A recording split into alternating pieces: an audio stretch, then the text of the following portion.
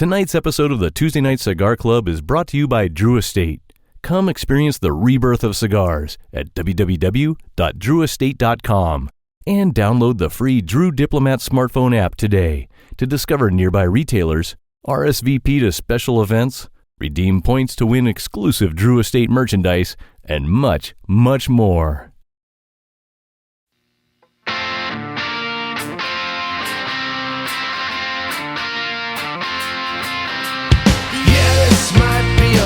Mistake, but I'm having too much fun to wait. Flag her down when she comes back by. That one's yours and this one's mine. Bring another round. Bring another round. Bring another round. Bring another round. Bring another round. Bring another round. Bring another round. Bring another round. Bring another round. Bring another round.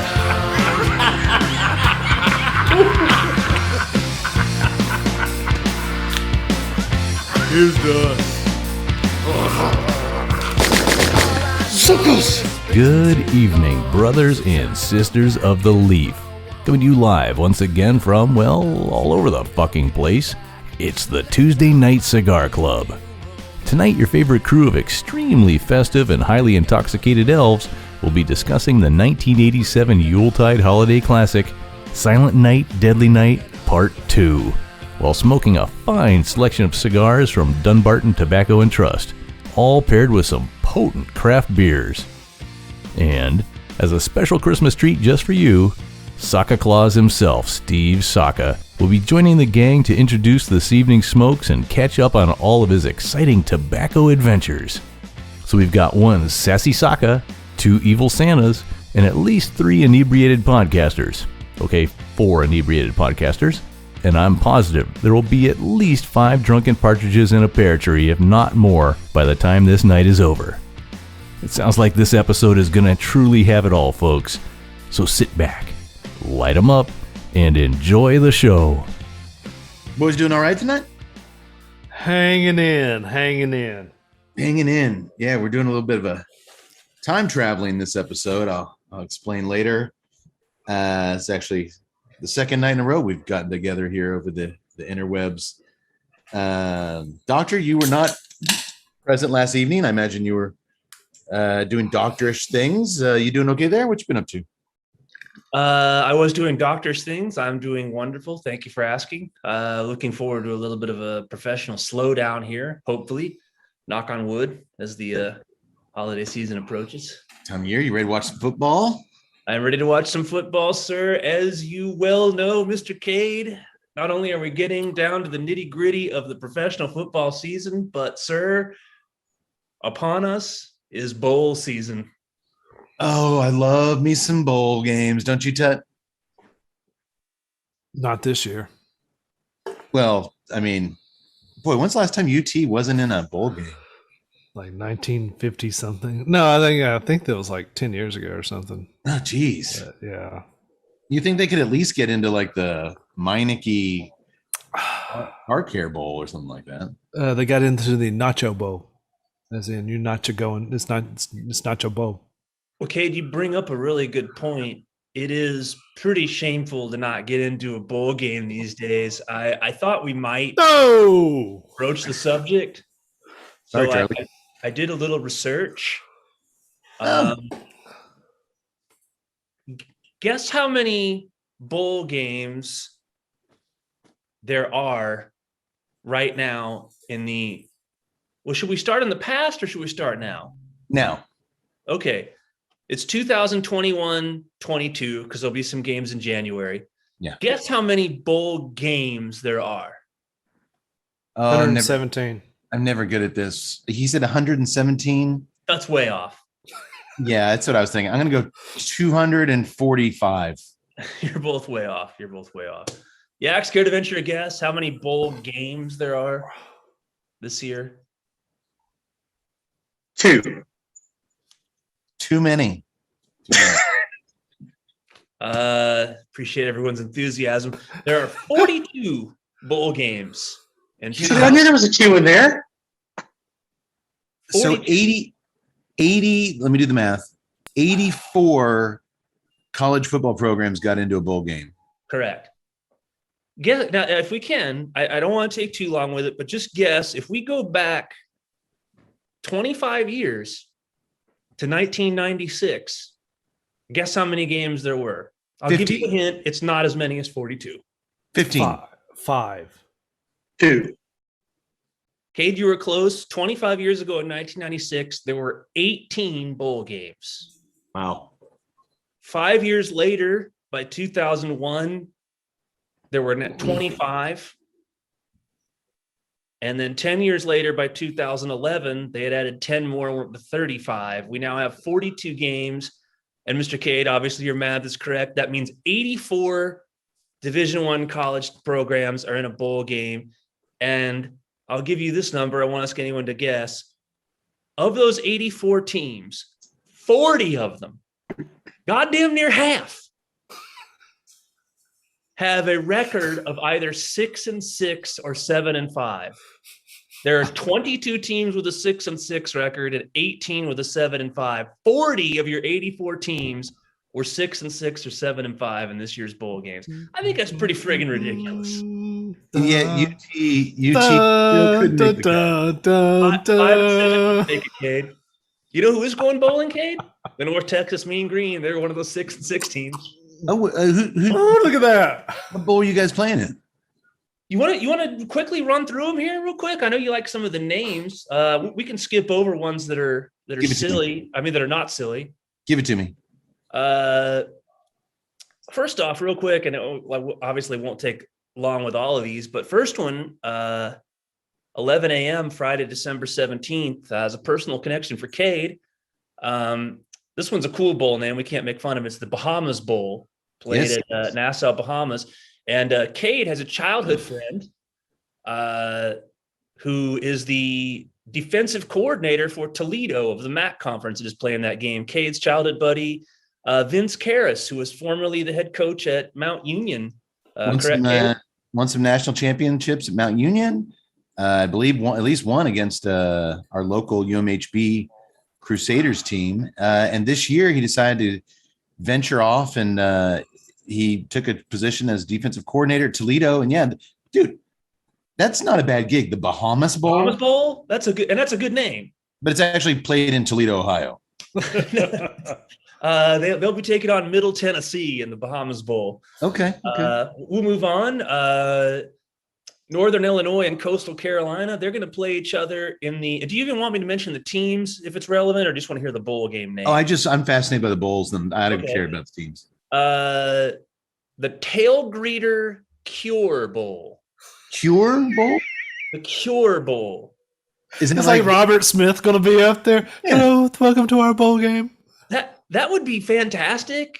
all the refs have Robert Smith hair? I was about to say I don't have my Robert Smith hair anymore. Hello. how Do you think they'd like if they'd have to act like throw a flag? It's all pass interference, even though life is meaningless on the defense. All right, I might watch the Cure Bowl. Illegal formation, death to everyone. It doesn't matter. And the thing that kills me on these are the sponsors. Like the Cure, it's probably has something to do with a medical cure. Tail Greeter, which I believe was Yax's nickname in college. Didn't the ladies call him the Tail Greeter? No, that was the tail grabber. Oh, okay. The Tail Greeter Cure Bowl. We'll move on. The Lending Tree Bowl. That's it. I guess that's both sponsor and bowl name. The Lending Tree Bowl. I mean, can you really get jazzed as a player to play in the Lending Tree Bowl? Well, apparently Eastern Michigan and Liberty sure are, because they're going to do battle there at 4:45 p.m. on this Saturday, actually. I'm sorry. People can't look at me with a straight face and say we can't have a college playoff system because we need to protect the integrity of the Lemon Tree Bowl. Good segue, Tut, into this next one. Here is what you're protecting the integrity of. I had not heard of this one before this year. Guys, get ready for this one, okay? I don't know if it's Stifel or Stiefel. Stifel. That's the sponsor. Stifle. Here's the actual name of this bowl game. It's going to be played at the beautiful SoFi Stadium there in Inglewood, where the Rams play at. Oh. The Jimmy Kimmel LA Bowl, presented by Stiefel. Jimmy Kimmel has a bowl? Let me say this again. The Jimmy Kimmel LA Bowl, presented by Stiefel. So, like in the 50-yard line, it's going to be like just a big cartoon painting of Jimmy Kimmel's head? Does he come out and present the trophy to the Tut? That's you. Can people like sponsor a bowl like for themselves? Like, can I have the Matt Acade, Yeah, you got the money enough. They'll Matt take Acade it. Soweto Bowl? Matt Acade Black Raspberry 4 Loco Bowl? The Jimmy Kimmel LA Bowl. I don't You know. got the money, they'll do it. I don't know what to make of that one. Yaks, get me the 4 Loco people on the phone. This is one of my favorite names, the famous Idaho Potato Bowl. Kent State and Wyoming are going to do damage in that one at Boise, Idaho. That's when they meet at the 50-yard line to do the coin toss. And like, you're going to be mashed potatoes. Or You're going to be creamed. They flip a potato in the air. I'm going to whip your potatoes up and down this field. You know what? I might have to be a twice baked potato to watch that game. If you know what I'm saying? You don't have big enough spuds to step on this field. I got big spuds, pal. I got the best spuds. See how much fun we're having with the famous Idaho Potato Bowl. Over here in Frisco, Texas, they're going to play 2 bowl games. This is the first, the Tropical Smoothie Cafe Frisco Bowl. Not the Frisco Bowl, the Tropical Smoothie Cafe Frisco Bowl. Well, if nothing else, I imagine you can probably get a pretty good smoothie at the concession stand. I would hope so. Now, by law, we can't serve our tropical smoothies here. The Serve Pro First Responder Bowl. All right. Complaints there. The AutoZone. No, I got complaints. Uh-oh. No, I mean, it's just the general complaint of these are all nonsensical. These are just, let's throw a bowl together so we can get some TV dollars and some sponsor dollars. You think you've got the nonsensical, Tut? Hold on to your cowboy hat. You haven't got the nonsensical yet. This one's not so bad. The AutoZone Liberty Bowl. Nobody knows Liberty like our friends at AutoZone. Like our friends at AutoZone. But I guess if you go to Mississippi State, who is 7-5, or Texas Tech, who is 6-6, you can do the down horns the whole game. Yeah. That's probably what they're going to be doing. I'm just going to do it at Tut all night, get under his skin. The San Diego County Credit Union Holiday Bowl. San Diego County Credit Union Holiday Bowl. Again, if you said, hey, I'm going to go to San Diego, we're playing in the Holiday Bowl, people would be like, oh, man, that's cool. That's fine, man. We're Yeah. playing in the San Diego County Credit Union Holiday Bowl. But do you think there's actually people sitting at home I've been looking for a new credit union? And San Diego County. I mean, it's kind of limited, right? Like I couldn't join Here I that. live in Toledo. Yeah, here I am in Toledo, Ohio, like a jerk. The Guaranteed Rate Bowl. I don't know what that's all about. Okay, here, this is one of the most perplexing right here, and we're getting close to being done. But I enjoy this. This game is played first. This game confuses me I'm just going to give you the names. The Wasabi Fenway Bowl, which confuses me for multiple reasons. One, it's played at Fenway Park, which is what we baseball people call a bandbox. I don't know how they're going to make a football stadium. Yeah, how do you make a football field out of that? And the sponsor is Wasabi. That's an herb. Not like Mr. Kim's Wasabi. It's the Wasabi Fenway Bowl. I mean, that's a root. Apparently that root is powerful friends, Gabe. Do you think that Wasabis have been saving their money and we're more This than is just going to put us on the map, man. We are going to surpass. Damn it, we're going to surpass Chipotle this year. The Wasabi Fenway Bowl. I might actually. Well, who's playing in that one, though? That's SMU in Virginia. I won't be watching that. The New Era Pinstripe Bowl. Oh, good God. Also played at a baseball stadium, played at Yankee Stadium, so that's why it's the Pinstripe Bowl. That's actually a little bigger than Fenway, but I still don't see how they're going to put football stadiums in there. I might have to watch 5 minutes of those just to see what okay, forget those. Boy, remember when Clemson was playing for national championships? Yeah, Now they're 2 years ago. Iowa State in the Cheez-It Bowl. That's it, the Cheez-It Bowl. I believe last year I watched a little bit of the Cheez-It Bowl, and I believe they actually dumped a Gatorade thing of Cheez-Its on the coach after the game. Oh God. Hold that thought. Hold that thought. At Bank of America Stadium in Charlotte, North Carolina, a game between the Carolinas, North Carolina and South Carolina. They're playing each other in the Duke's Mayo Bowl. The Duke's Mayonnaise Bowl. To the Duke's Mayo Bowl. Hey, former UT coach Mac Brown, he coaches North Carolina now. If they win, he could get a big cooler full of mayonnaise dumped on his head. That would be phenomenal. That would be like Coach Brown bringing horrible. North Carolina back. Oh, and Coach Brown is down. He's like, Oh my God, a mayonnaise bowl? The Duke's Mayo Bowl, sponsored by mayonnaise. Both teams 6-6. Yeah. Well, All right, I guess there's only one. Well, there's the Trans Perfect Music City Bowl. I don't want to touch that one. I'm not touching. I'm not touching the Trans Perfect Bowl. Not touching that at all. Yaks, get the Duke's Mayonnaise people on the phone for me, will you? Will do. Thanks for indulging me, boys. I just it's ridiculous, and I know Cade is a fan like I am of just the names and the sponsors and the silliness of it all. It just keeps growing year after year. Well, folks, thank you, Doctor. You know me, I love opening the show with a little bit of sports. We've got a manly show tonight. I got a manly guest.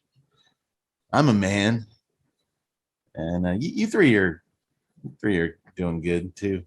Welcome everybody to the 26th annual Punish Tuesday Night Cigar Club Shit-Faced Bowl, sponsored by Four Local Malt Liquor. No, is this the 26th annual Tuesday Night Cigar Club Shit-Faced Bowl? I don't know. It feels like it's the 26th annuel. No. I thought this was the Delirium Tremens Bowl, sponsored by the Betty Ford Center. Welcome everybody. Of course, this is the Tuesday Night Cigar Club episode 151. 151. It's actually our 6th annual Ho Ho Horrific Christmas Special and Yuletide Celebration Extravaganza Bonanza, or something festive like that. Happy birthday, Jesus, huh? Yeah. Happy birthday, Jesus. Well, what do we do here every show? We smoke a premium cigar that's paired with a plethora of craft beverages, and it all ties together somehow with the feature film that we tear apart and discuss like no one else does. And now is the point in the show where I usually introduce the cigar first and tell you all about it. But we are very blessed tonight because we have an industry legend here to do that job for me. So back when we were just a podcast infant, if you will, a bunch of little adorable baby drunks talking about cigars every Tuesday night, and nobody would give us the time of day until, that is, Steve Saka came on the show in December of 2015 to introduce the very first offering from his, at the time, brand new company, Dunbarton Tobacco and Trust. And I really believe that Saka's appearance helped legitimize us in the eyes of the industry quite a bit. Notice I didn't say it made anyone like us, but it did help tremendously in getting our name out there, for sure. Then 3 years later, he came back on in December 2018 to talk about what some say is his, up until now, masterpiece, the Sin Compromiso. And now here we are right on schedule 3 years later, every 3 years. And it is my pleasure to once again welcome for his triennial reunion, look that word up, with the Tuesday Night Cigar Club, the one, the only Saka Claus himself, Mr. Steve Saka. Welcome, Steve. Hey. Wow. You know what's so weird is I do so many of these damn things. You would assume that I'm on this thing 3 times a year, right? Well, you always say that we've done more of these than we've done. Now we did interview you at IPCPR in 2018, Tut. Yeah, last time it was IPCPR. So we did actually sit down with you there in person. But yeah, we've only done 2 of these on the show. Really? But we've talked to you at Cats Fest. We've run into you quite a bit. But yeah, we've only really done this a few times. And you're right, you do a shitload of these things. It is actually unreal how many of these I do. And I think I don't know, it's you think it's just because I'm out there just wanting to be a pimp, but it's almost like I feel bad not saying yes. Because I remember what it was like, look, I was kind of doing what you're doing, obviously not with video and blogging and YouTube and all of that, but, kind of in the mid 90s. And I was just trying to get anyone that was willing to talk to me about cigars. And so I guess it's because I was where everyone else is that I tend to always say yes, even though I shouldn't say yes, because I'm bored as fuck of myself. Yeah. There's just nothing more original or interesting that I can possibly ever say. Well, you actually fucked yourself on this one, because every year when we put out our top 10 list, or just you share an episode we do on one of your sticks, you always tend to say, gee, thanks for asking me on. And I told Tut, I'm like, he's the only guy that says that. Like, he's the only guy that actually like shows any kind of inclination to join us and hang out with us at all. So I was like, fuck it. We haven't interviewed anybody else this year. I'm like, I'm calling Steve. Really? On. You don't do those anymore? We did. No, it's kind of like Cade kind of put it to me this way one time. He was like, I've kind of talked with everybody I wanted to in the industry. It was like, unless somebody comes out with something interesting. We don't have to break that. I can leave now. No, Steve. I typed. It's okay. I typed up shit. You're not going to hurt my feelings or anything. I love how I held up. I just started watching Dexter: New Blood. You have no idea how much I'm dying to see episode 3 right now. So I love how viewers on YouTube will see that when I went to justify my hard work, that I typed up notes, and then half of them are written on the back of envelopes, just like chicken scratch. Hey, let me say this. You are probably prepared more than 98% of the people I talk to. So, hey, we pride ourselves. And to answer your question, Steve, we talked to quite a few people last year in 2020 when everybody was quarantined and everybody was doing so many. And our last one we did was so good. It was a guy I always want to talk to. And it was right about when everybody was officially kind of losing their minds and being trapped at home. It was Matt Booth. And Matt Booth is wildly entertaining. So I am not going to exceed that bar. Let's just put it out there. By the end of the interview, he had gone in his closet and emerged with a giant jewel encrusted dildo. And that was one of the most interesting things of the whole hour we spent with him. There you go. So anywho, we just kind of gave it a break. I was like, you know what?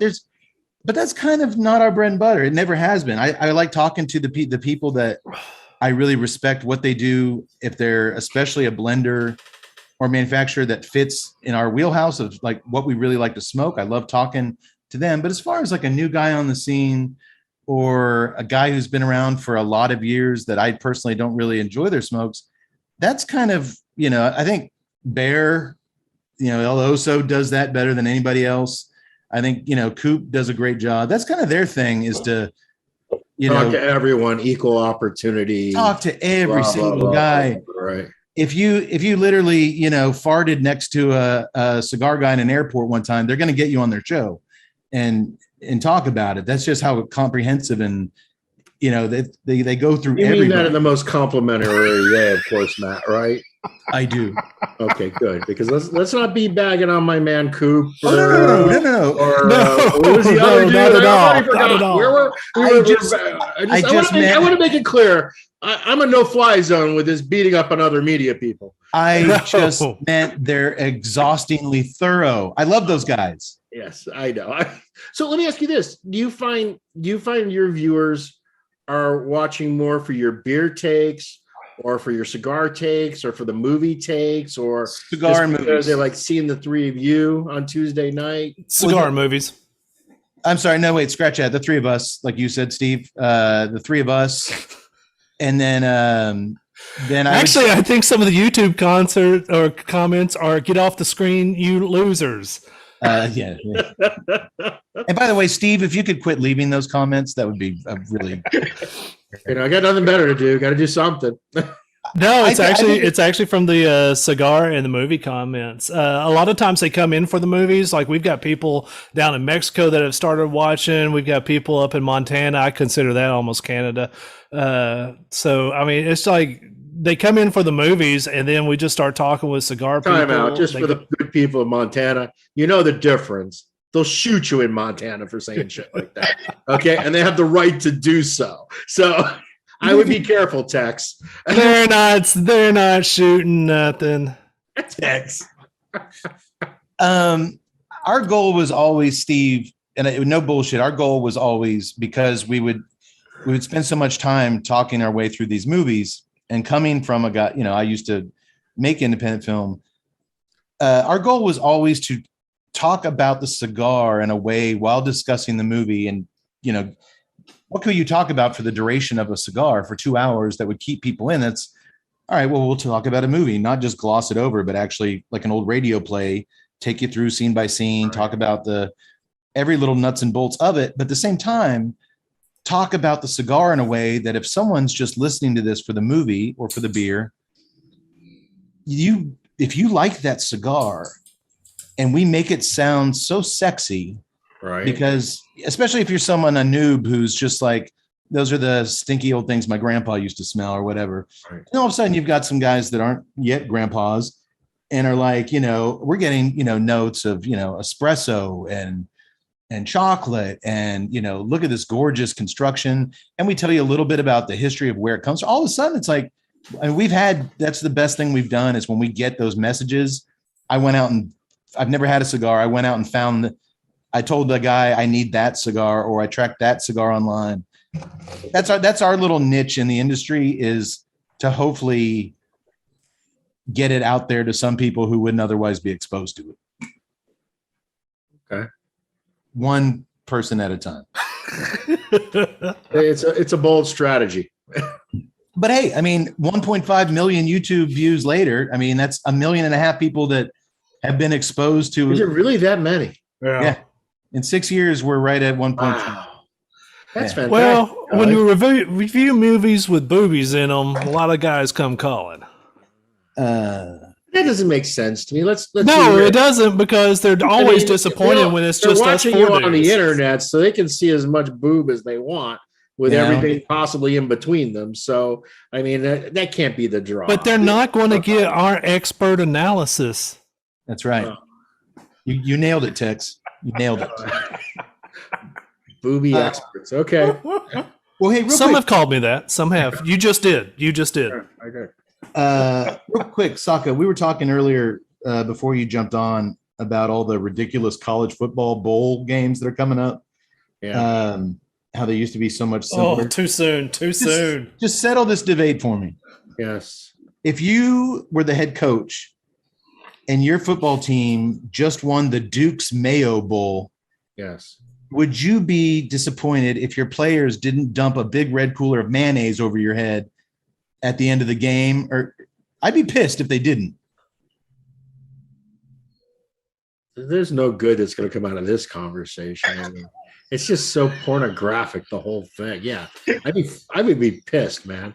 You'd be running laps for the rest of your existence. I'd be pulling scholarships, because that's the beauty of being a college coach, right? You can simply motivate every single player on the team by the fact that nobody has anything more than a 1-year scholarship, right?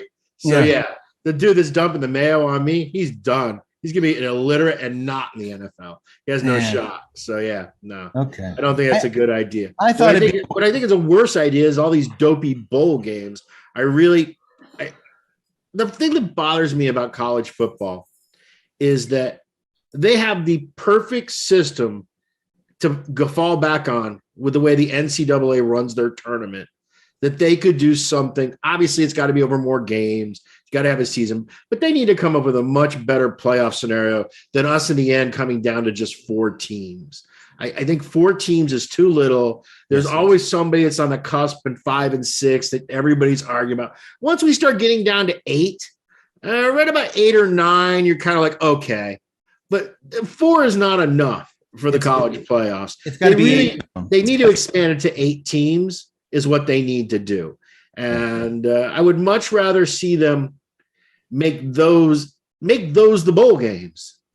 Yeah. So double dip, right? Have the college playoffs and let these individual playoffs and make them by the tier. Now they can fight over who at the end, Rose Bowl or whatever is going to be the number 1 bowl game, but they can even switch that up every year, right? If they wanted to, Right. but I would like to see them integrate that because the bowl games are really kind of, there's certain bowls, the Iron Bowl, which is kind of more a school rivalry bowl. The Army-Navy game is a rivalry game. That's a different situation. But these crazy, dopey, the Windex Bowl and the whatever bowl and the Nacho Dorito Bowl, who cares?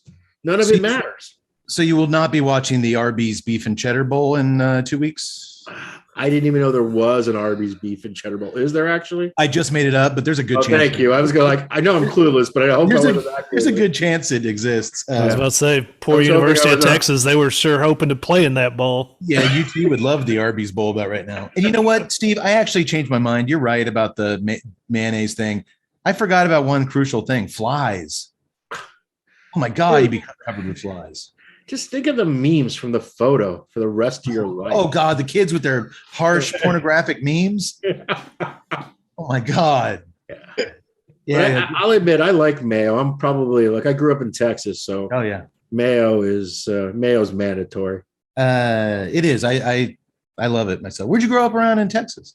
I grew when we first moved to Texas. We lived north of Humble. Well, we lived in Humble when Humble used to be a little town 35 miles north of Houston. Yeah, when it's now been completely swallowed by Houston. And it's nothing but big box stores. But when I moved to Humble, it was a school, a church, a Dairy Queen, one bank, a Whacker's dime store. It was a little podunky kind of Texas town. And then as we got older, we moved up to Kingwood. And then my family ultimately ended up moving, and my dad still lives there on Toledo Bend Reservoir. So he lives right there in Kunas territory, right on the lake. Yeah. So it's right on the there's a lake called Toledo Bend. It's the largest reservoir in Texas, and it bisects the Louisiana-Texas border, 4 hours north of Houston, 5 hours east of Dallas, roughly. Yeah. Okay. I had no idea you had Texas roots. Okay. All right. Well, real quick, Steve, before we get not only Texas roots, I just want to point out East Texas roots. All right, you win, East Texas roots. And by the way, that little shitty, tiny Texas town he described that it used to be is what mine is that I live in right now. So. You live in Humble? I had Dairy Queen for dinner. Oh, hey, let's get real. You knew you were a real town in Texas when you either got a Dairy Queen or a Whataburger. That's right. You had to have one of those two, and that's when you're like, "Oh, we're legit. We're a place." I was about to say the first thing that they issued you is 1 a post office, 2 a Dairy Queen. Well, before we get in the meat and potatoes of the interview, Steve, can you please tell us a little bit about the cigar we are about to light up, your Tricky Traca 448? Do you say 448 or 448? I say 448. Okay. Yeah, the number 448. Look, I got really inventive with the naming on the Tricky Traca series. I've started to learn a lesson, and you would think I would know this lesson after all these years of being involved in making brands and cigars. But I've realized that what used to be a benefit when we came up with a cutesy name for something like Sobremesa El Americano, consumers just rather it be called a damn Toro. They really would. It's just Robusto Toro, or by the size 448, 648, 652. It's one thing when it's something that's like special, unique, where it's like one of those, add-on kind of things, like one of the Moester series. But in a core line, I've kind of scaled back my inventive nomenclature there because it's too much. So all the Tricky Tracas are just number and then whatever the size is. So 764 is 7x64. The Gotcha. 448 is 4x48. I still have not come across one of those 7x64s out in the wild. I'm like, that'd be perfect for our show. It'd last us like 4. I think Charlie at Half Wheel smoked one, and like all 3 samples average about 4 hours smoking time. Charlie smokes a little slower than most, but yeah, it's an all day sucker. There's no doubt about it. Well, man, this little guy had a really nice, rich sweetness on the cold draw. It's almost like a red man chewing tobacco. It's that broadleaf, that juicy kind of broadleaf sensation, and it's smelling good as we light up. What is the components of the Tricky Traka 448, Steve? I don't remember. So many damn. I know it's Connecticut broadleaf. I remember that. It's primarily Nicaraguan filler. I believe it says San Andreas wrapper underneath it. And if I'm wrong, it's just because I have so many damn blends off the top of my head. It's hard to keep them straight anymore. You've been a busy boy. We will get to that. Hey, real quick though. Well, before we move on from the Tricky Traka for now. It started yet? Didn't you ask me what it was? I did. You said you're not supposed to walk on the guess. It's like you said you didn't remember what it was. Yeah, that's just me playing, dude. Oh, we're riffing. We're riffing. Yeah, I'm just trying to make this show a little interesting here. Get some drama in here. Steve, I told you we hadn't done one of these in a while. Just bear with me. I'll get in the groove. I'll get it. Tud, give me a little baseline. The Tricky Traka really, it began out of misunderstanding, the whole line. So Dave Garofalo of Two Guy Smoke Shop does an annual release of a firecracker. It's this 3.5 inch by 50 with this long fuse on it and a closed foot, right? Yeah, we've I think we've done it on the show. I really like that one. Steve, it was our number 10 cigar of 2018. Oh wow, that's impressive. Anyways, since that same year, Sin Compromiso number 5 came in the 4 spot. Yeah. Anyways, now that you're talking about my failures, so I didn't realize that I was just supposed to make that size in the Mi Querida blend. I took it a little bit more literal because if the product is called Firecracker, I thought it should give you a bit more zip, a bit more pop. It should be more potent, right? You're going to call something Firecracker. Yeah. I expect to get a little bit of boom along with it. And the regular Mi Querida Blue blend, it's got strength, but it's not what I would consider a real pepper kind of cigar. So I reblended the Mi Querida blend for that format to make it a bit stronger, to give it a bit more oomph. Yeah. And that's what I did. And I liked it so much that I said to Dave, hey, I want to use this blend for actually an extension on Mi Querida and make it in the larger formats. And so that's when I started with just the Robusto and Toro, I think the next year. And then the year after that, I added the 6x48 and then the big baseball bat 764. But I didn't add a small format because the first firecrackers were so popular. He asked me to do a repeat the next year. And I did a repeat the next year. And then the third year, he asked me to do a repeat again. So I did them again. And then the fourth year, we just got to the point where we couldn't agree on the price. And it's not his fault. He has a price that firecrackers fall into. Yeah. And I was okay with that price when I was only doing 500 boxes one time because it's more of a marketing exercise than it is really making it. You don't make money making, 10,000 crummy cigars. Sure. So I was okay with it not really making money. But I wasn't willing to do it 4 years in a row and not make money. I mean, you lose kind of what's special about it after. Yeah, and the thing is, so I said, hey, Dave, once I stop making your size, I'm gonna then make a size similar to it in the Tricky Traka because I like the size format. I think the blend does really well in it. It's the strongest of all the Tricky Trakas, in my opinion. But I didn't make the 3.5 by 50, and I certainly didn't make it with the fuse on it because that's his thing. But I made it in the same size that I make Gordita and the Mi Querida Blue, and it's a size that I really like, that 4x48 format. And the reason I like the 4x48 format is proportionally, It has about the exact same scale as a Toro. Okay. If you look at it really closely, just imagine it. It's just a Toro, just shrunk in miniature. It almost seems to be about the exact same kind of look and feel. Got the same feel. And I just, it's a size that, even though it's not one of the standard Habanos classic Vitola sizes that most things ended up patterning after for years, it's a size that I really, really enjoy. And so this year I was able to produce the 448. But of course, because I want to make money on it, it costs a little more now. Well, we smoked the 552 last year, and it was our number 4 cigar of last year. So expectations are. Did I ever get a number 1? And I must have gotten a 1 somewhere. All right, Steve. This is where my little. Oh, that's where the napkin notes come in. The envelope notes. I knew you were going to ask that. Oh, really? 2015, number 1, Sobremesa El Americano. Okay, you got it right that year. 2016, the very next year, Mi Querida Ancho Largo. Oh. Next year, 2017. Oh, and I'm sorry. In 2016, you also had our number 4, the Sobremesa Elegante and Cedros. All right, you've made your point. We don't need to run through the list. Thank you. Well, I will say one. We don't need to bore the audience with my ego. I will say 2017 was one of our most debated, I remember, top 10 lists. You came in at number 2 with the Muestra de Saca Naka Tamale. I love that. Oh, Naka Tamale was good. And It's actually still one of my best cigars. It might be the unpopular opinion amongst Dunbarton fans, because I know you've got a lot of people that have different favorites, but in my opinion, it is my favorite thing you've done at Dunbarton so far. I smoke more Naka Tamales when I can get my hands on them than I do anything else. Yeah, I like the Naka Tamale a lot.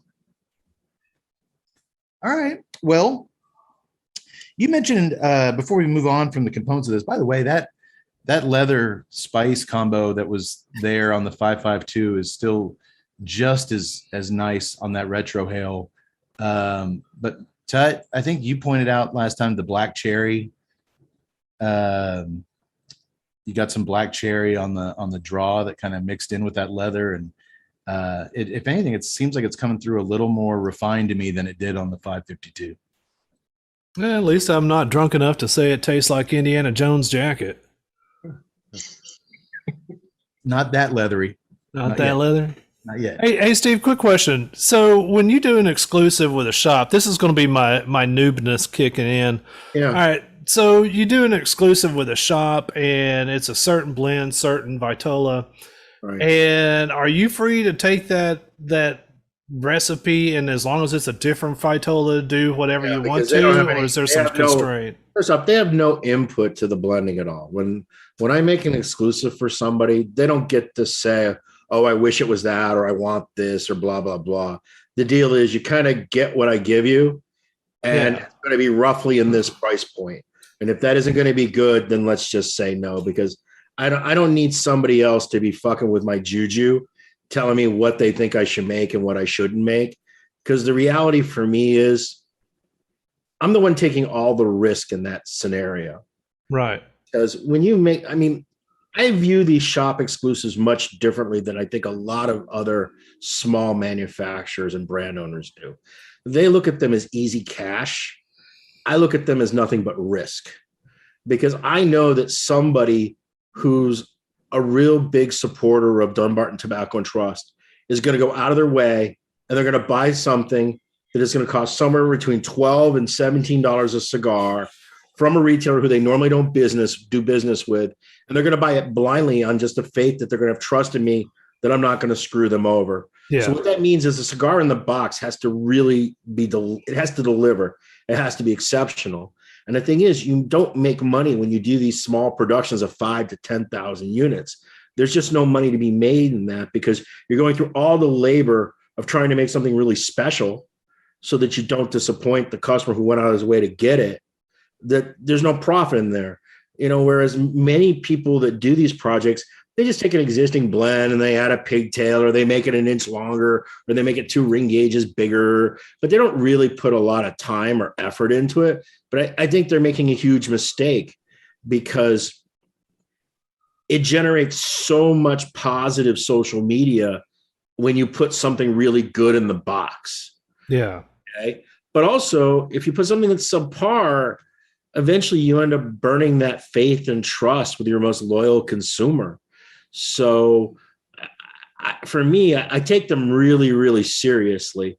And in a way that I don't think most people, I don't think they think about the long-term implications. And look, we all know, I mean, it's not my job to name brands, but I think off the top of our head, we can probably think of 3 or 4 that they have beat this limited production, exclusive release kind of horse to the point that their brands become obsolete and just who cares, you know? Yeah. Well, let me ask you this, Steve, since Tut brought up the subject, because you do, especially this last year. This last year was insane because I was doing the obligations I had in 2020 and the obligations I had in 2021. And I was trying to get them all done because I was so late because of COVID for the 2020 ones. And I can't repeat what I did this year. This year was insane. It was insane. And I mean, there was the exclusives for Smokin', for Abe. You had the red meat lovers, and then you've got the new experimental one that's coming out for the Great Smoke. Right. You did the famous anniversary. You did JR 50th. I did JR again. What was the all shop exclusive? I did a U-boat. Yeah, it's been. Yeah, I mean, it was crazy. Insanity. But let me ask you this: these are all, since we're talking about, these are all shop exclusives for a singular shop. Yes. This year, there's been a lot of growth, I guess, or at least conversation about the Limited Cigar Association and Privada Cigar Club and doing brick and mortar store exclusives, not for one particular brick and mortar, but nationwide, in an effort. And I'll be honest, I don't know a lot about those organizations, but to boost sales in the brick and mortars and to bring people in the doors. In one aspect, well, let me ask you first, would you ever be interested in doing something like that? Or are you more comfortable working with a shop where you know the owners? And so when I pick a shop, it isn't even based on their dollar value or it's on your history with the owners, correct? No, it's not. It's actually based on how good of marketers they are. Because again, if I'm not really making money on the product, the benefit is in getting the word out about my small little company is where the benefit is. I mean, why would I do something with Ronnie at Secreto? Ronnie is a little podunky shop in Michigan, right? But he has a really loyal following. Yeah. He interacts incredibly well with his customers, and he has a way of representing the product and the brand in a way that I have customers that I do tenfold the business with that could never do what a Ronnie can do. And so I tend to partner with people that I know are going to carry that water, because if I'm not making money on the product and I'm taking risk, I want to get the marketing benefit out of it. You want the exposure. That's really what determines, because I can tell you right now, for every one that I do, I turn down at least 5 or 6 others. Sure, I believe it. Actually, probably more than that this year. I mean, because think about it. I haven't had a single one of these releases so far, and because I'm saying this out loud, I'm jinxing myself, but I haven't had a single one that's lasted more than a week. And most of them last the same day. So it's really like just free cash for that retailer. It's like one day they're instantly going to get $80,000 in sales, and they won't even have to they're going to have to do all the work, but not as much work as trying to sell $80,000 worth of cigars, you know, this brand, that brand, day in, day out grind. It's a really nice pop for them. Oh, I bet. Yeah. And I'm sure our Tuesday Night Cigar Club Saka collaboration will be the one to send that down the shitter. There's so many that I haven't done. I mean, I owe my friends at Small Batch one. I'm like 2 years behind on a Cigars International one that we talked about just for their highendcigars.com, you know, so I'm still Frog Juice. I had a repeat of Frog Juice. Oh, for Jeff, yeah. Jeff into Riverside into delaying because I said this year is so crazy. Cigars are in my warehouse. They've been there now for 5 months. I said, Jeff, why don't we just wait till the springtime? Because I just have so many releases coming out that not only do I have all this exclusive stuff, but I got Stillwell Star and I got Paladin de Saka and I got the Tricky Traka that you're smoking now. And on top of that, I'm making more blues and more of everything. And Yeah, push that back and wait for media clarity. yeah, just let's try to take a little bit of a breath, because right now, the other thing too I got to be conscious of is I don't want to kill my customers either. Yeah. And I feel as though lately, the last few months, I have been. Yeah, we don't have that stimulus money anymore. Yeah, and I mean, the thing is, I can't get everybody on board with delaying their project because they all know that it's money right at the moment. Right. And and it is something that I promised to do. So I'm just trying to fulfill my obligations. But I have to tell you, I have not promised much for 2022. I have a major project that I'm working on for Jeff at Corona Cigar, using his Florida Sun Grown. I brought some of his tobacco in earlier this year, and we're currently working it. And so I have that. I'm going to do more Red Meat Lovers. Red Meat Lovers has kind of gotten to the point that it's kind of becoming a brand of its own. You know, something that just kind of started as one of these crazy, yeah. But I the amount of those cigars is growing. Look,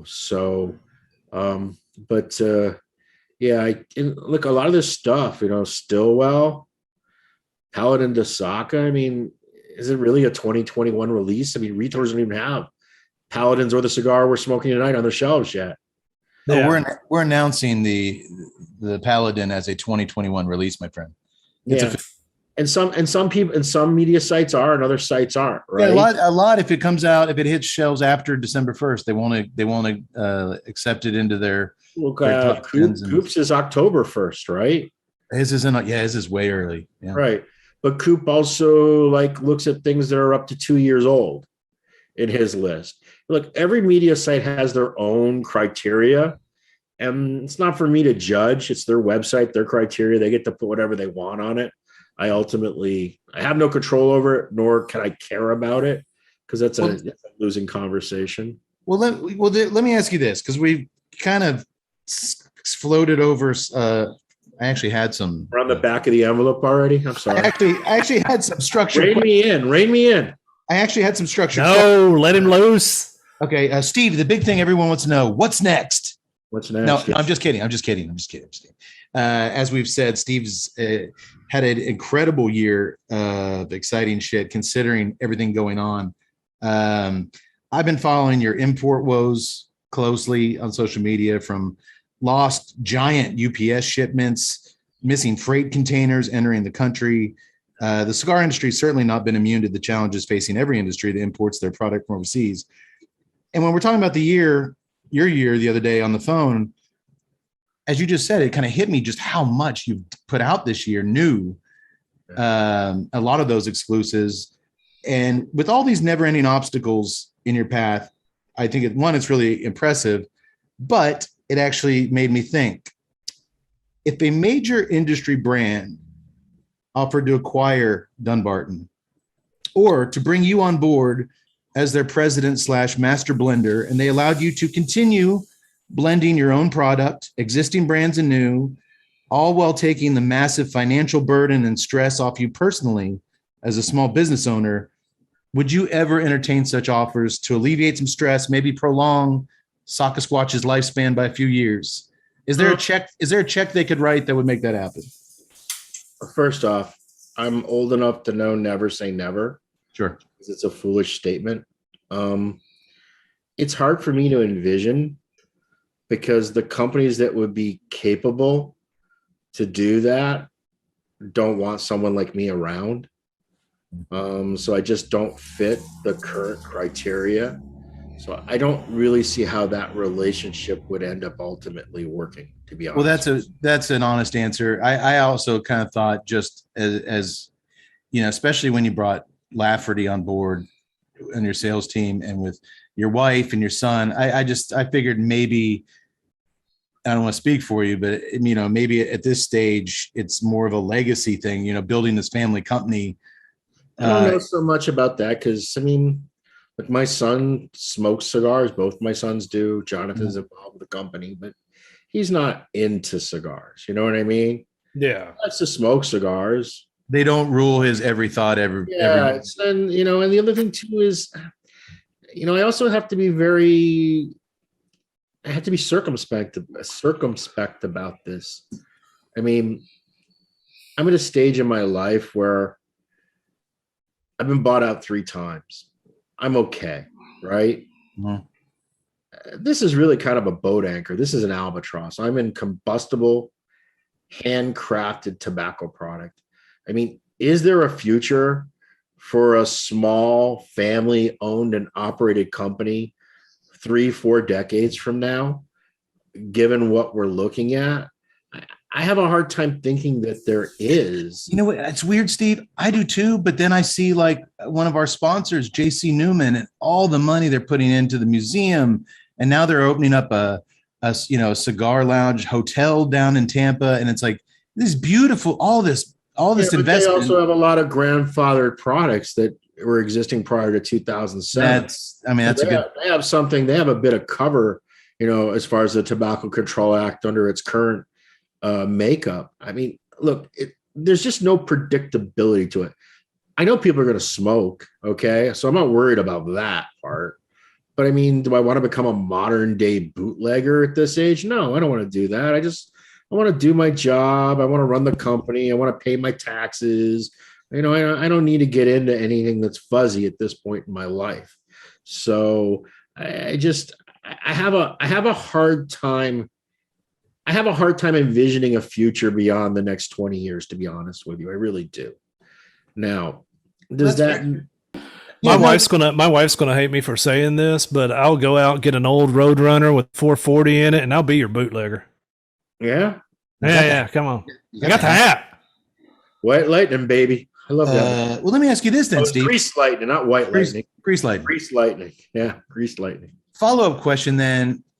If Drew is in a hypothetical world, if Drew Estate had offered you, you were president at the time, I believe when Willie Herrera was hired. Yeah. If they had given you the master blender title, carte blanche, access to their millions of pounds of tobacco. That has nothing to do with why I would stay or leave. Oh, no. I'm just saying, would that have appealed to you at all? Or was this something that you just you felt like you needed to have some autonomy to do what you wanted to do, and nobody sick of having partners. I got sick of the grind. I got sick of constantly trying to juggle all the balls. I just kind of you wanted to call the shots. Yeah, I wanted to whatever was fucked up, I wanted to be fucked up because of me. It was pretty much the way I felt. And look, Miami was just not a good fit for me. It wasn't a good fit for Cindy. And it just didn't work for us. And it was, so I mean, I don't know. Like I said, you never say never because you don't know, right? Sure. The truth is, the jobs that I would be really, really good at, I can't get any longer because I just don't fit the type of person that they want in those positions. I'm now in an industry that's gone very blue blood. I'm in an industry that's gone very corporate culture. I'm in an industry that has gotten very MBA, very professional C-suite executive style individuals. And I'm just kind of like this schlubby redneck white dude that has a really foul mouth and can't really control what he says. And that just doesn't fit in to the current environment that our industry has been marching towards, because I mean, of the big four, only one of them is American owned. Right. I mean, right now, two of them are European. One of them is a Chinese investor group. Swisher's the only one that's still an American company. But look, and I'm not slamming any of them. Yeah. But they're corporate companies. They are boards of directors. They are, most of them have shareholders. And much of what they do isn't about cigars and tobacco. It's about how you work the balance sheet. You know what I mean? That's a big part of the business, is the balance sheet operation. So it's a much, much different thing than what it used to be. And that's I don't know. I don't get any joy out of that. You know, I don't blame you. I will say if Dunbarton does continue to slowly grow and you decide to have an HR department, I'd be willing to put my resume in for the HR head. oh really? Yeah. All right, duly noted. Next.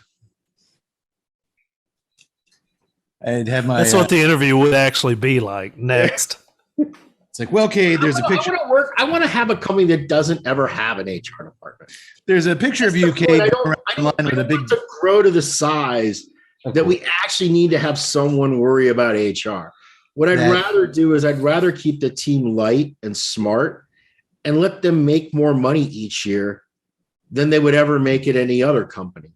You know, that's what I would rather have happen. Oh, sure. No, that's the dream. And the last thing you need is a HR president who's got pictures online of him dumping mayonnaise on people's heads. Exactly. That's It's by the way, this half hour, the Steve Sock interview is brought to you by Duke's Mayonnaise. Head down to your local grocer and pick up some of your favorite Duke's mayonnaise. We're struggling, Steve, for sponsorship, so I just drop them in and hope. yeah, why not? What the hell? All right. Well, real quick, this thing is burning. It's got a wonderful burn, straight burn line. I'm getting just a really nice now earthiness and dark chocolate on the draw, which I remember from the 552.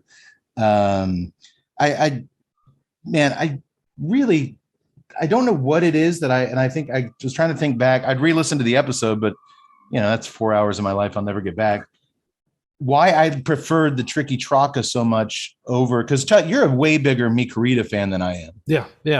You smoke a lot of Mi Queridas, and I am still shocked to this day, 6 years later, that out of all the kind of facings, not the the Moistras and the Nakatamales, but if I go into a shop and just the facings, I'm shocked that I am a Sober Mesa guy over a Mi Querida, because I was such a fan of your darker blends with Drew Estate. The Unicos and the Liga 9 was my favorite cigar for so long. But those Sober Mesas, but I have found, and Steve, you're the master blender, tell me if I'm wrong, I have found that the Mi Queridas and the Tricky Tracas, an extension of the Mi Querida, I do find that they tend to age a little better than the Sober. After about 2 years. That's a general rule of thumb with anything. Anything that's stronger tends to age out better. It's almost with the exception of the Sober Mesa, Short Churchill, and the Encedros. Those seem to really take on some nice. But those are stronger than the other Sober Mesas. Oh, I didn't realize the Encedros. Yeah, the blend on the Short Churchill and the Elegante Encedro was made a year after Sober Mesa was released. And that was me. A lot of times what'll end up happening is you'll make something and I'll think it's perfect. And then I'll say, okay, it goes in a box. But then once it's on my shelf for a year and I've smoked it for a year, I kind of go, kind of wish it had a little more this or a little less that or a little something. So it's very common for me to go back and micro tweak. So in Sober Mesa, the Elegante and Cedros and Short Churchill are a minor tweak of the original Sober Mesa blend. Now, I can't go back and tweak all of Sober Mesa because, look, it's still selling. I mean, I even think this year it grew another 35%. So it's continued to grow year after year. So it has people that really like it. So you can't mess with something that people are buying on the regular. So I don't do that. But if I'm going to introduce something new, it gives me the opportunity to do that. Same thing in Todos Los Dias. Thick Lonsdale is a deviation from the original Todos Los Dias blend. And I believe at the end of our conversation, you'll introduce the newest Cinco Permiso, which is, again, a tweaking of. Well, that leads me actually to a good point, Steve, talking on sales numbers. Would you say there was one Dunbarton product that had a sales impact on the company that may, I'm going to guess you're going to say no to this, that let you breathe a breath of fresh air or relief and say, okay, we have a. There's never any relief. I see this one being a constant seller. This is our first bona fide kind of. So here's what I would say to you, Matt. My worst performing cigar released is Todos Los Dias. And even it grew about 18% this year. That's my worst one. I was about to say I don't have your numbers in front of me, but I do know that in the shops in Austin, I definitely see Totos there. So Yeah, I mean, and the truth is, it's on hiatus now because I ran out of the material to make it for 2022.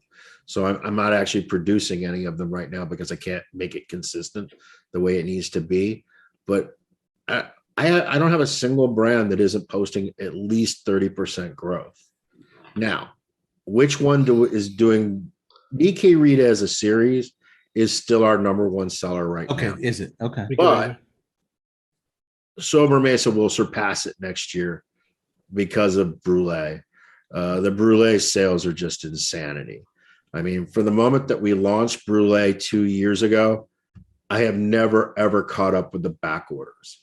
And it's not because I'm not making more cigars. I'm making a shit ton more cigars. I just can't. It just seems like the more we make, the more it sells. And so I see, looking at the trend lines, I can't see how Brulee is not going to actually exceed. And the thing about Brulee is actually helping to pull Sober Mesa right along with it, because Sober Mesa was growing at a much slower clip after the first 3 years.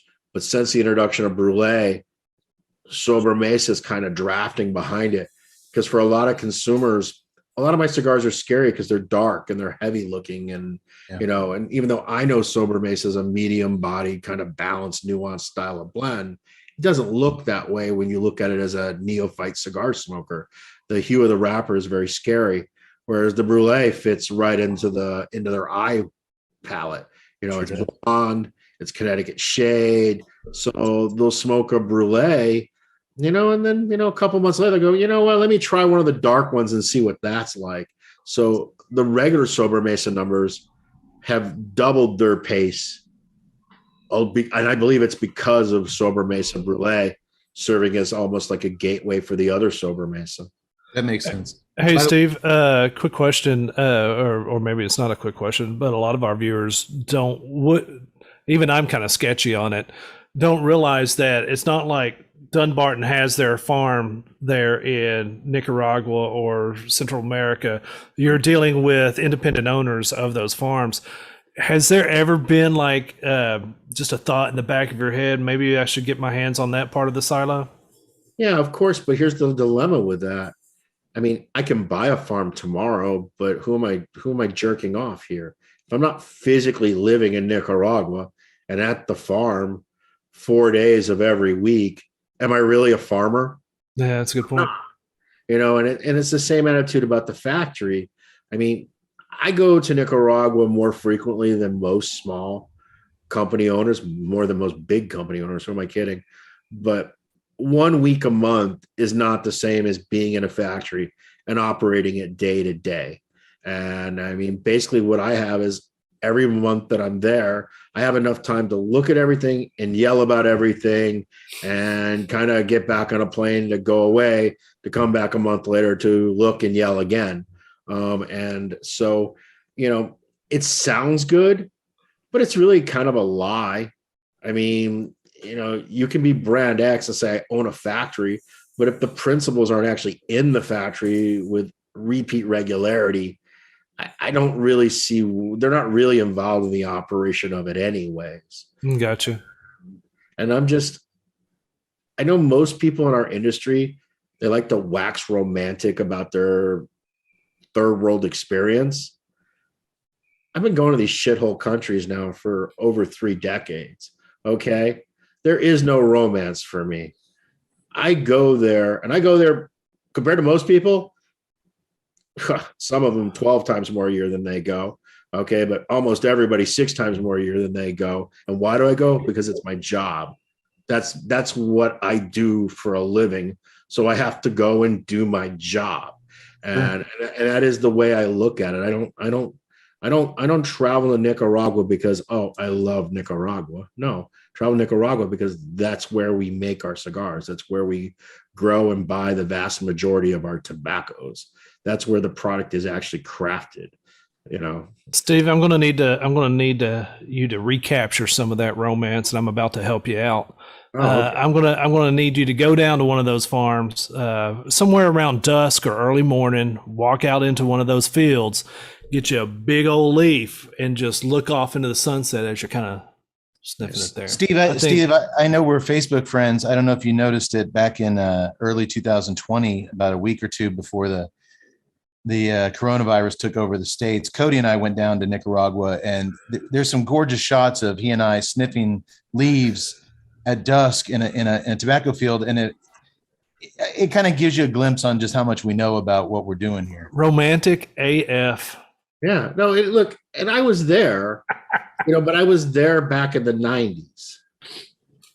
And But do you? And I'm not trying to. I promise, Steve, I'm not trying to start shit here. But do you, without naming names, do you chuckle when you see a lot of guys? Here's what I'm going to tell you. I'm going to tell you, we get forced to do it. I hate doing those photos. I'm guilty of it too. Marketing. I think we all, anybody that's like legit, okay, feels like a moron having to do those stupid tobacco and factory glamour shots. But magazines require it, media sites require it, consumers require it. And I got to tell you, you feel like a moron doing them, and everybody around you is chuckling and snickering while you're doing them, right? I mean, because it's just so fictitious, the whole thing. Well, it's just, but you're forced. You're forced to do it. Well, we took it to the extreme because we live right down the road from Roma Craft headquarters, and we've gotten into lots of discussions with Skip about cigar media, and unless you really know an education on different leaves and what they bring to the blend and all that. So whenever we're around a tobacco field, we'll take pictures of us physically shoving tobacco leaves like in our mouths and just shoving them like in our face through them and sending them to Skip like, hey, I think we're on to something. I think we're getting it. Yeah. I mean, I'm gonna tell you, I think that most of the people that are like legit feel dumb doing those things. Yeah.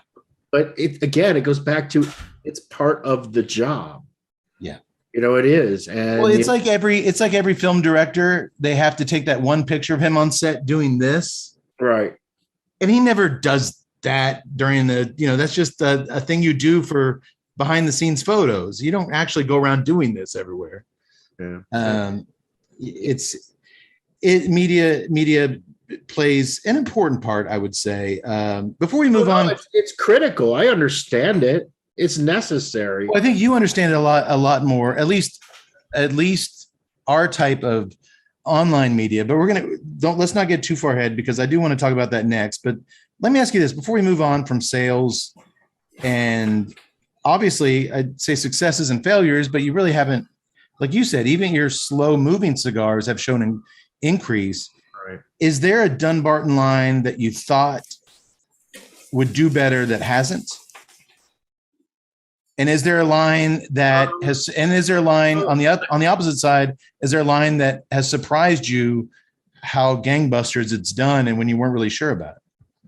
Well, obviously you were sure about it because I generally tend to be a pessimist about everything, so I kind of go into with a presumption that everything is going to tank.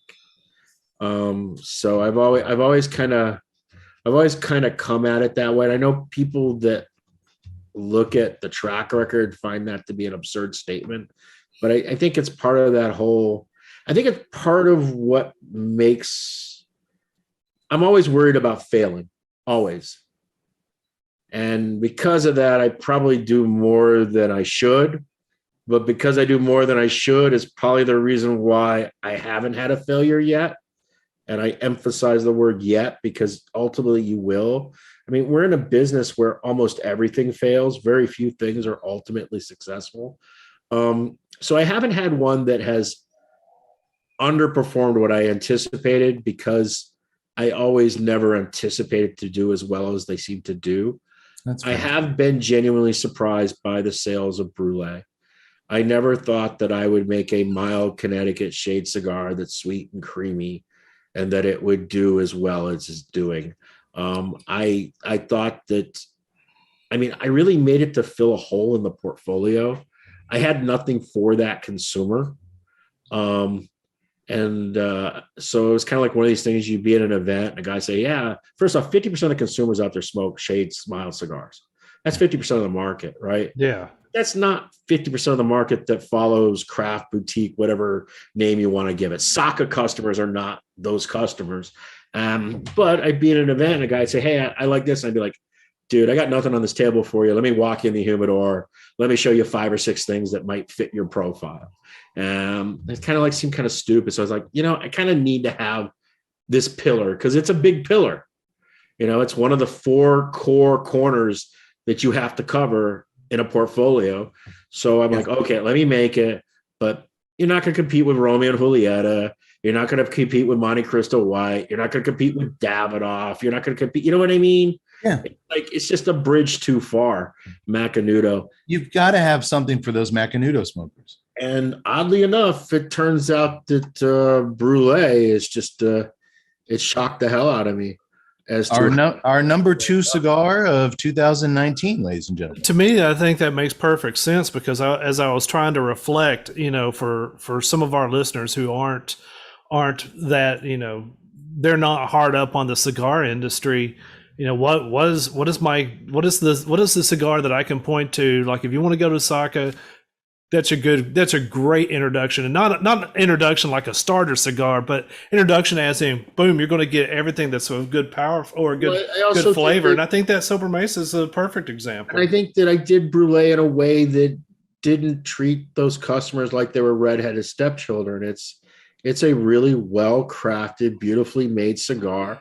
It's got tons of flavor. It just happens to be on the milder side, but milder doesn't mean wispy. Milder doesn't mean that it has to be bitter. Mild doesn't mean it has to be thin. You know what I mean? And I think that's part of the reason why it does well is what I've noticed is guys who tend to smoke a lot of stronger cigars on the regular, they'll still occasionally put a Brulee in the mix because the Brulee. I was just going to say that I have found myself getting jaded to where it's got to be power bombs and it's got to be just dirt and earth and all that good stuff. And it's not like you made that just for that little niche market. You still made it for guys like me because I still gravitate to that cigar. Yeah. Let me ask you this, Steve. Did you take pride or that as a blender? Or did you get a little annoyed by not the consumer debate about the Brulee with the sweetened tip, but the actual people in the industry from other companies that were accusing you of sweetening the tip? Are you kidding me? It's like free marketing. I love all that stuff. I figured you loved it. I made a shut the fuck up sampler pack with various stuff. Dude, you're going to give me a horse? I'm whipping that shit into the ground, man. I like that. The STFU fiver. You're right. That type of thing that most people would get their noses all bent out of shape, their panties in a twist. I love that stuff. Anything that gets people to talk about something, it wasn't like people were arguing that it sucked or it didn't suck. Oh, it's shitty or it's not shitty. Yeah. There was an argument about whether I was sweetening the heads or not sweetening the heads. And the thing about it is, I'm not anti-sweet capping. But one of the new Stillwell Stars, the Aromatic No. 1, it's got a sweet cap on it. It actually says so right on the box. Now, I do it in Saka language. I call it Cabeza Dulce because it sounds sexier. Okay, but I mean, so to me, that's like a non-issue in any way whatsoever. So for me, I loved it because it got people to try it. Yeah, and that's always the challenge that you have is how do you get they go into a store. Everything's brown and round. They got 100 to 1,000s of choices in front of them. What makes them gravitate to take something out of the box and just give it a fair shake? And when you have these kind of discussions, well, it makes everyone go, well, now I got to try it and see what I think. Yeah. And I love that.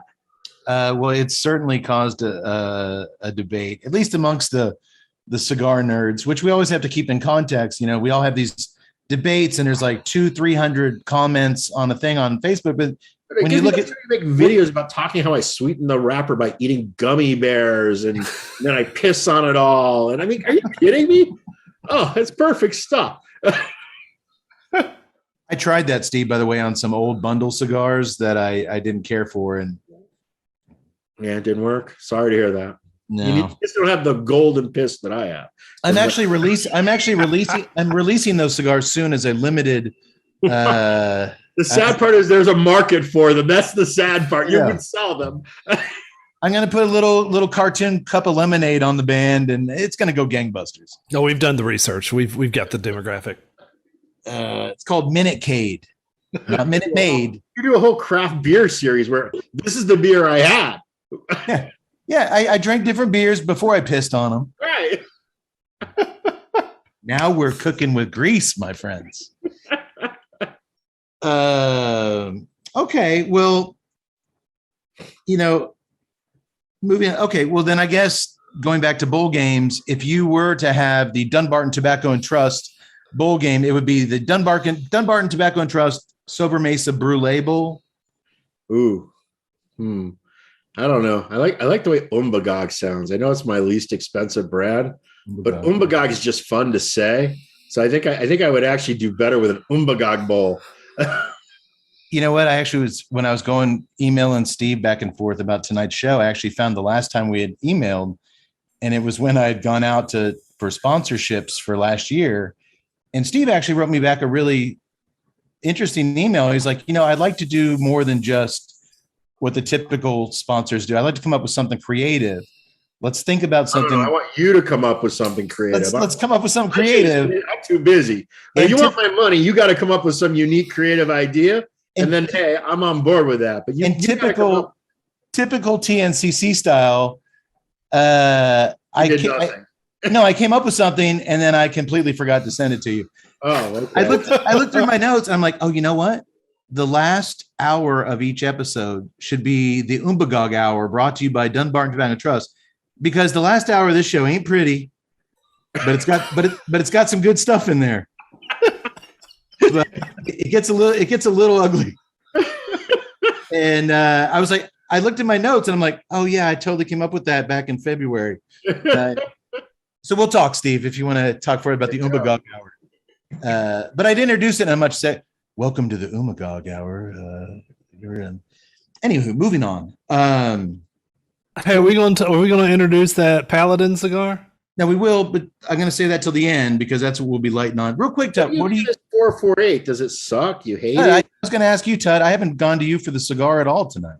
No, I was going to actually say to our pairing guys, you can't go wrong with a little bourbon on this thing because it really brings out the cedar and the bright leather. That is my trademark note. Yeah, Sock, have you ever heard Tut's been describing a note lately as bright leather? Have you ever heard that before in all your years of tasting notes? Bright leather. This is better than dumb leather. I mean, no, it's nice because you're still getting a nice little pepper across the retro hill, which is really good. So I mean, I think, look, if I had to think of what bright leather means, I think it's the difference between like kind of a new leather versus a well-worn aged leather.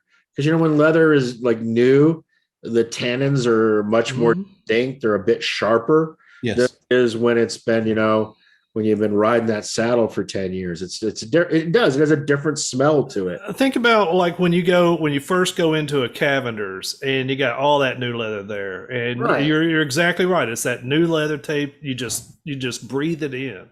Yeah, it has its own unique smell. So I can identify with that. Thank you. Good job, Tut. He still hasn't signed off on this cigar feels like I'm rubbing Indiana Jones in my hands. That's still a little questionable. Well, that was the fourth hour. That was the Umbagog hour. That was during talking. our Umbagog hour when Tut started caressing Indiana Jones. Man, it feels like I'm rubbing Indiana Jones. Oh, wait. Sorry. Okay. Well, you know what? We've gone over a lot of your.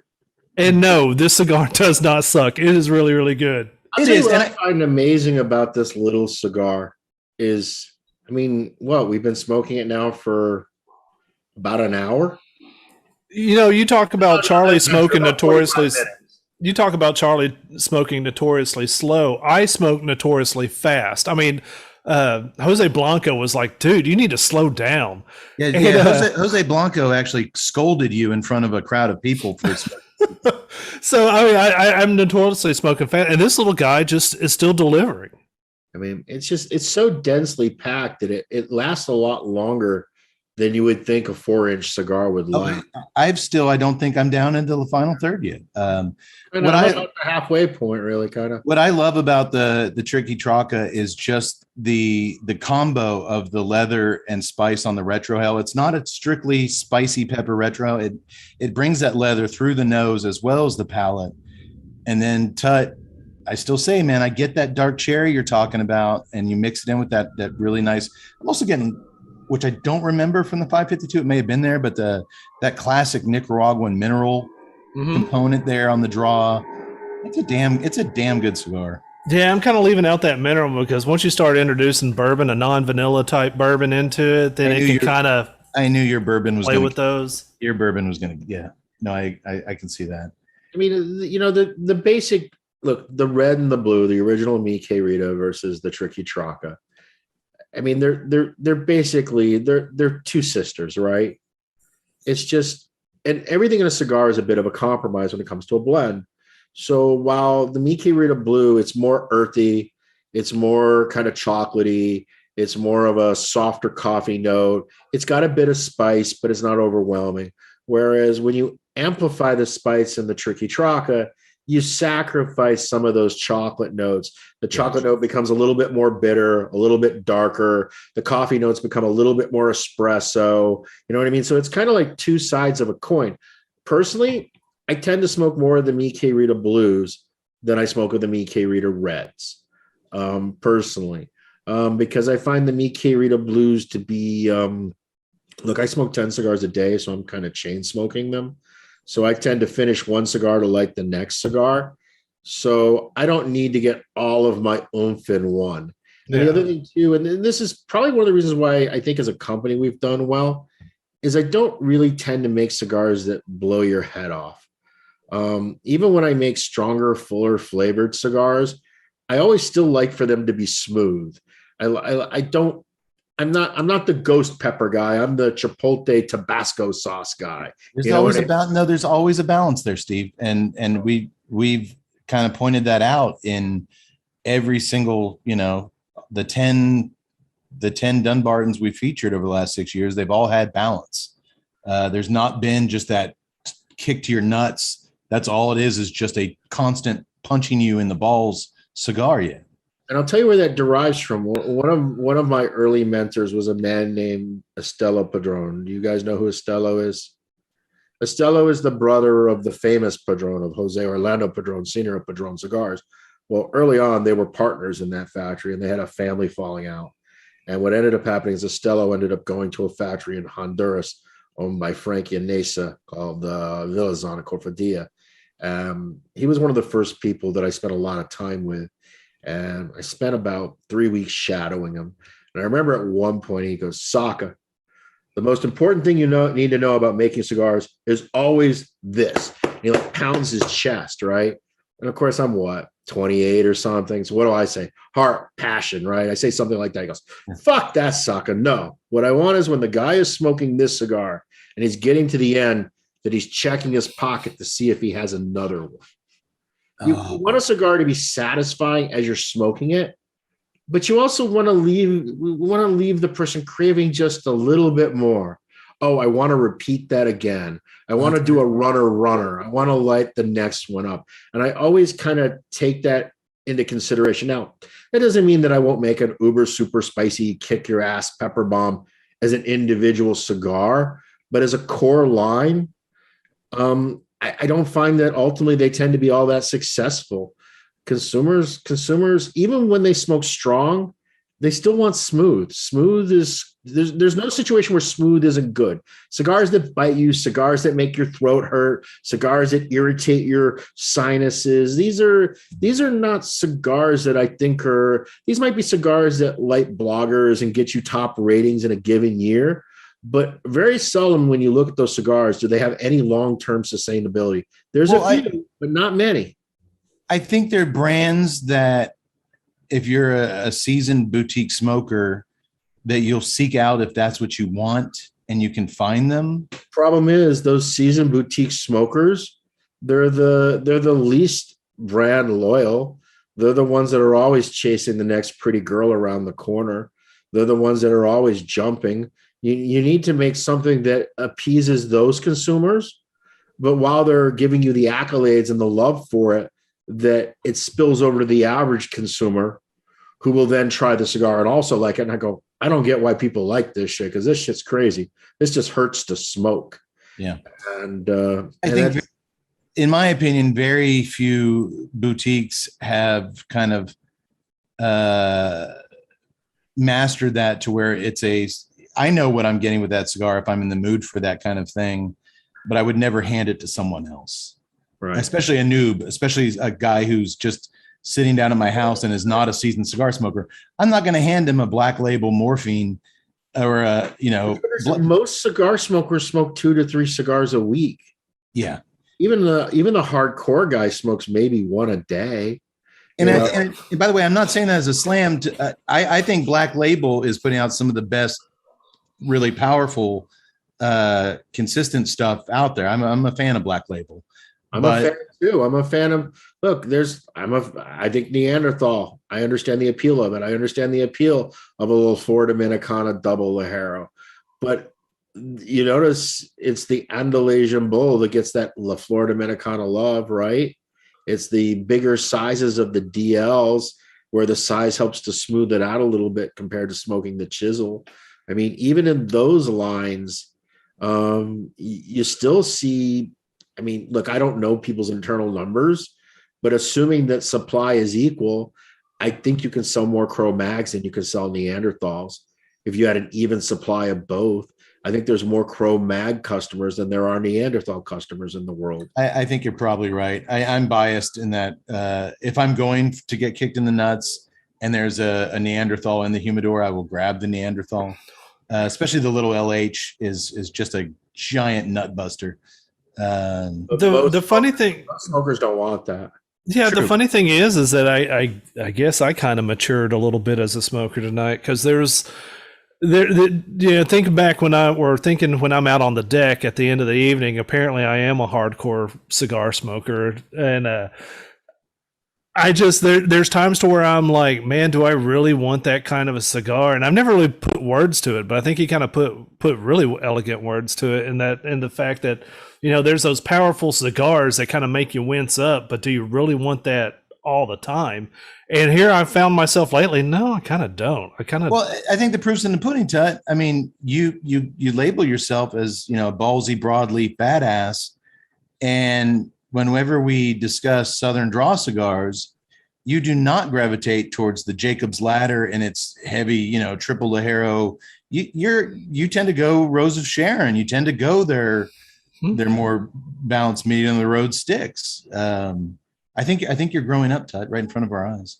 And I'm going to tell you right in front now, of our eyes. most cigar makers and most tobacco men, they're in the same category too. I mean, we really, one of the worst things you can say about a cigar as a manufacturer, as a tobacco man, is that it's picante. Picante is not a good description. Yeah, we call it boring. Don't give us a boring cigar. It's just kind of like, it's just spice for the sake of spice, pepper for the sake of pepper. That's just, it's really not where the vast majority of consumers are. And I think too, when you are that consumer that can smoke on the regular, it's kind of like all the super high proof liquor. Yeah. Fine, but Okay. honestly, I mean, you just want a nice good sip in bourbon. You know what I mean? Absolutely. You can't always have that 120 proof alcohol. It's just not either moments where you want it. Absolutely. But day in, day out. Now, is there a customer that is? Yeah, but that's such a small segment. The customer that's there. It is. Steve, I've actually been sipping Bacardi 151 with tonight's cigar, and Back up with a lighter, my friend. I'm surprised you didn't break out the Mad Dog Reserve. no, that's put aside. Steve, do you know they quit making 151? Too many kids were setting their faces on fire. I had no clue. Yeah. mean, I know, like in my state, you can't buy grain alcohol. We have to go to like Rhode Island or something. Or wait, I call that Darwinism, man. Just let Darwin take care of them. I mean, I don't know. Look, you can't. Everyone has their own individual taste. We all know that. But in the end, the dark chocolate junkies that want the 90% cacao, the 85% cacao, dark chocolates, most people don't want dark chocolate that's that dark. No. You Yeah. know what I mean? They want 45, 50, 55%. That's what they want. They want it to be a little bit more. They want it to be a little more oomph. They want more of that kind of bitterness to it. But they don't want the full, hey, put the gasoline in my mouth kind of experience. And I think you find that true with almost everything. I think you're right. Before we move on from the Tricky Traca, because Tut, you're almost done. Steve and I have been a little more disciplined. Oh, I've been talking. That doesn't help.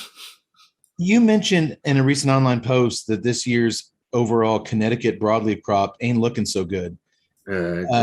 What's going on with it? And is it, in your opinion, is it time for folks to start panicking and engaging in violence to stock up their humidors as quickly as possible? Buy those cigars like toilet paper.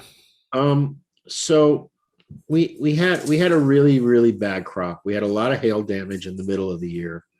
And then what ended up happening was when the tobacco got to the point that it was going into the barn, it was just so damn wet that no matter how many propane burners were lit in the barns, we couldn't get the tobacco to cure properly. And it ended up rotting in the barn.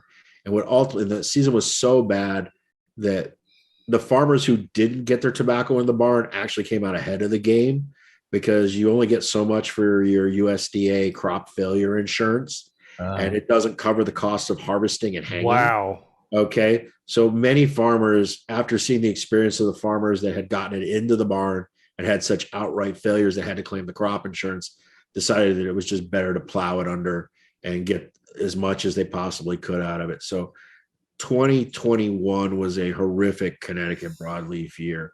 Connecticut broadleaf has been an incredibly high demand. Pretty much, look, Liga Privada kind of started this, where you could actually make high-end cigars using Connecticut broadleaf. Pretty much before Liga Privada, broadleaf was kind of looked down upon, was kind of considered a poor man's tobacco. But that boom from Liga spurred so many broadleaf products. Yeah. You saw in 2021 how many companies ran out of broadleaf, and they had to cease production on a lot of their broadleaf SKUs. And now 2022 is going to be even a bigger disaster. 2022 is just going to be really, really, there's not going to be a lot out there. And then you get opportunistic fucks like me that just went on a buying spree. When it's good, I buy as much as I possibly can buy. And I'm actually, look, I did not stop making broadleaf cigars in 2021, even though I was seeing 40 to 50% growth on production of those things. And I'm really set up really well for 2022 and into 2023. Now, ultimately, am I going to hit the wall like everyone else? I might. Maybe the 2020 crop will solve the problem and we'll have a banner boom crop. You never know. But I think broadleaf is going to be a bit of a problem. Would I say rush out, stock up like a madman? I don't like to say that because it seems so self-serving. Let me say this. On my products, it's not going to be a concern. Okay. I have broadleaf. You should not go out of your way to buy more Miche Ritas and Omega. Okay. Because you're worried about them disappearing and being in a shortage. And if there's a shortage, it's just because sales are just so outpacing production. It's not because I'm having a broadleaf shortage. Well, let me ask you this, Steve, since you brought up the game changer that was the Liga 9, and I know you don't like talking about for honest and obvious reasons. I don't mind talking about it. Have you had a chance to smoke a Liga Anniversario to celebrate the anniversary of the 9? And did you? I have not smoked any of the new Liga Privada. I know you. That's kind of a stance you take, and I respect that. But let me ask you this: just in a concept, to see that a cigar that was your creation, it's a beautiful present. Look, It's a I'm beautiful incredibly presentation. proud of the brand, and I was incredibly proud of the product. And look, it's always nice to see something that was an idea go on to see so much success. I mean, Liga Privada is now I don't know the internal numbers, but it's like a real legit brand. It's not. It is a landmark, especially for guys our age, who that's kind of where we got into the culture around that time. And Quick question: Do you ever get tired of answering those questions? Kind of like the Beach Boys having to talk about in my room. I prefaced it with that. I know he doesn't smoke. No, it's not that I don't get asked as much anymore.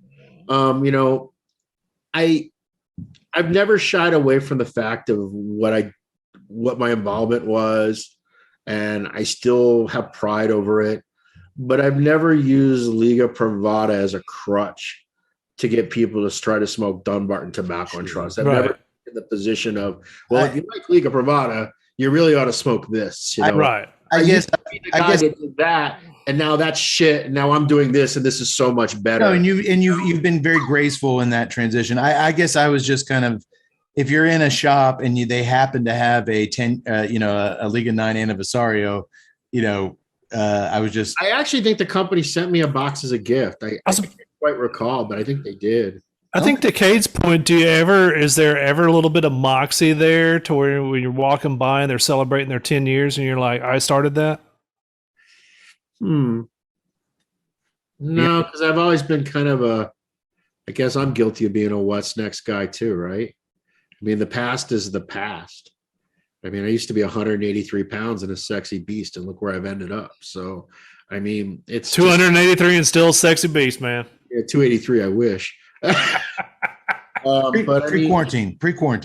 I mean, it's just look. One of the toughest tasks you have in our industry is to create a product that's what I call multi-generational, where a consumer will smoke it and it'll still be on the shelf 20 odd years later and still selling, where potentially your son or your daughter might also smoke the same cigar. That is such a massive milestone, and it so rarely happens. It never happens these days. And I see Liga Privada as being a brand that has that kind of potential. I mean, we're already at 13 years, roughly 14 years. I think 13, because Undercrown just celebrated 10 years, so that's kind of the offspring of Liga. Right. So I mean, I find that really pleasing to see the brand not wither away and die, but to continue to grow and blossom. I'll take that. I like that answer. Okay. To me, I think that is why I will always be in awe of people like you in your profession, is that you're talking about a generational cigar that someone still has to quality control year after year, despite different types of tobacco, different environmental circumstances, different life situations, and to still come up with that consistency of the roll, the taste, the blend. To me, it's every time where I have a fanboy moment where, like, you know what, I'm going to retire, get a farm, and roll some cigars. Hey, I can never do that. I don't have the discipline enough to do that. That's crazy. But I mean, that's always the challenge, is to make something consistent, because we're dealing with a product that by its inherent nature is inconsistent. So, I mean, and look, the biggest mistake that most people make is they treat cigar blends as though they're Betty Crocker recipes, and they're not. It's more like the chef who, look, sometimes something needs a little more salt, and sometimes something needs a little bit more of this, and sometimes those peppers that you add aren't as spicy as they normally are, so you got to add a little bit more of some other pepper, because the idea is you want the consumer to have a common experience. When you reach into a box of Padron Anniversaries, you know what you're getting. Okay, it's not because they're making it identical day in, day out.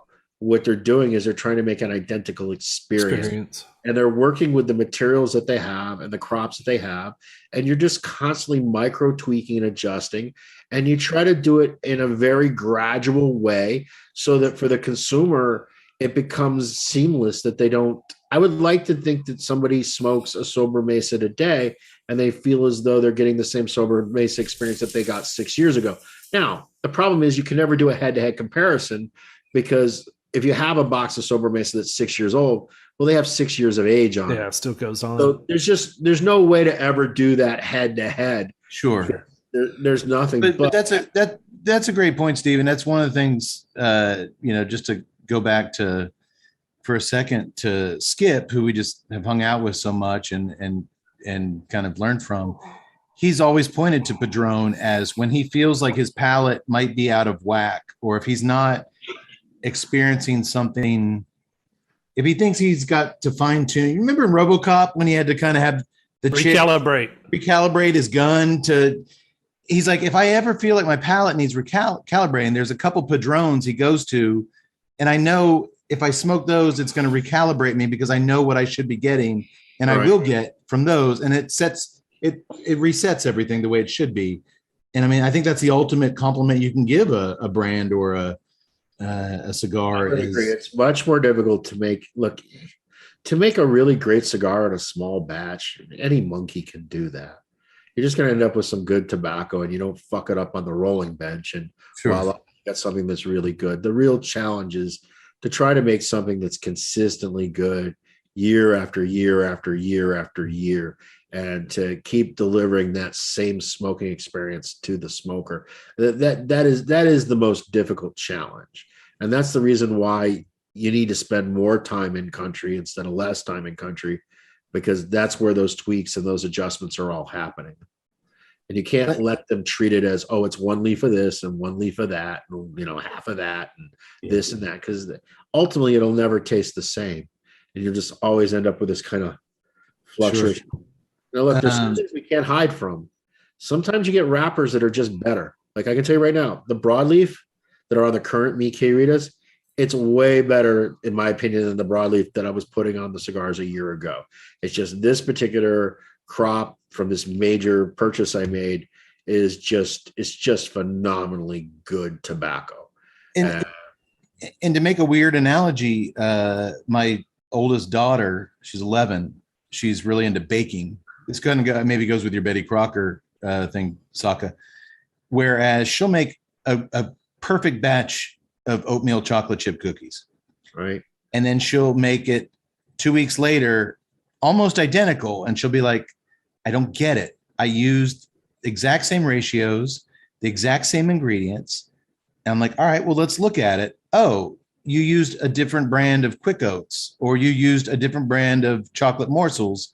That tweak, you fucked up. Yeah. Because baking is much more a science than an art.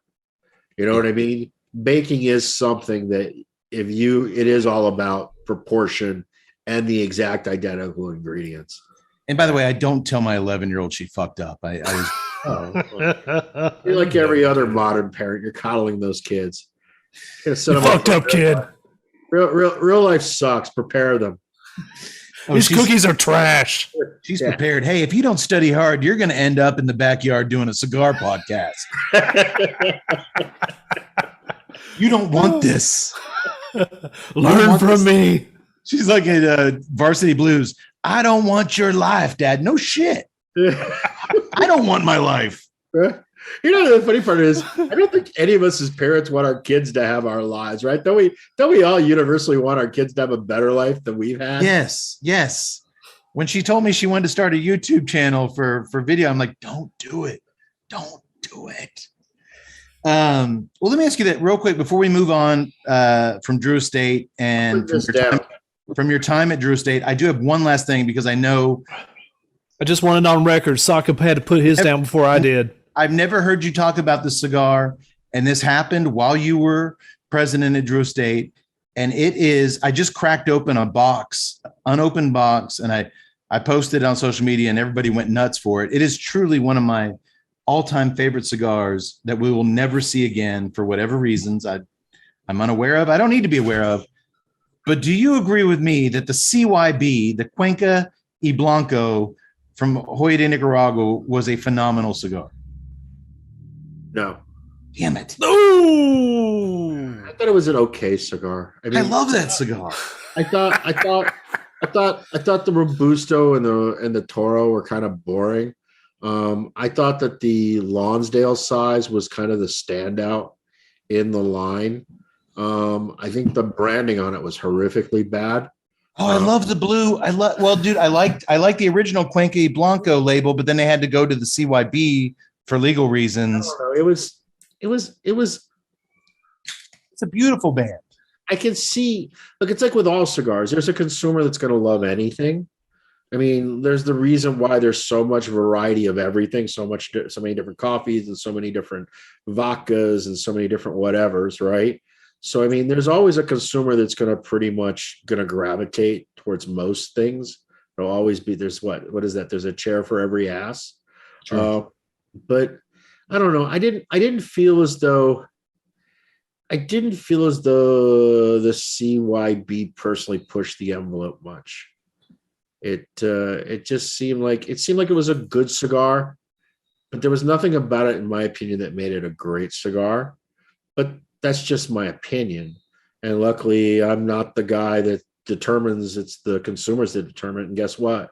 Consumers determined it wasn't that good either, or at least it wasn't good enough to earn a permanent spot in the rotation. Or No, apparently not. It would be on the shelves. I mean, well, let me save myself here. Steve, would you agree that the most underrated cigar coming out of Hoya de Blanca or Hoya de Nicaragua is the Cabanetta?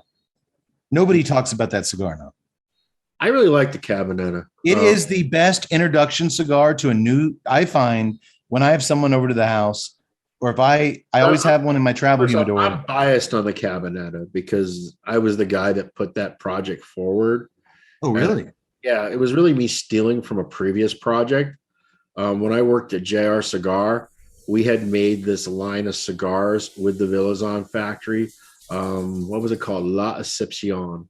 And every year it was like a new release of a different lot. It was kind of like what John Huber does at Crown Heads with Las Calaveras, right?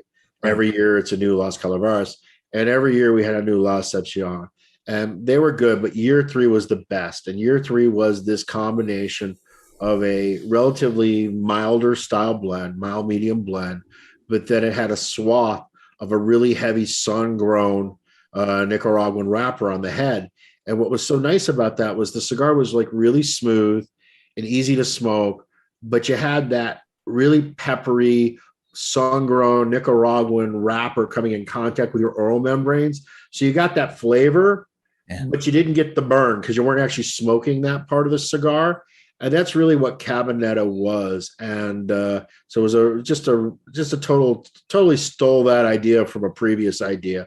It is a wonderful gateway cigar to new cigar smokers. I just think it's a nice cigar for the guy that likes a bit more flavor but wants something mild too.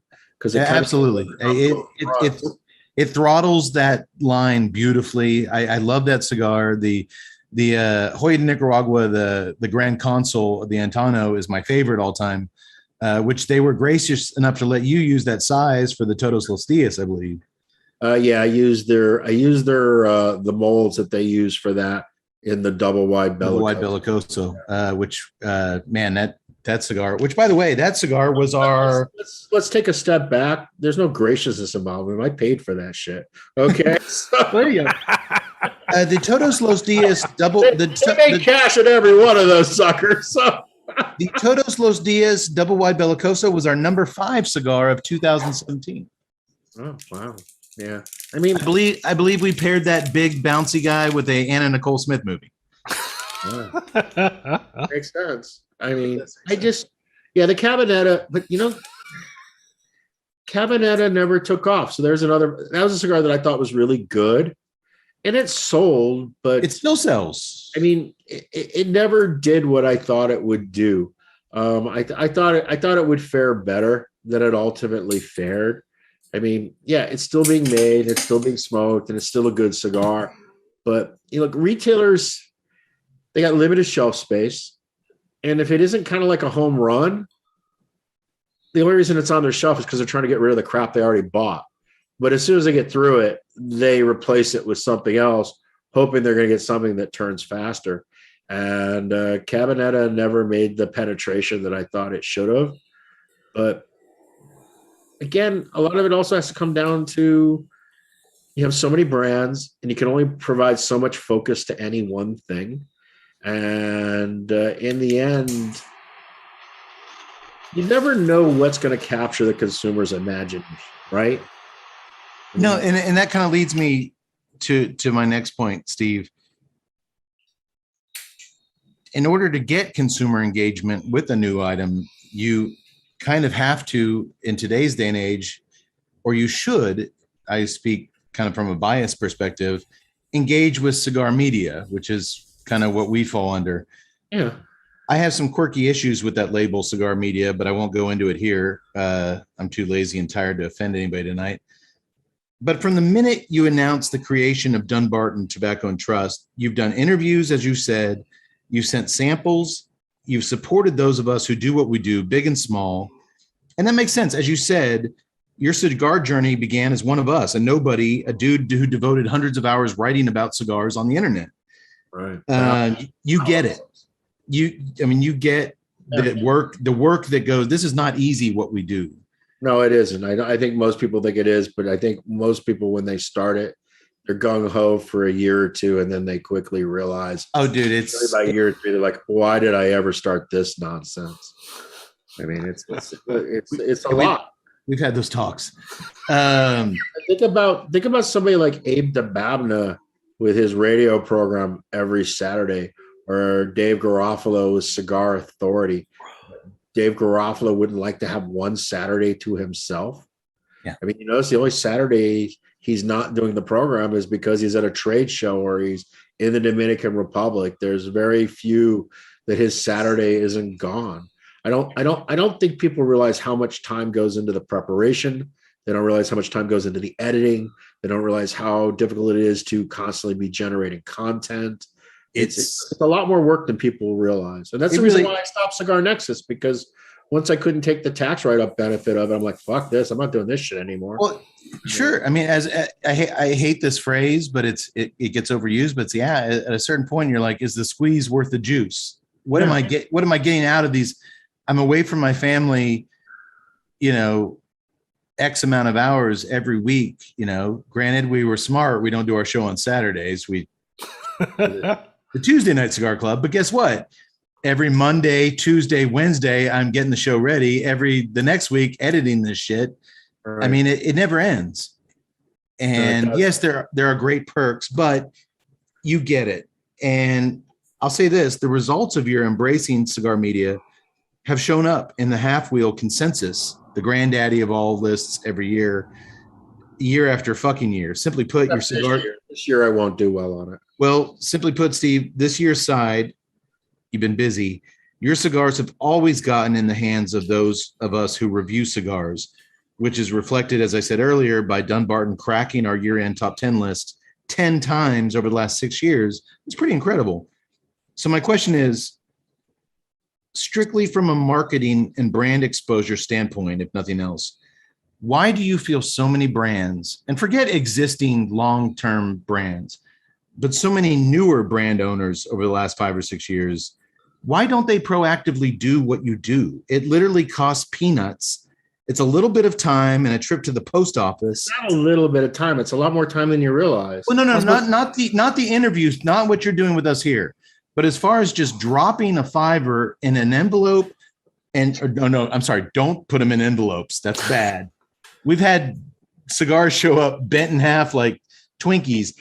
Why don't you put your cigars in a padded box, go to the post office, and send them off? Because common sense isn't all that common. I don't know. It doesn't make sense. I don't get a legitimate reason why most of these people don't engage with us. Something as far as, and it goes on to, we're about to the end of the year, the best of lists. It's almost the end of 2021.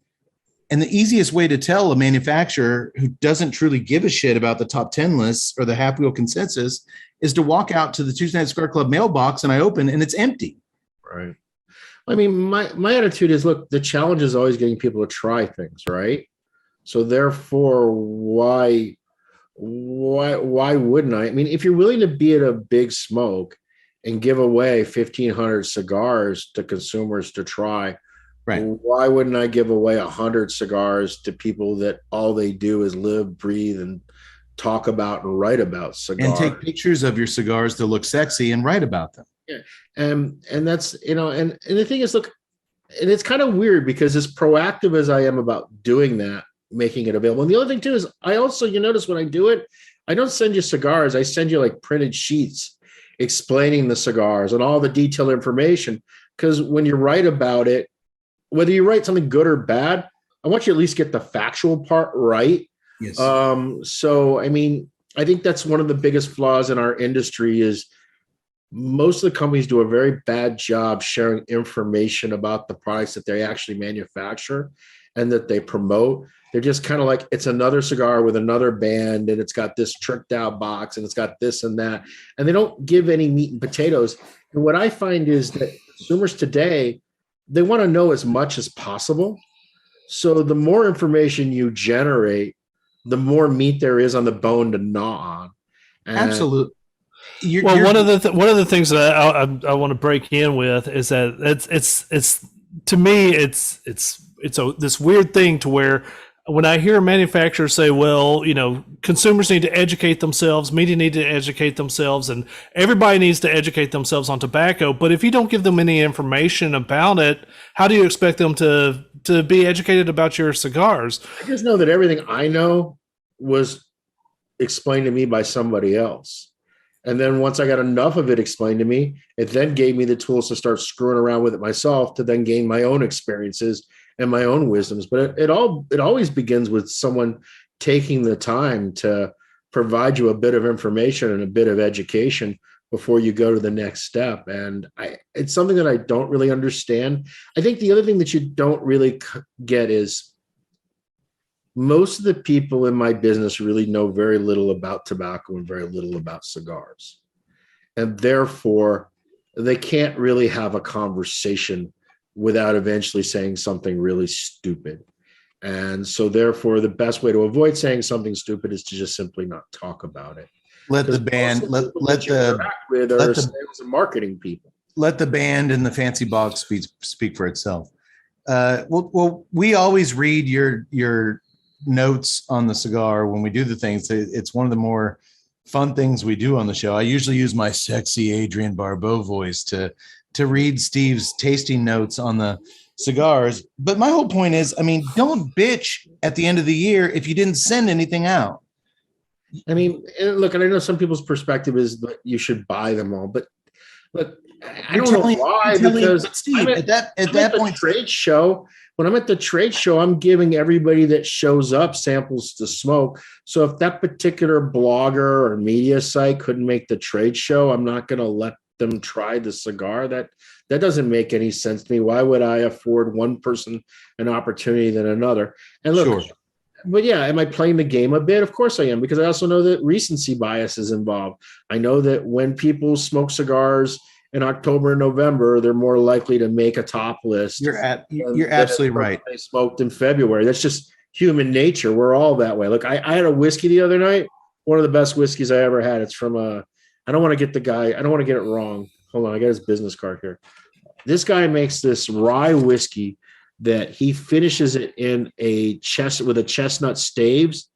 It's Lock One Distilling Company in Phoenix, New York, and that stuff's amazing. I mean, I opened a bottle of that and I was like, "Whoa, that's incredible!" You said that was Lock One. Yeah, it's called Lock One. In fact, I'm going to reach out to this guy. It's an annual bottling. He only does once a year, and I was like really impressed with that. Now, is that because it's the most recent bottle that I've cracked that I've never had? Well, no, because I just had a swig of whatever that was. And I was kind of like, I don't like this. So, I mean, I have a music background from the music industry, and I just kind of equate it to this way. Achy Breaky Heart didn't become #1 in the U.S. because radio stations everywhere went out and bought that album. Their record industry gave it out to all these radio stations, created the hype around it, and then for better or for worse, it became #1 because there was hype around it. They were proactive in promoting that song and promoting that artist. Customers have to hear it before they can decide if they like it or they don't like it. Exactly. That's kind of the way I look at it. Well, Todd, they wouldn't have kept playing the damn thing. They would have played it a few times. It would have given it a few spins. And if their listeners weren't calling and saying, "Hey, you're going to play Achy Breaky Heart," they would have stopped playing it. All it does is give you an introduction, an opportunity, but it doesn't give you a guarantee. No, it does not. But it doesn't. The cigar can't suck. I do have it on good faith that those people that sent out those CDs of Achy Breaky Heart are currently burning in hell. So there is justice in the world. With the Baby Shark people, right? The Baby Shark people are in the farthest, darkest, deepest pits of hell. They might be, but they are swimming in cash. I heard the greatest analogy on a sports program earlier today. I like Good Morning Football. I don't know if you've ever watched that on the NFL channel. Mm-hmm. It's really, I love the way they do it because it's fun and it's lively. And they did a thing today. What theme song what's children's song best represents a certain football team? And one of the guys said Baby Shark represents the Patriots. It's always there. It always is annoying you. It'll never go away. Just when you think it's over, there it is again. And I was like, yeah, baby. That was such a perfect analogy. Baby. It's a baby shark wearing a little cutoff hoodie on the sidelines. I like it. By the way, even as a Cowboys fan, I love your take on the Patriots on Facebook, and it always gets a giggle out of me. And I'm one of those ones that I always appreciate when the Patriots are there at the end of the season because I know it. I just, like I said, as a Cowboy fan, I love it when people are pissed off at a sports team, and Patriots do it better than anybody else. I gotta tell you, the Cowboys are a frustrating team for me. Oh, don't get me started. I mean, good God, I don't even know what the Cowboys are. They don't know what they are. And you poor bastard! I'm a Bears fan. Micah Johnson's amazing, right? Oh, he is a phenom. Parsons. Micah Parsons. Thank you. Yeah, I mean, fantastic. Yeah, but, you poor Patriots and Cowboys fans. I'm a fucking Bears fan. So you get a lot of images of Aaron Rodgers doing this. You're not a Lions fan, at least, right? Imagine those poor bastards. But you know what? To go back to Tut's music analogy, Saka, as far as this, I come from the independent underground film world where the minute I finished a movie, I put a DVD in a pad envelope and sent it to as many reviewers and anyone who I thought could possibly type up something nice about this thing I just did. I sent it out. Or even if they typed up something bad, because even things that are really panned, that almost makes me want to try it too, right? I mean, if someone says something so dreadful, I'm like, okay, I got to try that.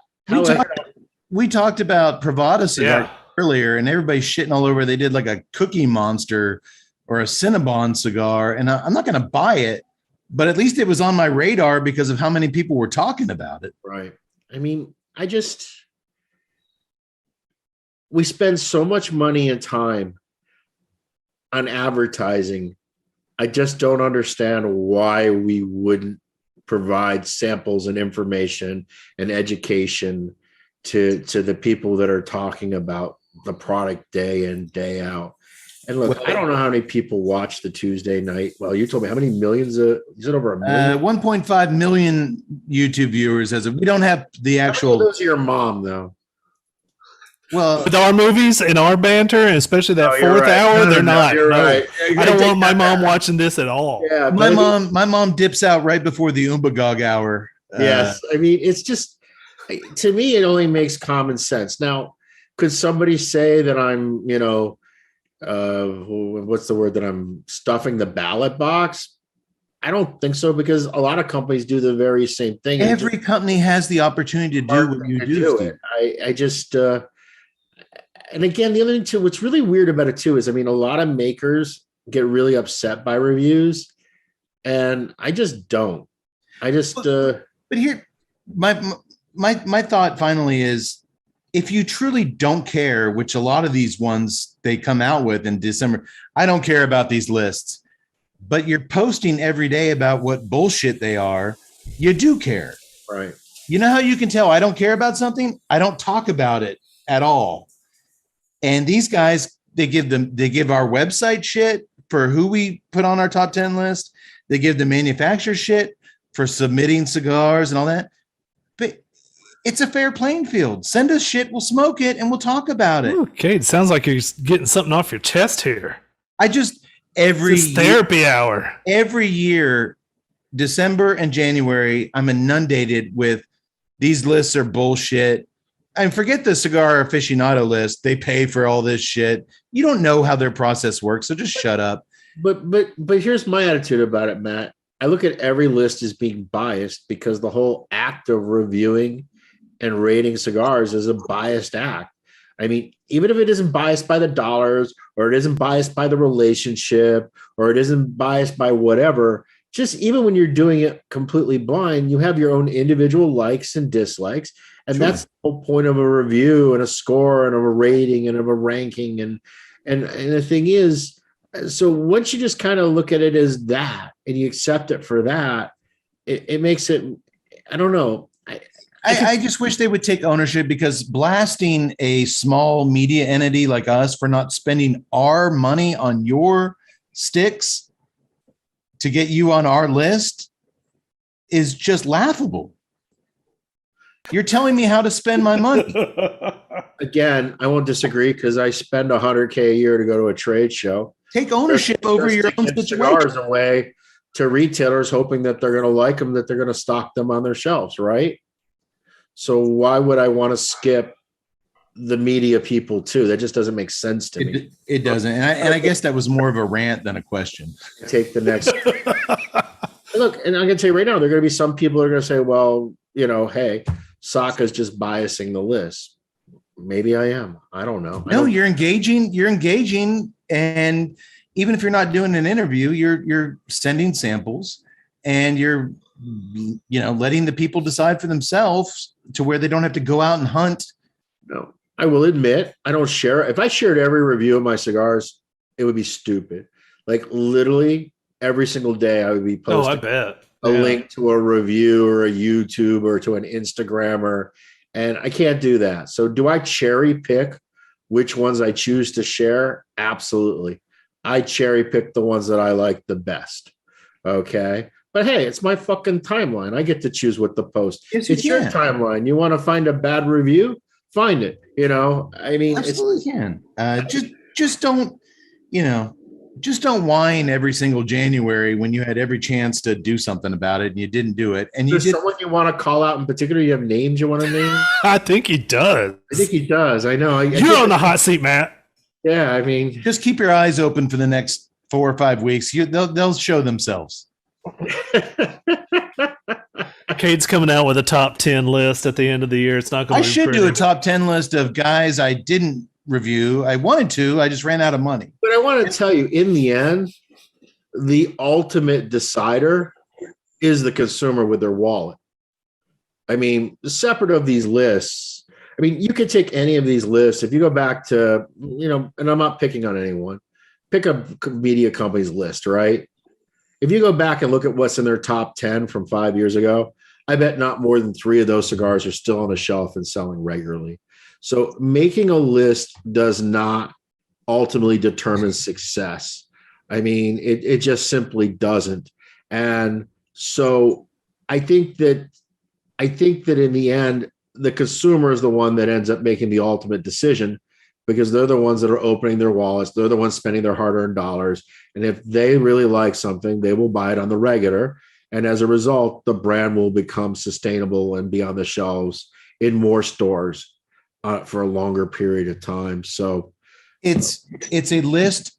Here's how we approach our list, Steve, just in transparency. We rate on a scale of, to 100 every episode, how they rank. But if you look at our top 10 list, it's not going to be the highest rated cigars of the year, number 1, number 2. You can't it's what do we go back and smoke more of that year? well, that's how I end up ultimately. You know how I end up deciding what my favorites are? I have to, at the end of the year, Cindy, my wife, she sends me an invoice for the cigars I took out of the warehouse, because I have to pay the company back for the cigars that I smoke. Right. When I see that year in total, I see which particular cigars that, obviously, if I'm smoking new stuff and samples, those are coming out of the factory. But once it's in production and in boxes, I'm getting the same cigars. I don't get special Mi Queridas or special Sobre Mesas. I'm just getting a random box out of the warehouse that could have been shipped to a retailer next. And at the end of the year, I get to see, oh, I took how many boxes of 648s? I took 10 times more 648s than I took of 552s. I obviously like the 648 better than the 552. And that's how I end up seeing which cigars I think are my best. That's what a good, I end up actually paying for in the long run. that's a good. I need to have my wife start cataloging what I take out of my humidor.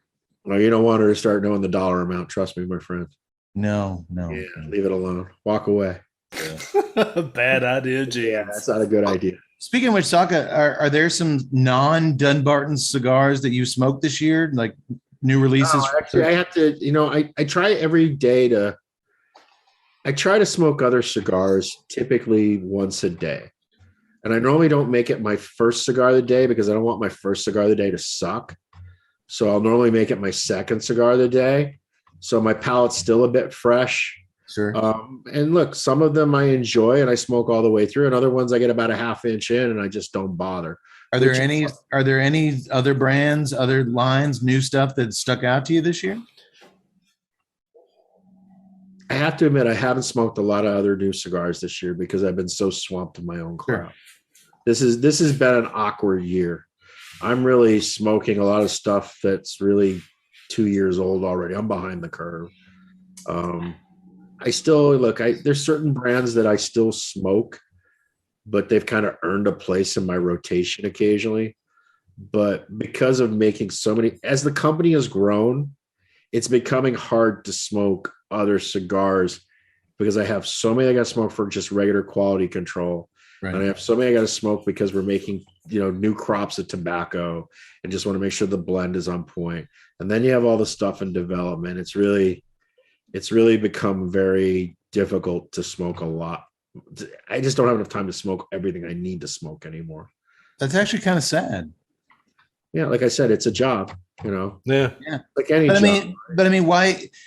Well, I equate it to you equate to quality control. You have to, dip into your make sure everything's smoking the way it should. I get a rare chance middle of the week to come out to the corner of No Hope here and smoke a cigar I've never had. And I do work for the Blind Man's Puff website. So I got to smoke a blind cigar that I don't know what the fuck it is. And when I could, be doing something for us or something, It's a lot of work when you're smoking stuff blind. I don't think people realize how it's much hard, man. time and attention you got to focus on it. It's It's not a relaxing experience when you're smoking a cigar to review it. Well, picture this, Steve. It's double tricky because I never know if I'm getting something that we've already done on our show. So is what I write for Blind Man's Puff going to completely contradict the shit that I wrote that I got when I knew what the cigar was? You can always blame that on inconsistency in the brand. Though that's your, You know what? That's on fail-safe. that's on the brand. That's on the manufacturer. He made that shit consistent. That wouldn't Actually, two of the best cigars I've had this year, we did on the show, and then I later did them on Blind Man's Puff. And luckily, the reviews were copacetic. It was the Undercrown 10 and the JC Newman American, which was the best thing I've gotten out of JC Newman in years. That American that's good stuff. I haven't smoked it yet, so it shows you how far behind the curve I am. It's really good. It was cool for us having been to all the barns and farms that produced that cigar. There was a sentimental reason why we all liked it on the show because we'd been to all these farms. Yeah. But then when I smoked it blind, I liked it just as much, not knowing what the fuck it was. So that was cool. Good. Hey Steve, do you ever? It just kind of popped into my head when you were talking about not having time. Do you have time to where you have a lounge that you can go to where you're not in sales mode, to where you just like Cheers, just walk in and everybody says Steve? I rarely go to cigar stores. Okay. Because if you walk into a cigar store, that's work. Yeah. It's really hard to go to a cigar store and not be in work mode. Yeah, I can get that. I mean, I tend to so much of this job requires you to be very social that I tend to be kind of antisocial in the non-job moments, you know. And I mean, I've actually, I mean, I've been smoking a lot more pipe lately, but that kind of has been because of the Stillwell project. It kind of got me back to where I was smoking a lot more pipe tobaccos. Well, Steve, that's actually a great transition into the last thing before we introduce our follow-up cigar. You have just unleashed, which we're going to be featuring on the show in next year, in 2022, the Stillwell series. You've actually introduced a line of 4, I believe. Yeah, four basic core pipe tobacco cigars. Pipe tobacco crossbreeds with cigars. And this is, you said earlier something as far as risky, or I think it was, we're talking about the Brulee, something risky you were doing. Brulee wasn't risky from the perspective. I just didn't think Brulee was going to do as well. But this is risky. This is risky. Yeah, this is off the reservation. Because for a guy who considers, I'm not just saying this because you're here, I will say, and I've said it when you're not here on the show, I tend to believe in a Dunbarton smoke because I think it's only natural that your palate as a seasoned cigar smoker, your palate tends to track along with your favorite blenders. Right. If it's good to them, it's good to you. And I have not been impressed by any attempts at crossbreeding pipe tobacco with cigars up to this point. So I'm a little nervous going into these cigars. And the reality is, because I didn't just make one pipe cigar where I said, okay, this is the best pipe tobacco cigar on the planet. What I tried to do is I tried to represent 4 basic cornerstones of styles of the pipe tobacco genre. So there's an aromatic, which is more of that sweet chocolatey, great room note, kind of vanillas, and some are cherry and some are grape and some are this and that. I tend to lean more towards the chocolate and caramel kind of side in aromatic pipe tobacco. I also tend to lean towards milder aromatics. I don't like the really super sugary, super Captain Black or Lane 1Q kind of sensation. I tend to like stuff like English chocolate. And then I made a Navy style blend, and then I made an English style blend, and then I made a vapor blend, but I call it Bayou because the term vapor is not something that cigar consumers can relate to. It just instantly has a negative connotation where if you're a pipe guy, vapor is Virginia Perique blends. And it's an odd cigar. The one place that it does fit though is I've been doing this for well over 2 decades now, where I would take some of my favorite pipe tobacco and just sprinkle them into cigars because I'm lazy. Look, pipes require a lot of fiddling. Yeah. You know what I mean? It's the moisture tobacco matters, the pipe shape matters, the depth of the chamber matters, the diameter matters, the drill hole size matters, the briar matters, how you pack it matters. There's so many things. And I think for a lot of people, they want to smoke pipes, but they're just too difficult. And it's such a long learning curve. And that most consumers have a really negative initial pipe experience because they can't keep it lit. And they end up having to light it every minute. And then they just burn the crap out of their mouths. And the whole thing is just not only the smoke isn't enjoyable, and it's actually painful to do it. And they just kind of put that down. Where a good cigar, It's like smoking a Gurkha. it's kind of like idiot proof. You know what I mean? You clip it, you light it. You only have to worry about one humidity in your humidor. If you like things a little wetter, so you keep it up at 70. You like things a little drier, so you keep it down at 65. You kind of figure that one number out, but that's not the way with pipe tobacco. And the cut of the tobacco matters. And, and the moisture isn't the same for all the tobaccos. It's different for which ones you're packing. And how you pack them is different depending on those cuts and the moisture content. So it's really, really difficult. So by interlacing that pipe tobacco in a cigar, it'll let you get some of the nuances of that pipe tobacco without having to know anything about how to smoke it. You know what I mean? It just kind of like lets you just sit back, light it, and relax. Now, is it a replacement for a pipe? It is not. It's a cigar first with the pipe being the nuance that's been added to the blend. And the individual 4 blends, even though the wrapper binder is the same on all 4, the actual filler recipe is unique in each of the 4. Because I was trying to make it where the cigar tobacco complemented the pipe tobacco. And what I wanted for the cigar consumer to get a unique and different experience that they may not have had. But I also wanted it to be where the pipe tobaccos weren't lost, that if you were an experienced pipe smoker, that you would find it discernible, that you would like to go, oh yeah, that's a Navy. Oh yeah, that's a Vapor. I get it.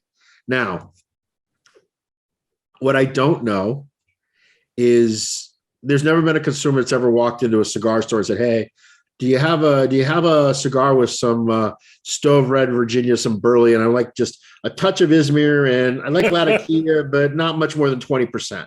You know, those words have never come out of a single cigar smoker's mouth ever. So there's not like there's an existing customer for this, right? It's not like Brulee. I didn't think Brulee was going to be the home run that it's turning out to be, but there's a mild Connecticut shade, sweet, creamy guy. Okay. 50% of the market's that guy. I know there's a consumer for it. With Stillwell Star, there isn't. So it's going to be really interesting. Like right now it's sounding like gangbusters, but it's because it's in the sampling phase. Plus, and look, I'm a fucking genius. You make a new brand and you have a blend, and a guy picks up a Robusto because he smokes Robustos. He picks up a Toro because he smokes Toros. He tries one cigar. This one, even if you hate the aromatic, you kind of got to try the other 3, right? Because they are 4 totally different, distinct experiences that represent that segment of the pipe world. So it's kind of one of these things where, so the initial sales on it are just off the chart, because everyone that tries it, even if they don't buy all 4 initially, they buy the one, and then next week they go, okay, I had that Navy thing. Let me try the English this time. It's one of those things. What I don't know, and I won't know for a couple years, is whether this was a good idea or a bad idea. But it's definitely a unique idea, and it's definitely different, and it's definitely something that I've been doing personally myself for many, many years. So it fits in the Dunbarton portfolio because I only make cigars that I personally would buy and smoke. Right. But overall, it's an odd one. I actually, look, I'm already starting to see the initial consumer response. I haven't seen any of them. I've seen a few media guys write about it so far, but the initial consumer response is actually doing swimmingly better than I even expected. I'm actually kind of surprised at how good the non-vested consumer who spent his $15 is adopting it. It's still, even though they're saying glowing things about it, and they're not saying it glowing across. That's the other thing I find really weird, and it doesn't surprise me. Every single one of them has been named as the best, and every single one of them has been named as the worst.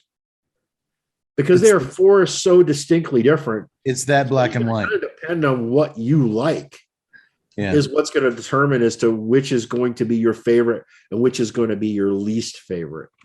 Well, Yak Boy, out of the 3 of us smokers here, am I wrong in that you did smoke a pipe regularly in college? I did. Yes. So That was a yes. I'm sorry. Where do we get that translation? The one time I go to Yak's, he's frozen. But no, I mean you're kind of the lone pipe smoker. It's been a while, but Yeah. So I'm going to be really with me, Yaks. I got into pipes because I started smoking cigars in the Navy, but I couldn't afford them. They're too expensive. And with pipes, for the amount of money you spend on quality pipe tobacco, you can smoke 10, 11 times what you can smoke a cigar for. I mean, heck, if you're buying my cigars, you can smoke 18 bowlfuls of a high quality pipe tobacco. And that was for me when I started going with pipes.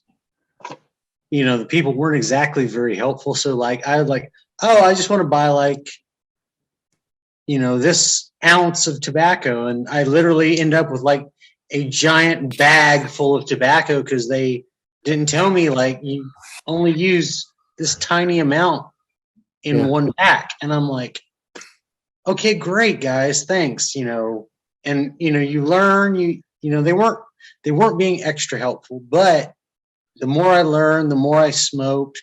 I did like tobacco in the pipe. I did like just the experience. I mean, once I learned how to do it right, how to get that right pack for what I was smoking, it was an absolutely enjoyable experience. I could just sit there in a chair on patio and just relax. But even when you get proficient at it, it's still some fiddling. Yes, I mean, and there was a constant, and that's why one of the first things that they did sell you was that little multi-tool for your pipe, and you dig at it, you learn how to put a couple of holes in there, just to for that you like, oh, I packed it too tight, I need to loosen it up. Yeah, that's way too much work, man.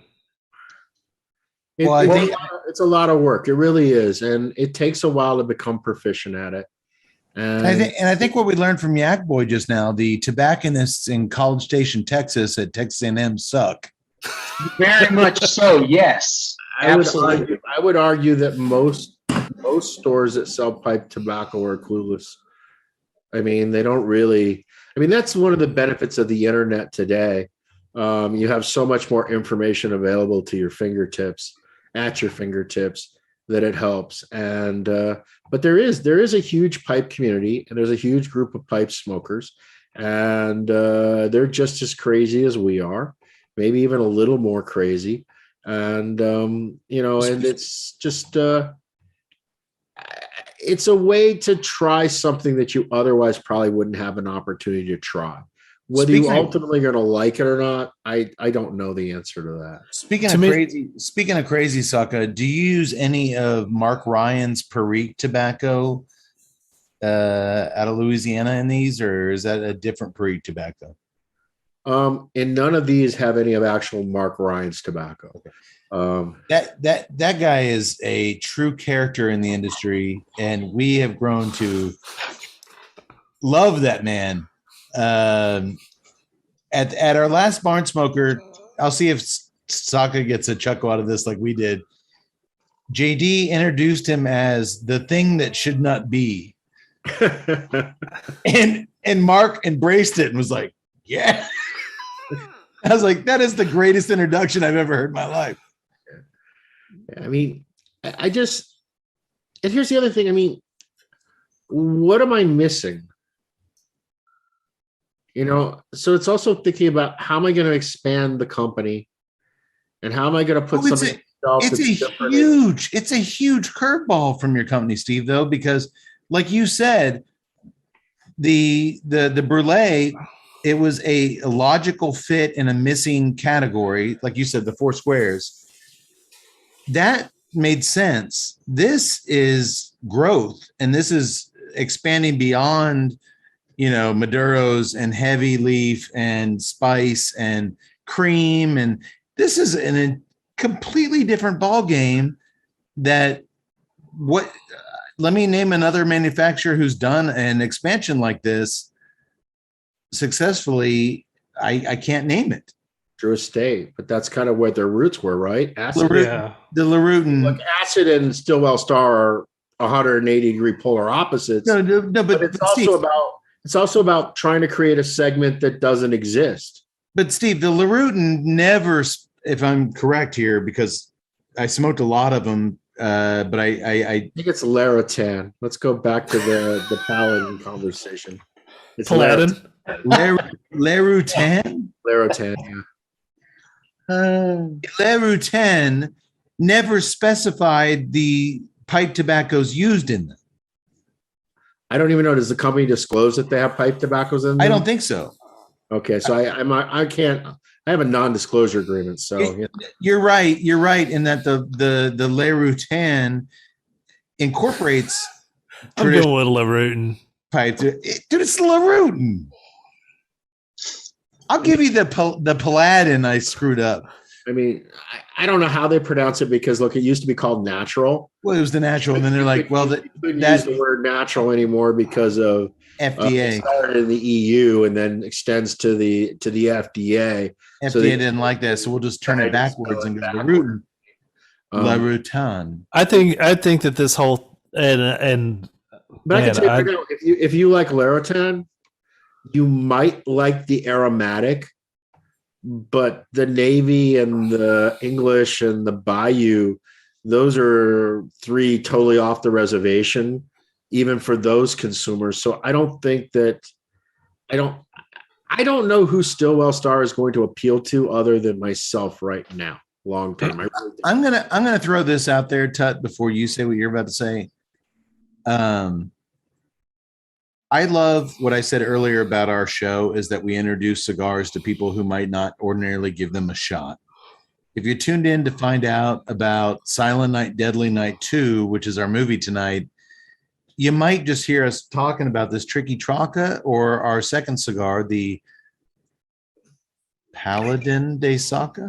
Paladin de Saka. And you might hear us describe things like marshmallows and graham cracker and chocolate in a cigar and be like, I want to smoke that and go out and find that. And that's our purpose in life.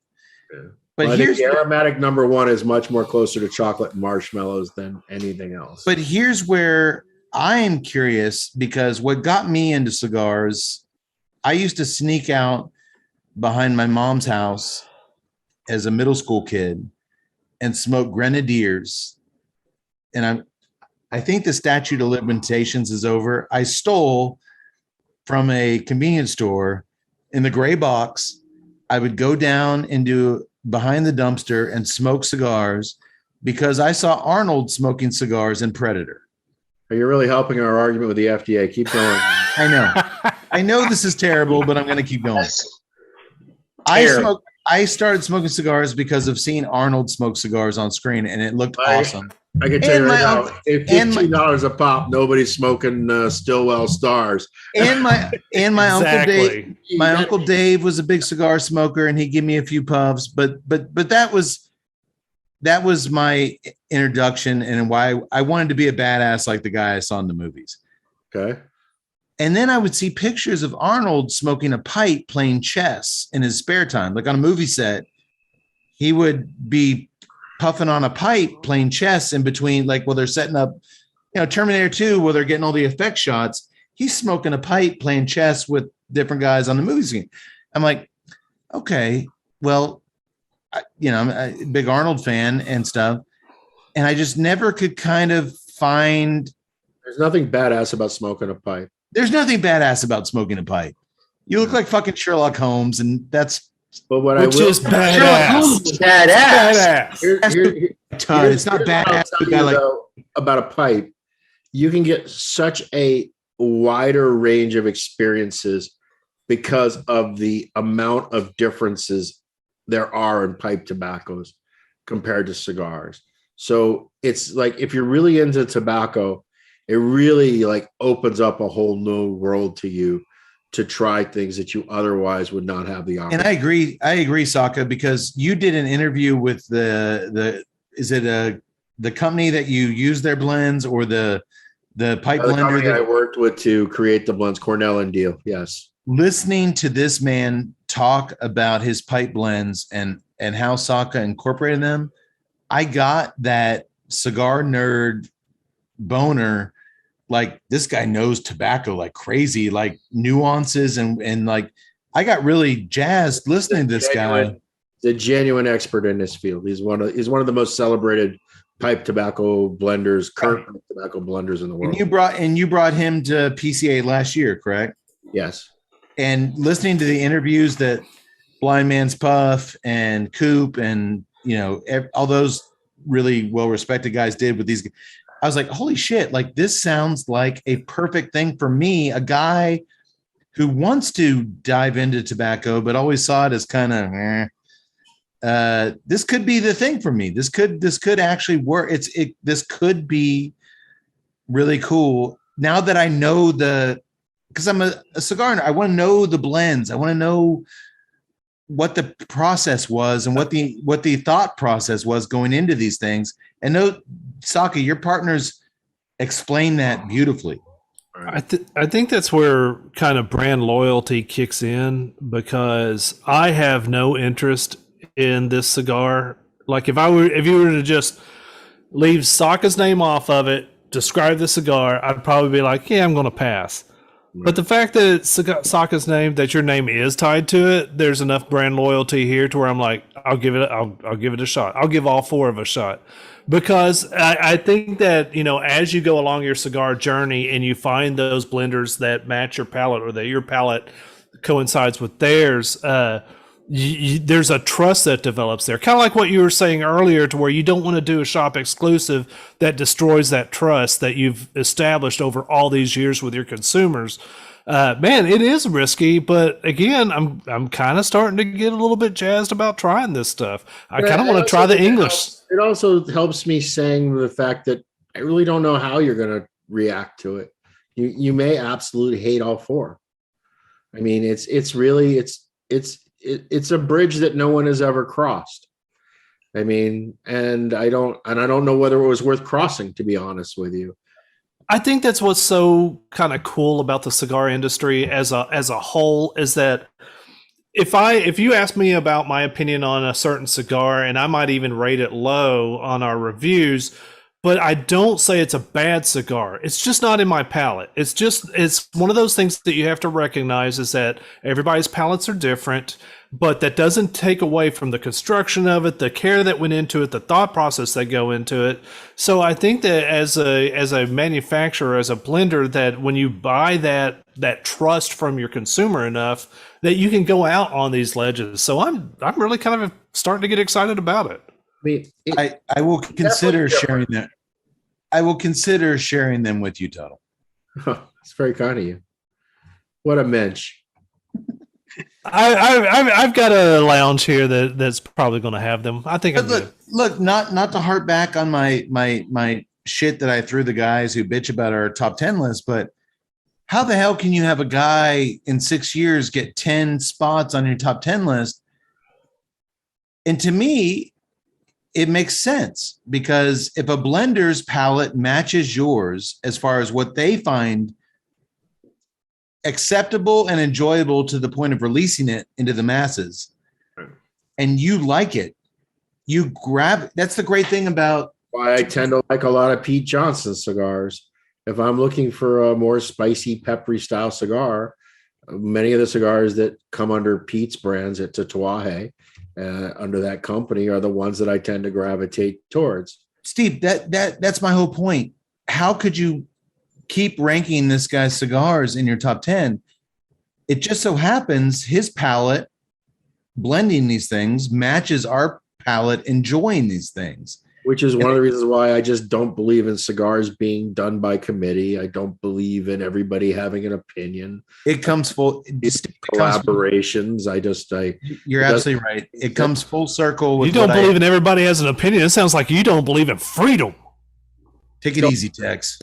I believe it's just the opposite. I believe that everybody has an opinion, and that everybody's opinion is right for themselves, because it's what they're putting in their mouths and what they're smoking. That's pretty much try to make something that's going to try to please everybody. You're ultimately going to you're just going to make something in the middle. And that's the reason why I think a lot of these large companies, they just focus group everything before they put it in a box. They have so many fingers in the pie giving their 2 cents about, oh, it needs to be stronger. Oh, it needs to be more peppery. Oh, it needs to be more this. Oh, it needs to be more that. There's not a single cigar you can blend and hand to 20 people in a room and then blind taste it. And one guy's going to tell you it's too mild. Another guy's going to tell you it's too strong. It's the exact same cigar. And that's the point where this is one of the things that's really unique about the company. Like, nobody in the company gets to smoke anything and have an opinion. They get it delivered. The cigars that you guys get to try are the exact same cigars they get to try. Now, does Dave Lafferty or my wife maybe get to sample one before it goes in a box? Okay, but they don't get to sample it until it's a finish. Like, this is what we're making. This is what's coming. They don't get to say, hey, I wish it was more this. I wish it was more that. because my attitude is, well, go start your own fucking cigar company. You know what I mean? Go make what you want to make.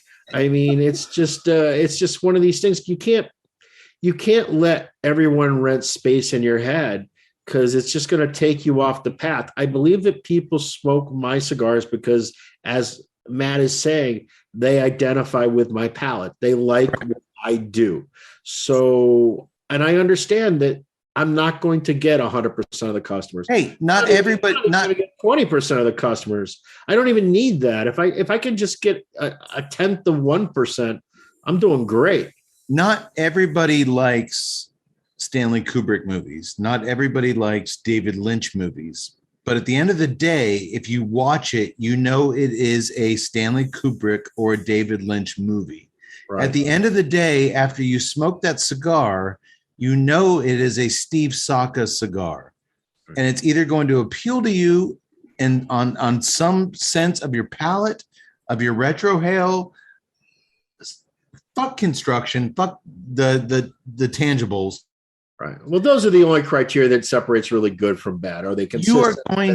You are going to love the flavor of that cigar. If Steve likes it, you are going to like it. If Kubrick felt this film was ready to be shown, you're going to like it. If you like Kubrick film, you're a Kubrick fan, you're going to like it.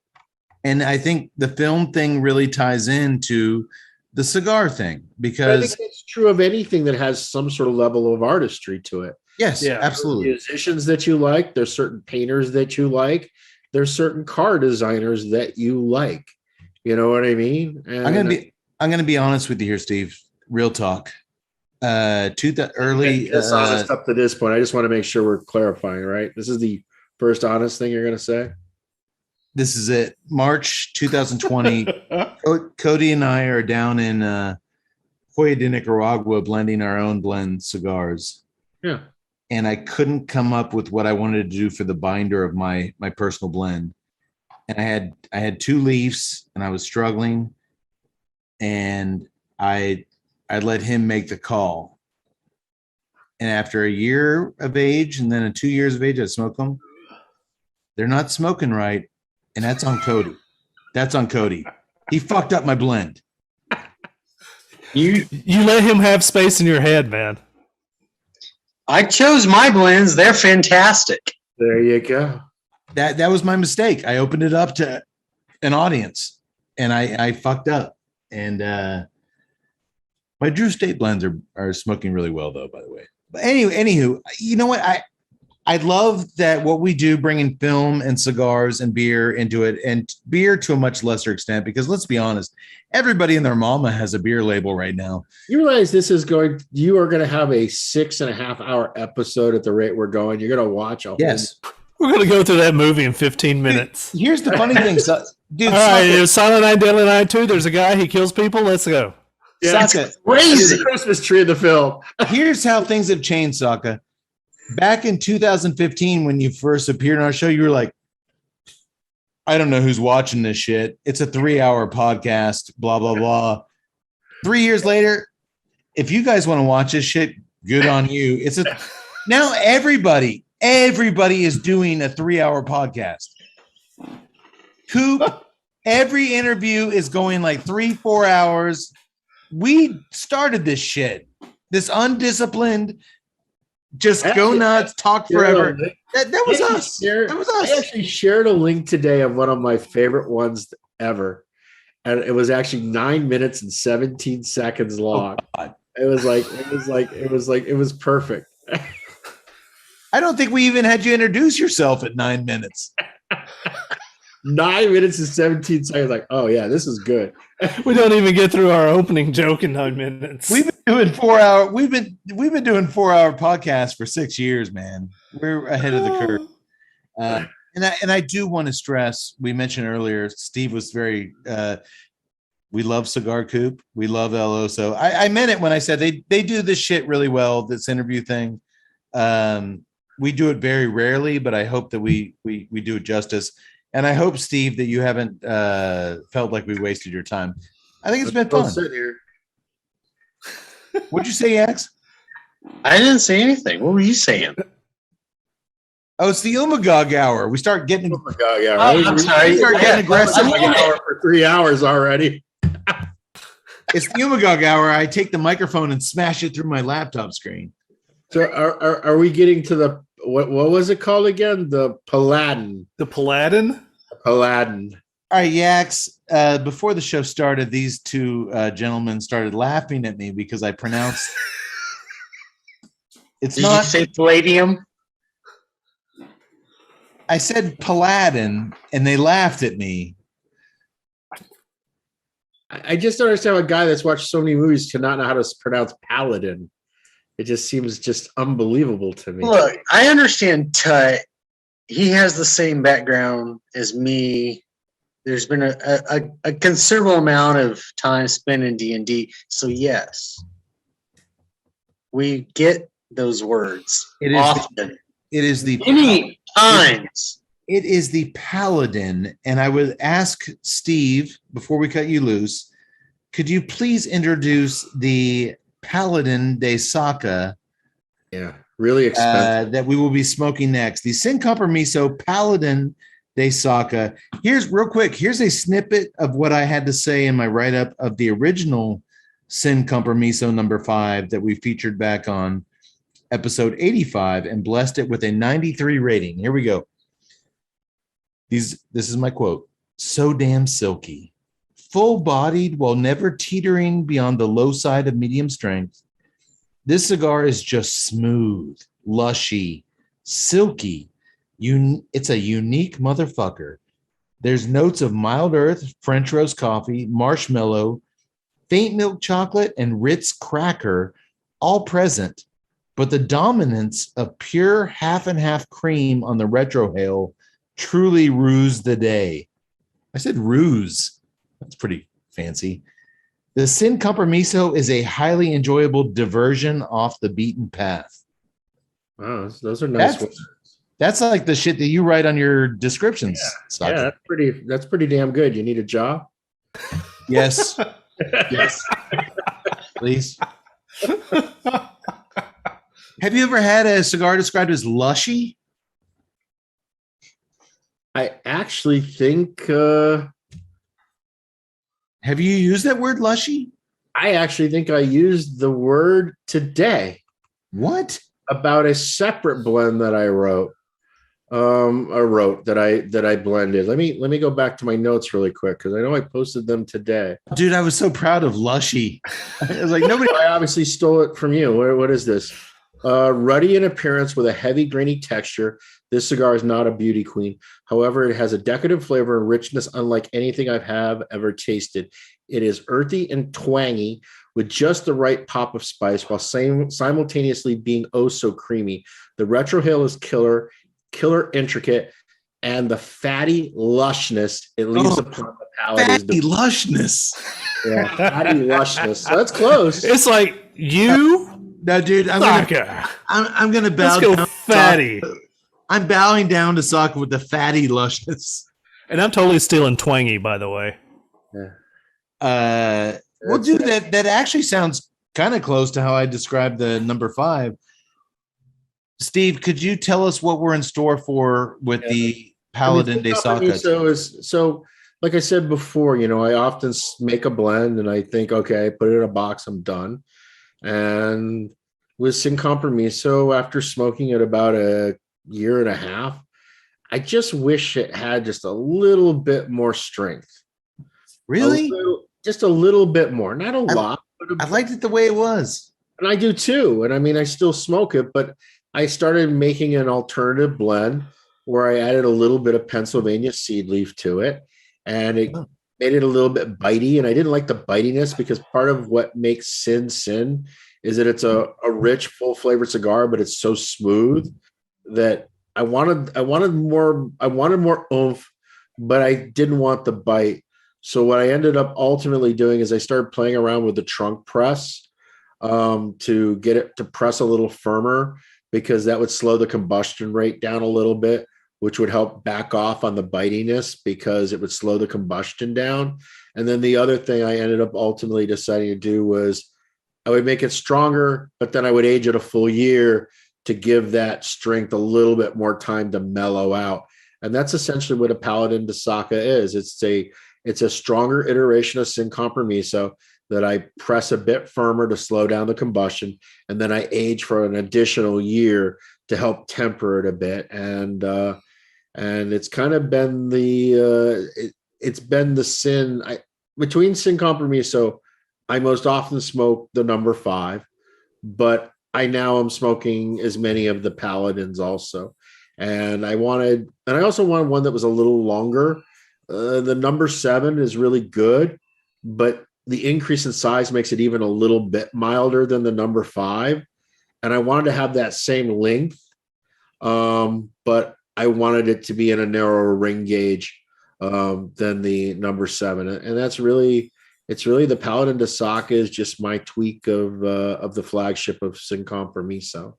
And Am I correct in that the original Sin Compromiso was a softer box press, and this is a little more tight? This is more a traditional box press. Yeah, I mean it's definitely a firmer box press. It's a bit flatter. It's more in that kind of padrone kind of shape, than the original Sin Compromisos, because the Sin Compromisos were what we would call a semi-pressado. Okay, where this is a full prensado or just a traditional prensado on the Sin Paladin de Saka. So this is what you're smoking on the daily. I don't want to say daily because it's a 7-inch, 7 by 52, but it doesn't feel like a 52 because of the press. It kind of feels more like a 49.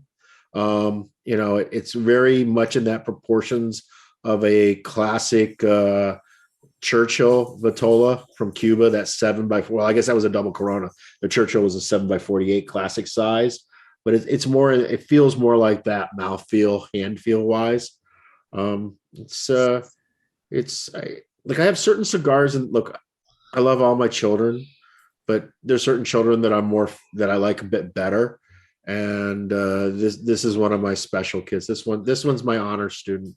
This is the best of the best of the Sin Compromisos. You had me at bumping the Sin Compromiso in strength a little bit. I like the Sin Compromiso, but yeah, if you're talking about bumping the strength up a little bit, I'm excited to try this. It's a tweak. It doesn't make it a strong cigar. No, it doesn't need to be. Just a little bit more, Yeah. But Steve, does this still institute we had talked last time about the Japanese method of trimming still the same Cultivo Tanto wrapper. It's still patently Sin Compromiso. Okay. But it's kind of like the Mi Querida Blue versus the Tricky Traca. It's a deviation of the same. Look, the Tricky Traca is more different than the regular Mi Querida Blue, I think, but I like where it ended up, but I'm not going to sell a lot of them because they're really pricey, and the price point is going to hold high. back. No, but you know what? Price point isn't high. It's just it costs a lot, so it costs. No, it costs what it costs, but ultimately the price is going to end up making it. It's not something that I'm going to sell a lot of volume of, but I'm not really concerned about that, to be honest with you. I'm not gonna make bank on this cigar, but I think it's appropriate for an addition to Sin Compromiso. I think it's something that, having smoked Sin now, because you gotta remember, I was smoking Sin. We started making Sin. The first Cultivo Tanto Pilot crop was in 2014. So I was already starting to work on Sin Compromiso in 2015. I remember you telling us about that Japanese process of trimming the lower hanging leaves so the nutrients would go up to the top. Right. I remember that on our last talk. Is the box, because I love that glossy Sin Compromiso box present. Does this get a special box, or is it it's still that kind of semi-matte finish? It's that same kind of, looks like a MacBook kind of box. But in this case, the Paladin de Saka, instead of it coming in that matte kind of British green, it comes in just a black box. And the bands, they have pewter where the white is on the traditional Sin Compromiso band. Okay. The Paladin de Sakas have a pewter What's the word I'm looking for? I'll figure it out in a minute. I'm just drawing a blank. Geez, Zam.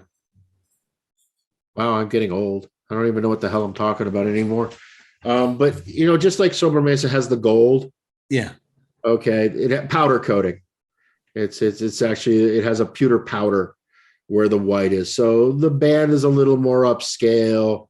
But that's a matter of just it. You can physically tell the difference when you look at the two side by side. But Saka, you can tell the difference, and that's what I love about what you do. Whether it's the brulees and the brulee blue, especially with the difference in the band. If you folks listening at home who are, just hear us talking about these cigars, what Steve did to get the Sober Mesa band, just how he liked it. I mean, you think, you send it to the print shop and they print out a band. I mean, you sent those to like some specialized printer. I mean, if you take off the band on a Sober Mesa, it is so intricate and so detailed. And it gets much more so when you get to the blue. And I think that's one of the things that a lot of people, cigar nerds, love it. Well, I don't know whether it's kind of like sometimes the things that look the most simple are actually the most intricate. So like with the Brulee band, when I originally came up with that design, it took me 3 different printers before I could finally find someone that could execute it the way it needed to be executed. Because that's a really intricate die cut in order to do that. And it's kind of the same thing with, I like things that look very simple, but the more you look at them, you start to realize the detail that's really there. I think that when you look at great luxury brands, less bling is often more bling. There's a reason why something like Cartier is Cartier and Louis Vuitton is Louis Vuitton and Tiffany is Tiffany.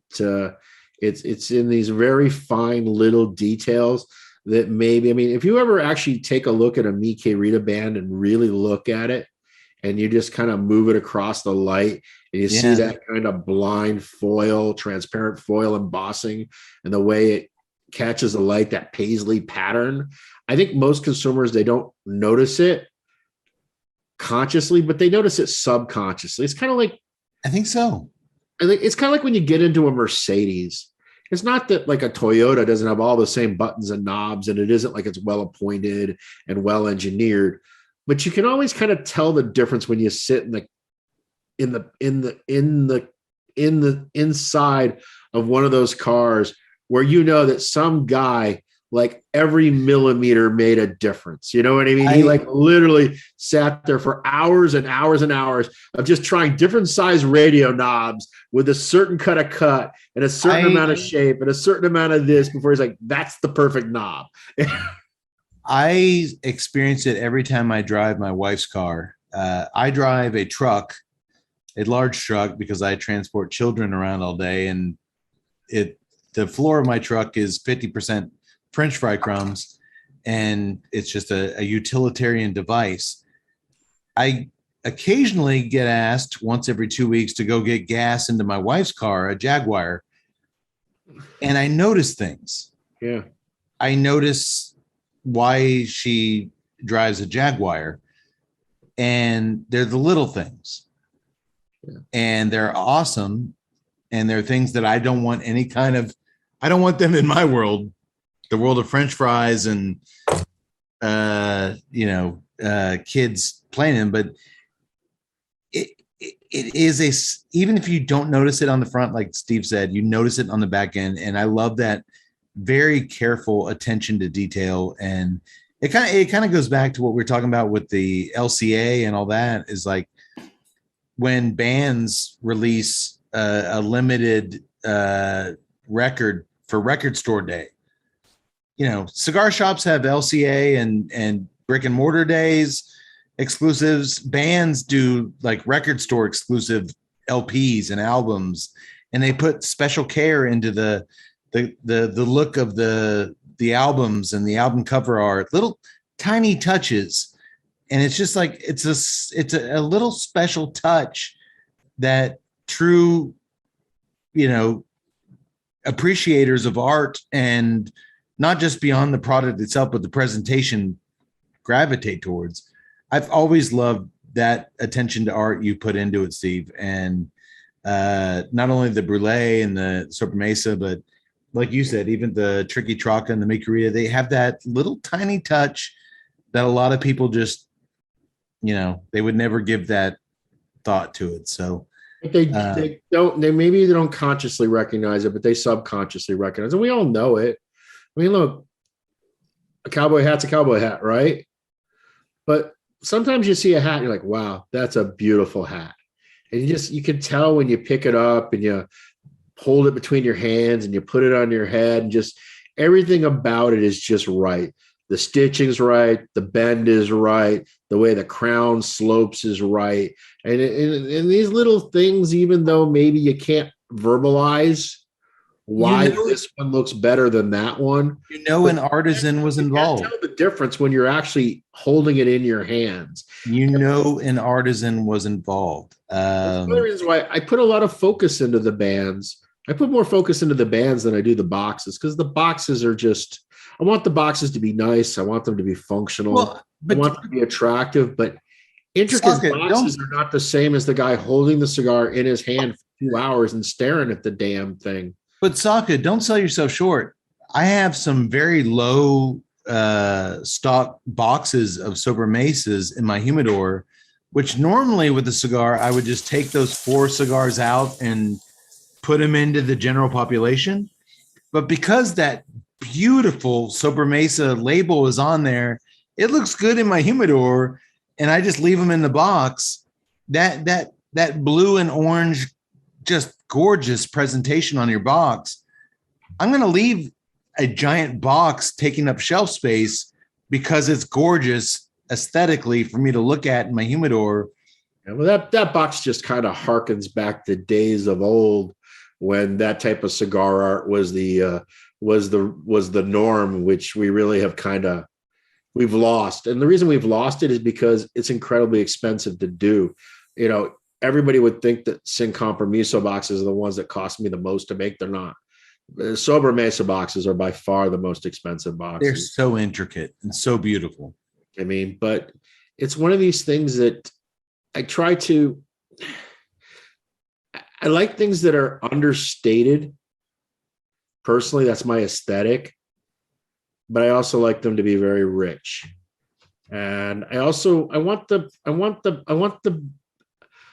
the branding of the product to mimic what the cigar is. They have to be right for one another. Just the same way as I put a relatively cheap band on Umbagog. Yeah.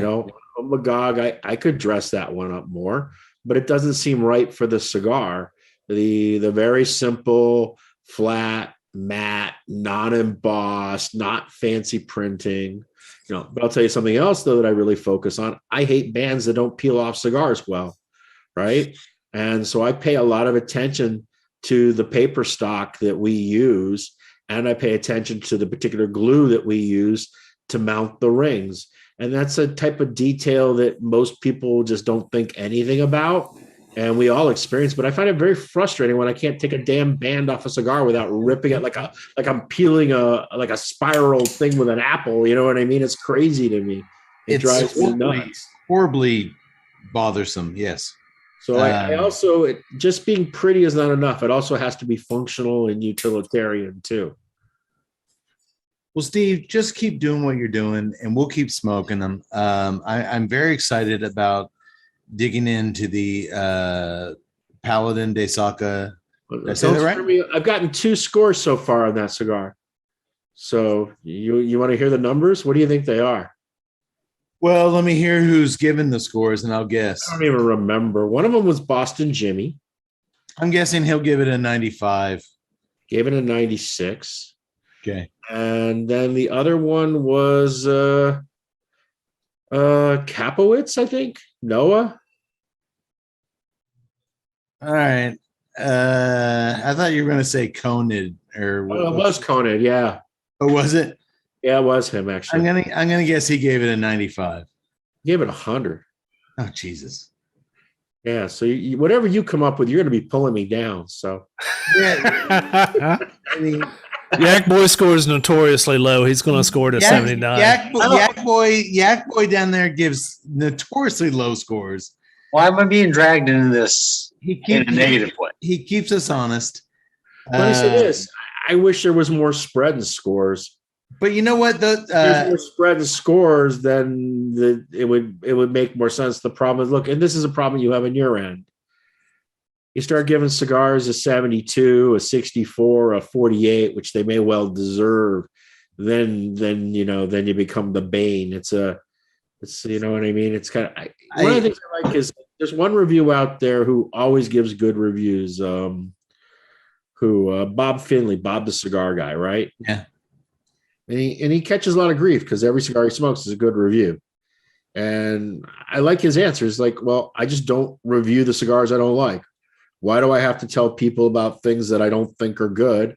I just use my time on my YouTube channel and I smoke cigars that I know are really good. And I tell people just about the good ones. And if I'm not reviewing it, then you know my opinion about it. That's fair. I'm actually a big fan of Bob's son, Steven. I think Steven's a good kid, and I think They're both great guys. They are, but I really like Steven. I think he's got a good head on the shoulders, and I think he is a good voice for cigar media. Again, I hate that fucking term. What would you like to be called? I don't know.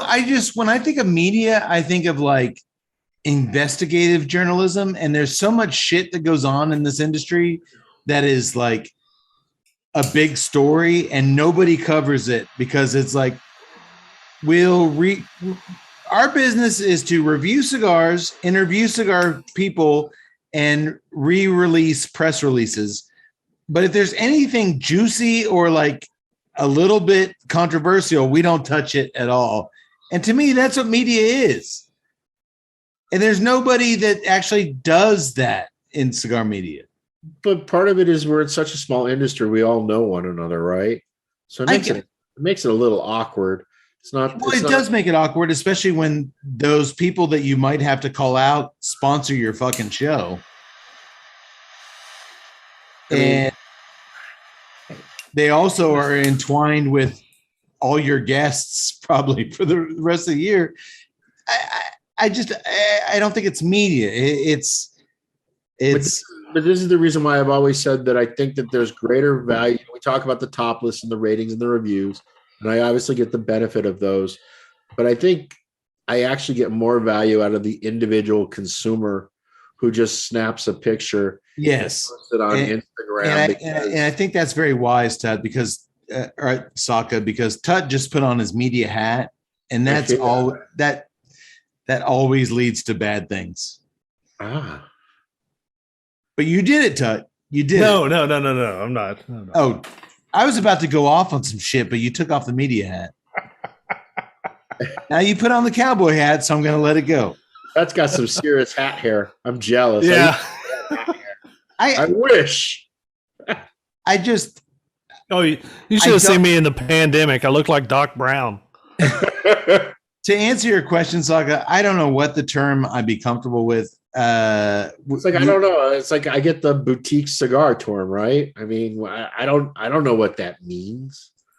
I don't understand it. We review cigars, we interview cigar people, so that I guess makes us cigar media. But when something crazy happens in this industry, there's nobody there to like dig into it and be like, I'm doing a story on this crazy shit that just happened. Nobody talks about that kind of stuff. But you know what? We're not that entity. I'm not about to take on that. Isn't that what social media does? But they do. But then they go crazy, and it just becomes a bloodthirst kind of just. I don't know the right answer. I just know that to reiterate, El Oso and Coop do it better than anybody else as far as reviews and interviews and talking to everybody. We have a very small slice of the pie. We like to talk to who we like to talk to, and we like to review cigars and have fun. I'm not going to cause trouble by saying what I think is wrong in the state of cigar media, but I do think it's odd. I guess I am going to go rant here.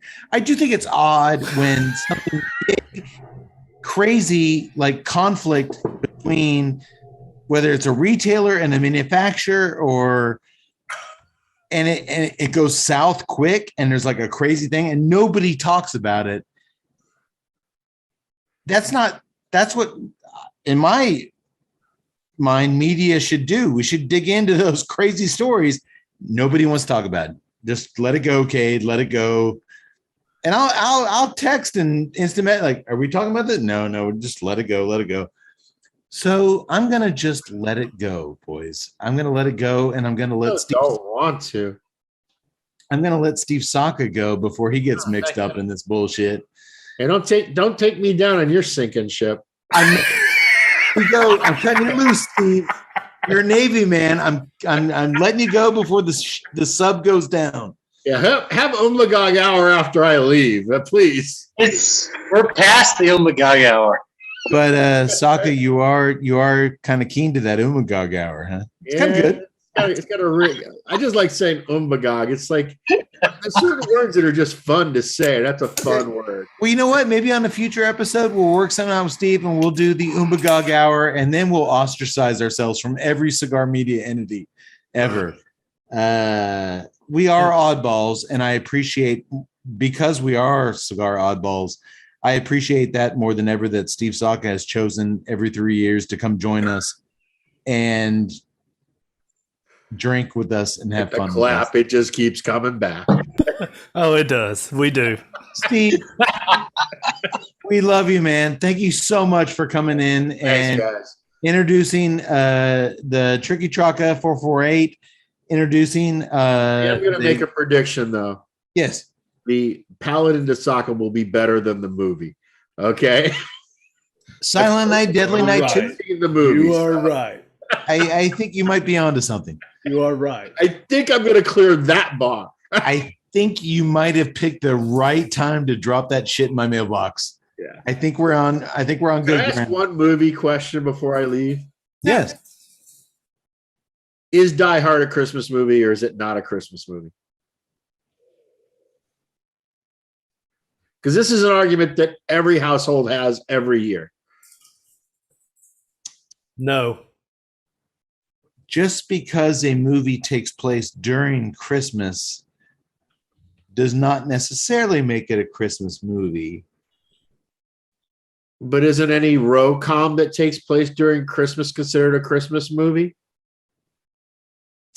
I mean, name me a rom-com that takes place in Christmas that isn't regarded as a Christmas movie. Good point. You got good points. All right. I'm going to Because does an action film preclude it from not? You know what I mean? No. It's not the action film. You know what? I'm going to end this segment by saying Die Hard is a Christmas movie. So says it Saka. So says it TNC. I haven't decided. No, I'm going to say no, because you have to talk about the spirit of Christmas. You have to talk about the Christmas feelings and the Christmas stuff. Dude, McLean writes ho ho ho on the terrorists. That's just oh god, it's such a complicated. It's such a complicated issue. Am I? So I mean, let me Am I ask allowed you this: Would am I you allowed to ever call that guy a watch Silent terrorist? Night? Would you ever watch Silent Night, Deadly Night 2 for Halloween? No, of course not. Whoa. And I think I just, by calling the terrorists in Die Hard terrorist, I think I might be canceled. Oh, I thought, if any point tonight, I thought that when I called the Liga Privada or the Liga Club members hashtagging all over the place like teenage girls I thought that was going to I get me in just want trouble. to just point out something to the audience. I did not participate in this LCA conversation. I thought I was going to get canceled for that. It's like, you know, Steve, don't you think grown men dropping hashtags is kind of teenage girlish? I do Wait, it what are you all the talking about? I time. do it all the time. I got sock a squatch hashtags all over my ass. What are we That's talking right. about? That's Yeah, called those are good cool marketing. hashtags. Good marketing. I can't.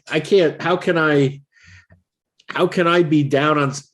You know, I remember in the old days, if somebody isn't taking money out of my pocket that isn't of my own free will, my libertarian point of view of life is if you're happy with what you're buying, you like who you're buying it from, you like the cigars you're getting, then God bless you, enjoy them. I mean, cigars are meant to be about relaxation and camaraderie for some and solace for others. And they are really weird. They are, but don't you? I don't find that whole conversation to be as controversial or as complex as everyone seems to want to make it to be.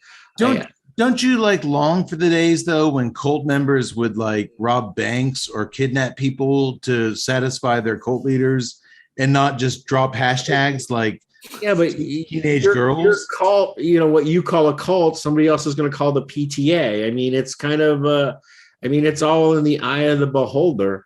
Yeah. I mean, I guess it's the same thing. It's kind of like you don't have to buy my cigars. It's not like you're forced to buy them. No, you're not. You don't have to watch that TV show. You don't have to follow that person. I mean, you're a grown-up person. You can choose what to watch, what to listen to, who to buy from, who not to buy from. I mean, if someone isn't doing it on my front lawn, then why does it matter to me? And that's kind of that's not the way I feel about that. That's the way I feel about everything. Oh no, me too. I just find grown men who constantly drop hashtags on social media posts it's kind of teenage girly. But that might just be. It's called marketing. It's called traceback. Tut, I don't want to get canceled. Let me just say a little something. The Tuesday Night Cigar Club is not prejudice against teenage girls. We love teenage girls, and we don't. Wait. Oh, no, Can you say that? No, we don't love teenage. We don't love teenage girls. Not in that way. Oh Jesus! It's also complicated, Steve. It's also complicated these days. I don't love teenage girls, and I don't love dudes who drop hashtags. Is that okay to say? Yes. Thank you, Yak Boy. It's all so. It's very, very complicated. Look, I just want to say Today's social media landscape is very complicated, but I think what we can all agree on is that Steve has been very gracious with his time. He did not compare certain cigar smokers to teenage girls, so that's off him. He's safe. He's safe. And nobody's safe. I'm safe too because that was Tut. Tut did that. Good night, guys. I'm getting out of here. Enjoy your bad movie. We'll cut that out. Thank you so much, Steve, for your time. We will enjoy the Paladin de Saka, and we really appreciate the knowledge that you dropped on us as far as everything else. God bless you. Happy New Year for Dunbarton Tobacco and Trust going into 2022. We are obviously fans, and we value you as a friend and as a contributor. Thank you so much, Steve. Love you. Merry Christmas, guys. Happy holidays. All right, boys. That was a hell of a conversation with Mr. Steve Saka. If any of the viewers are looking at that, you might understand why I'm dragging a little bit. That was only the stuff that we aired. There was still 3 more hours of stuff that went on after it. We were up till the wee hours with Mr. Saka last night. It was an education, and it was a lot of just laughs. And he's just a fun dude to talk with, man. So thank you, Steve, for carving out some time for us.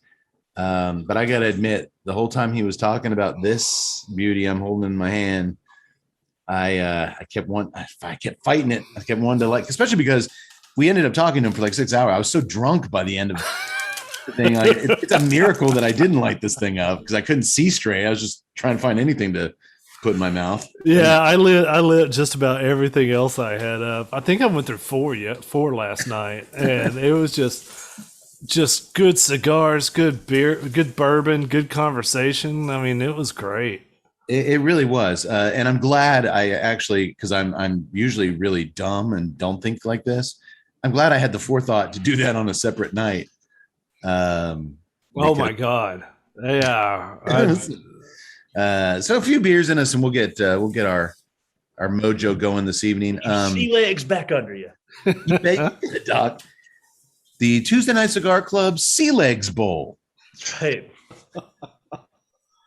Brought to you by Noah Hill. Sponsored by Long John Silver's. And taxdeal.com. It's always a tax company. Look, Steve told you all you need to know about the cigar. It is the Sin Compromiso. Here, I'm going to try to say it. Paladin de Saka. Hey, there you go. There you go. Apparently, Doctor, I've been saying the word paladin wrong all these years. I've been saying paladin, and it's paladin. And our esteemed guest gave me a lot of shit for it. But yes, this 7x50 box. As he should. It's not a word I use a lot. Yeah, I mean, it's like, dude, I'm a guest on your show. Learn the damn name of my cigar.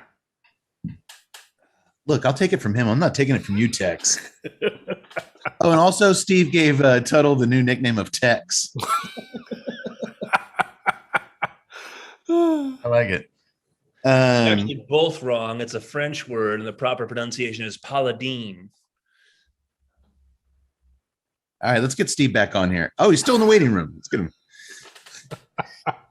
Like Steve said, it's a Mexican San Andres Negro Cultivo Tonto wrapper. What was that? That's the Japanese method where they trim the lower stuff on the plant so all the nutrients go to the higher leaves. Ecuadorian hybrid Habano binder, Nicaraguan and Pennsylvania Lajero. I believe that is new to the Paladin.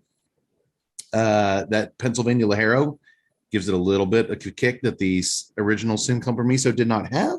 Okay. I will say price point till the end.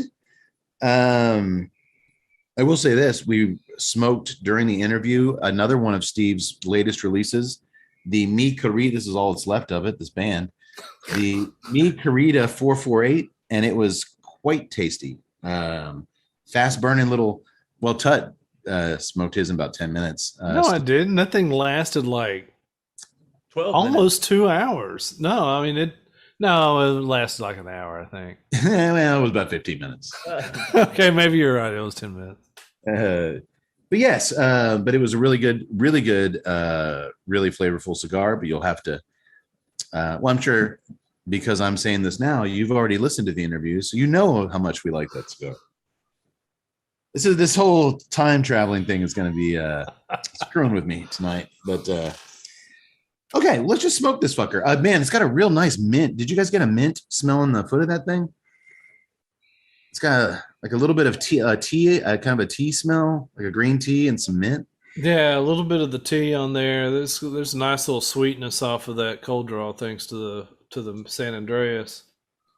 I was able to tear off that little wound up cap. I think Same. I don't think I have to cut it. I think I'm going to get No, I've got a good draw going right through at it. least to go to shot. So as we light this big, and you know what? The band is a little bit different too than the original. The original Sin Compromiso, it's green and white. This is kind of got a more silver, like an Andes mint wrapper. And I just got mint. Uh-huh. The Tuesday Night Cigar Club Andes Mint Bowl. Brought to you by TaxLayer.com. Cody, do you remember what kind of cross that is? It's not an Irish cross. It's kind of an Irish cross, though, but... The Irish Cross Bowl, brought to you by TaxLayer.com. It would be similar to that. All right. Well, as we light up, the other very important component. First of all, I'm amazed that we all have any beer left after last night. Jeez. I do because I started with bourbon, which was a mistake.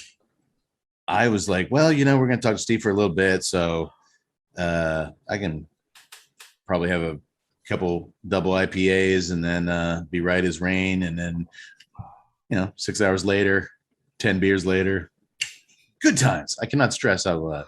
But then again, why am I telling you guys? You've already at home have already listened to the interview. You know what a good time it was. So Yaks, as we're lighting, oh man, just the smell of that smells wonderful. Let's tell the folks what we're drinking tonight, Yak Boy. Why don't you start with the doctor's beer?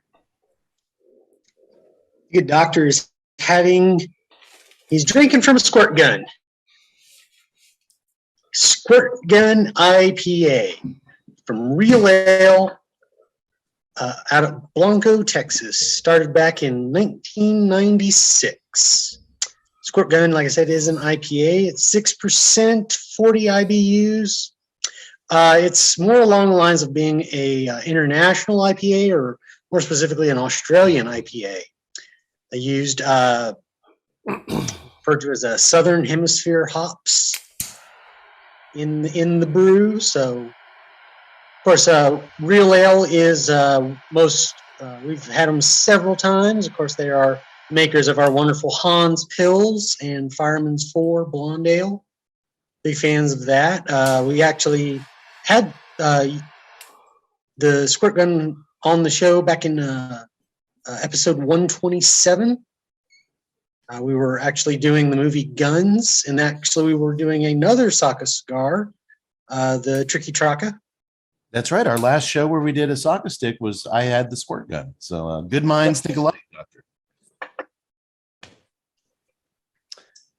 Well, I initially did some experimentation last night, and I know you guys have each tried holiday beers. I bought the Shiner Holiday Cheer. Yeah. And I tried it, and I was telling Kate about it earlier. Man, those sweet Christmas beers, when you drink a beer and you get hints of penicillin and children's cough syrup, I told Kate I made it through a glass, and I thought, all right, I had that little alcohol in the system. I was like, this will work. And then today I was like, do I really want to drink several of those while we're doing the show? And the answer to that is no. So Squirt Gun's a winner. I was not present for the Guns show. At least I don't think so. But a little bit of lemony flavor. This is a juicy IPA. But man, I like it so much so that I'm going to go grab myself another one. All right. Well done, Doctor. And of course, we do have a gun in tonight's movie. Yes. So you can check that off the box. Yaks, what are you drinking? I am drinking the Birthday Sasquatch, just as our wonderful friend Mr. Saka. He's got a wonderful thing called the Saka Squatch. It is a Sasquatch smoking a cigar. Yeah.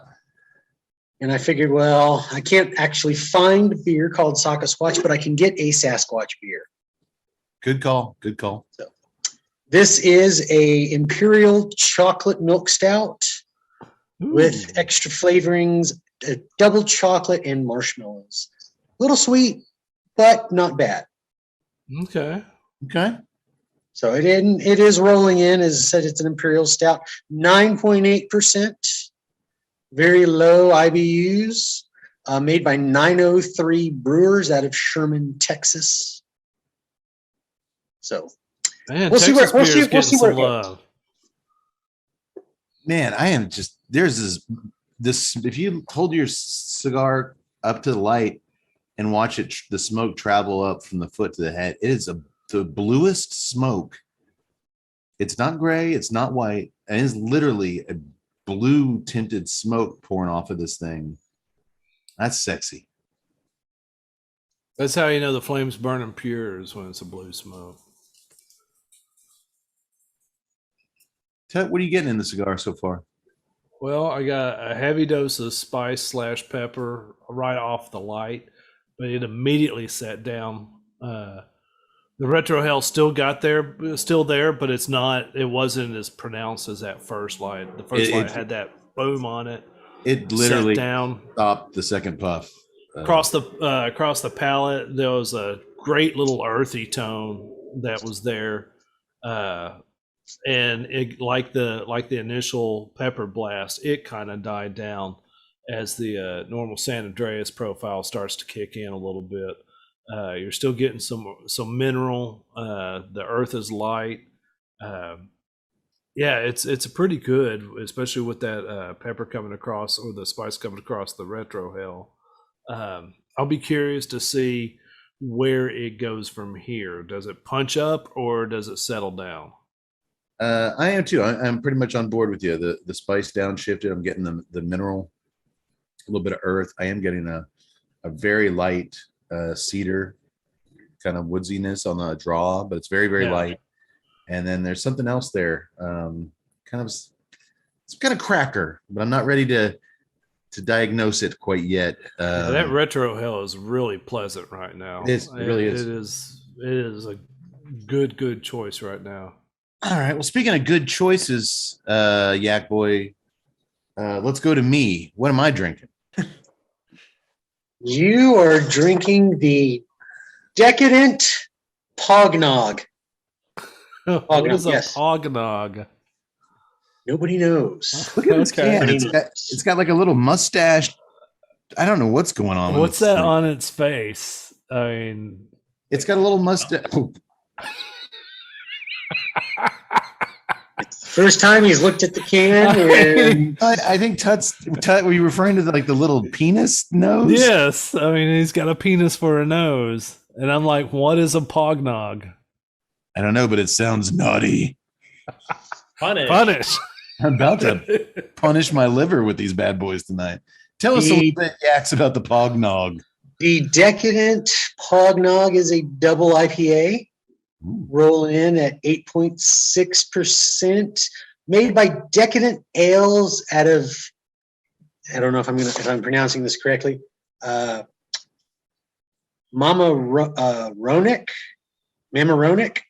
New York.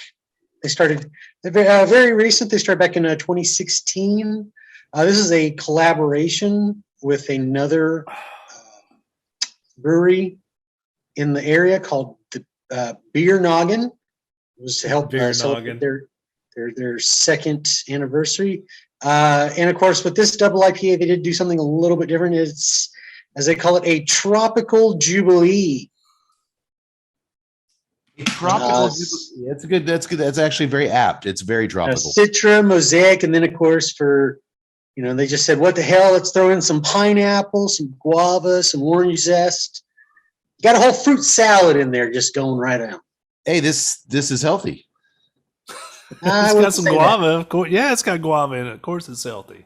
You know what? By law, we can't tell you it's healthy. It looks like a mimosa in the glass. Does it taste like a mimosa? It smells like a mimosa. It does not taste overly, considering all this shit you just said I had in it. It is not. The first few sips were a little, I had to take a step back because it was not what I was expecting. But once it settles in, I know Doctor's going to make fun of me because he saw me when I took those first few sips. And now I'm like talking nice about it. Before the show, when I was sipping, I'm like, oh God. It looks like a glass of straight up grapefruit juice. The grapefruit is not overbearing. Did you say it had some tangerine in it, Yaks? No tangerine, but did have, like I said, pineapple, guava, orange zest. And then, of course, they're using Citra and Mosaic hops, which tend to be on more of the fruitier side in terms of flavors. Hey, be nice. Comes IPA. So Well, I'm going to give the Yaks props also. Well done, Yaks. Mamaroneck, New York. One of the most beautiful golf courses in the world is their Winged Foot Golf Club, where they played the U.S. Open last year. So you pronounced it correctly. The Mama Rowan Spaghetti Bowl, brought to you by TuesdayNightCigarClub.com and TaxSlayer.com. That's two kinds of food. That's how much. Okay, the Chemtrails Bowl brought to you by Infowars.com. All right, well, that guy, look, the beer, once you get used to it, it's not bad, considering it's not great. It's not bad, but considering it's 85 degrees in December in Central Texas, it actually is hitting the spot. And I'm hoping it helps bring a little something sweet out of the cigar if it's there, but it's certainly not a complicated beer enough to mess with the cigar. So I'm going to stick with it for a while. We'll see how it goes. Now, speaking of the cigar, that's got just a nice rustic feel to it. It's really, really, and I love that matte coming off of the wrapper. It's just it's not shiny. I like it. Yeah, that spice on the through the nose seems to be kind of every 3 or 4 puffs kind of elevating and down. It's like, it's a nice little keeping you on your toes retro. And yeah. All right. Well, I should just skip Tut altogether because he flat out admitted in his group text that he didn't put any kind of thought into tonight's. Oh, I put thought into it. I put the thought of survival into it. Yak Boy, what is Tex drinking tonight? Water. Yes. He is drinking from the Last Stand Brewing. It is his last stand. It is my last stand. The Texas Forever Lager, American Light Lager. Oh, and it's light. It is. You can. I mean, it's almost the consistency of water. It looks like it tastes like water. Wimps around here. I swear to God, one hard night of drinking and they're ready to call it quits. Well, I'll tell you one thing. When the 3 of you are standing over my grave when I'm dead 5 years from now, just remember. Wait, where am I going with this? Yeah, no, don't say. Hey, that's when we pour our money together and get the Dr. Bowl. The Poughkeepsie Dr. Bowl. Presented by Real Ale Brewing. Which, by the way, for a light beer, it's not bad. It's got a little flavor to it. Not bad. It's out of the way. So your professional opinion is it has a little flavor to it. Yeah, it's got some flavor to it. Okay. I'm sure our viewers and Kate, that's why they can't get into any bowl games. Yeah, right. This is the UT education there. It goes from Sarkeesian down to Tut. Just a lack of commitment. Yeah. What do you think I'm in the shape I'm in? After a 5-hour jaunt with you guys, Sark shows up at my front door, and I'm not going to turn him down. So he was like, "Come on, kid. I ain't got nothing better to do. Got nothing coming on." And I'm like, "Don't you need to do some recruiting?" He goes, "I am, a 6-pack." And it was on. I think we all would have done the same thing. I'm not going to let Coach down. I'm going to get in the game. It's like I thought I'd be spending these couple weeks in December preparing for the Tony the Tiger Sun Bowl, but that's not going to happen. You think the coaches actually refer to those bowls by name, like when they're preparing? Like, listen, guys, to their team, like, you have worked your asses off for 18 years to get to the Fred Flintstone Fruity Pebbles Bowl. God damn it. We're going to go out there and kick some ass. Seniors who are about to play your last football game, put the pads on for the last time. What are you going to do? You going to leave it all on the field at the famous Idaho Potato Bowl? Son, we got 4 weeks to the end of the season. Now, where do you see yourself at the end of this thing? Do you see yourself playing in the LendingTree.com Bowl, or do you see yourself playing in the goddamn Texas Liberty Surprise Bowl? Brought to you by Velveeta.com. Makes no sense. And Tax Act. The Pace Picante Bowl brought to you by Pornhub.com. That's a bowl game. Put some spice in your life. See, Tut's the marketing guy. He's tying it together. The Pornhub Bowl brought to you by TaxLayer.com. All right. Well, I just got a little bit, which is what I loved about that original Sin Cup or Miso. I just got a little bit of marshmallow on the back of that retrohale. Oh, I love that in that first Compromiso we smoked and the ones I smoked after it. So keep your eye out for that. You got to stay on your toes with this cigar. Speaking of cigars, you know who makes some really good ones, Tut? I'm going to guess our friends at Drew Estate. You are absolutely correct. And Drew Estate is about to make someone a whole lot richer. During its latest freestyle live show on the company's Facebook Live page, facebook.com/Drew Estate Cigar, Drew Estate announced that it will hold a Bitcoin sweepstakes with numerous incredible prizes during upcoming freestyle live events, including a grand prize of 1 full Bitcoin for a lucky fan to be announced during the February 17th, 2022 edition of Freestyle Live. Entry into this unheralded Drew Estate Bitcoin sweepstakes is simple. During each of the company's 3 Freestyle Live events, there was one in October, November. Next one is coming up. You're still in the running, January 20th, 2022.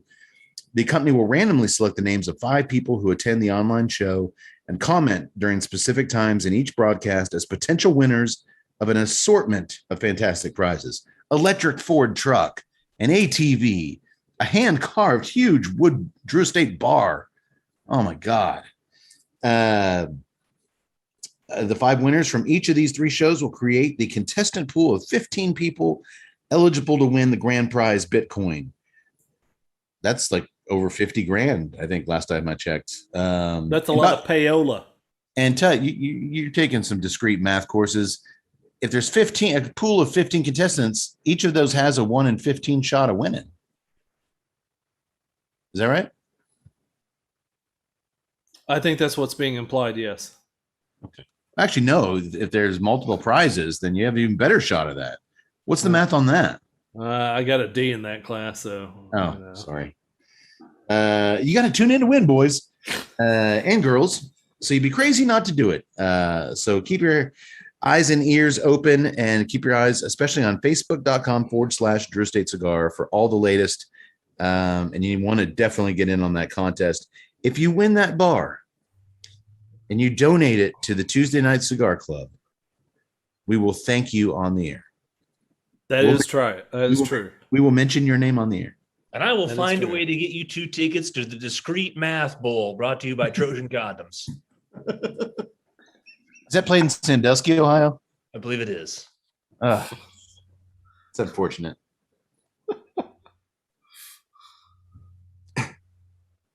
I'd also like to take a moment to talk about something very cool, like discrete math. Cigar World. Cigar World is an online site for cigar smokers. There you can get cigars, news, reviews, and a whole lot more. Also on the site is a cigar research panel called the Testing Lab. You can sign up to give your input on new cigars by taking surveys and testing cigars. Check it out at cigarworld.com/testing lab. Doctor, you cooking up some stuff over there, aren't you? I love a good laboratory. Absolutely. I know you do. Let me know next time you're hanging out at Cigar World. I'll jump in there and we can do some experimenting together. Sounds good. Sounded weird, but good. Yes, good. Tell you get the marshmallow?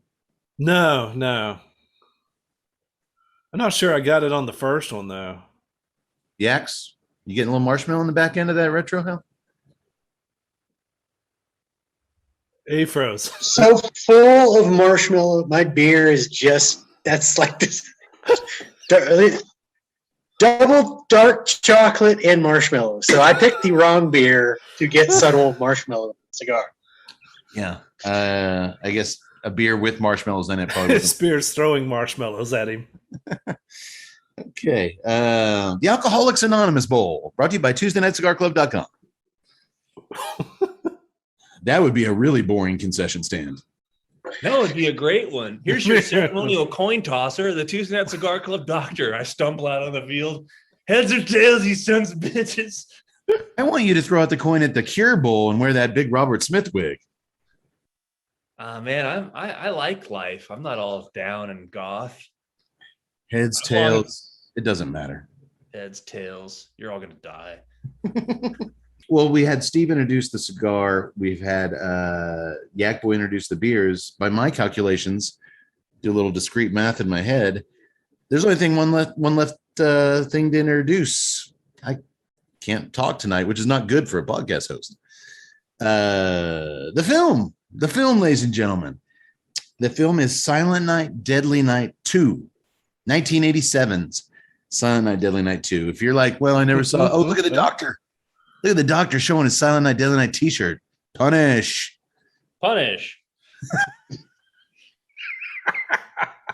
Doctor, do you have any other Silent Night goodies you want to show us? I sure do. I believe, well, let me show this one here. Bought a gift set some years back, and you should always hang your stockings by the chimney with cares. And that for Christmas, here's your official Silent Night stocking. Oh, man, naughty. And should you be possessed of a bent mind like yours truly, well, there's a scene in the movie that we'll get to, and there was an ornament featuring Linnea Quigley from first Silent Night, where she gets impaled on some antlers in a. Man, you have a happy fun time tree over there in the doctor house. That I got it right over. I had to move it out of the way so it wouldn't be bothering us here. But yeah, we got Linnea, and we've got the Excellent. the naughty stock. Did those come with like a Blu-ray or something? You know what? I think it didn't, because in addition to the T-shirt, there's also a sweater. Oh, you have a Silent Night, Deadly Night Christmas sweater.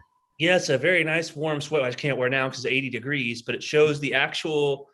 It's very well knit design of the poster art from the first Silent Night, where you see the arm with the axe coming out of the chimney.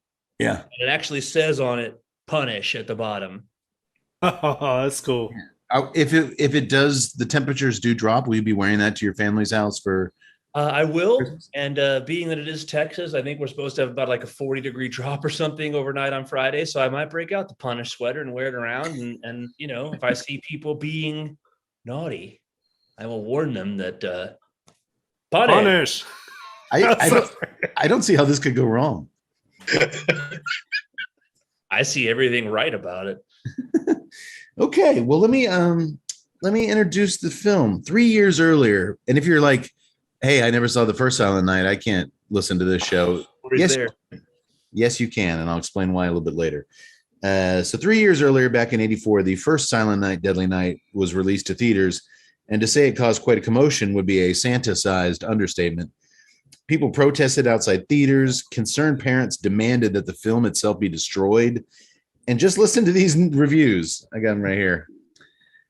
Roxanne Mueller of the Cleveland Plain Dealer said, Silent Night, Deadly Night is a sleazy, miserable, insulting piece of garbage.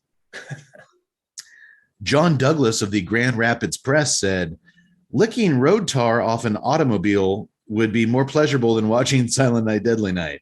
Not since Friday the 13th, the final chapter, has there been such a repulsive piece of garbage. That's 2 reviews that have called this thing actually garbage. Silent Night, Deadly Night could kill the spirit of the season for good, said Hank Gallo of the Daily News. He thought this was going to kill Christmas. Michael Wilmington of the Los Angeles Times said, it's fairly safe to predict that Silent Night, Deadly Night will start making worst movies of all time lists almost immediately.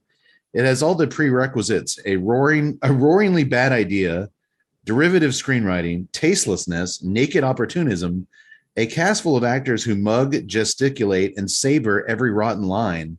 A general, quote, we're only in this for the money attitude visible in every sloppy frame. It's the kind of slasher movie that might have been conceived on the back of a cocktail napkin. So the critics weren't kind.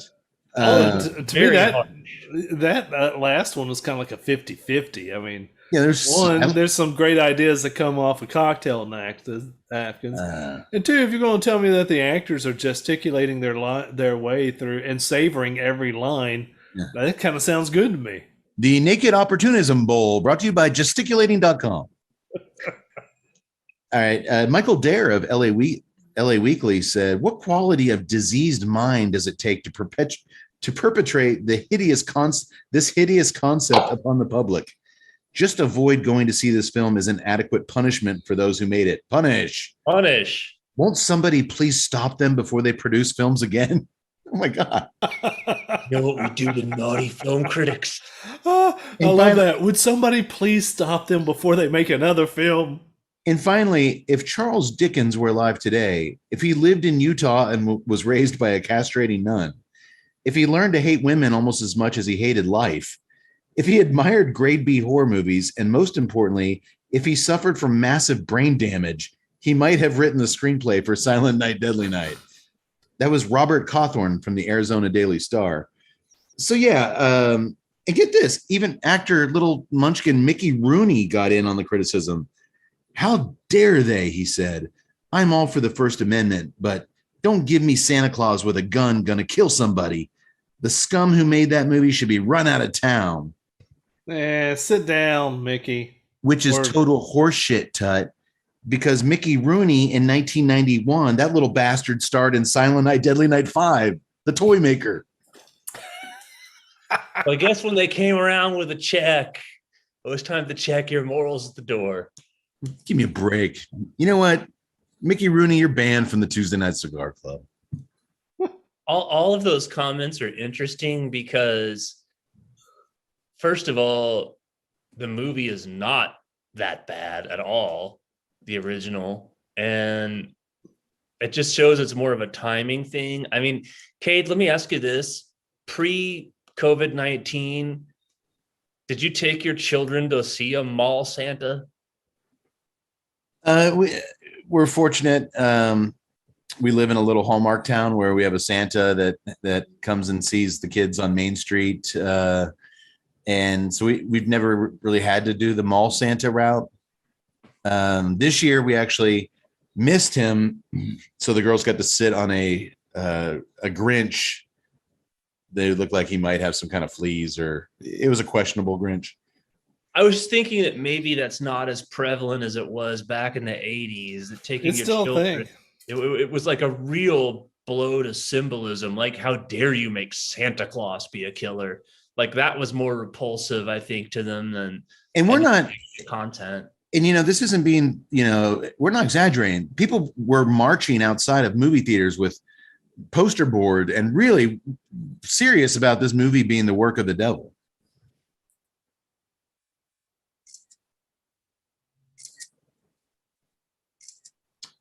Well, with that kind of uproar, aka free publicity, it was a no-brainer that a sequel was just a matter of time. Which means it must have done well. Yeah, I think budget. Most places, I believe it did get pulled. It didn't last as long, but I think it did gangbusters on home video. Yeah. I know that's where you and I first watched it together, Doctor. If I remember right, you were a little naughty that night. Punish. Man,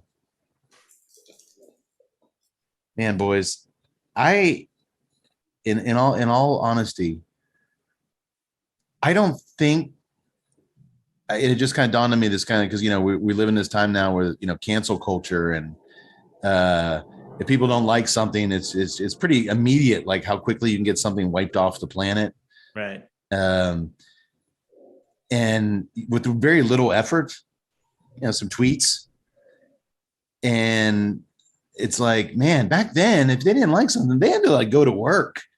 Yeah, you had to hit the streets, get the grassroots going. They had to make phone calls to other moms. They had to get poster board and wood and make sign. They had to no internet, no social media. They had to call the newspaper to make sure they were coming out there to do a story on.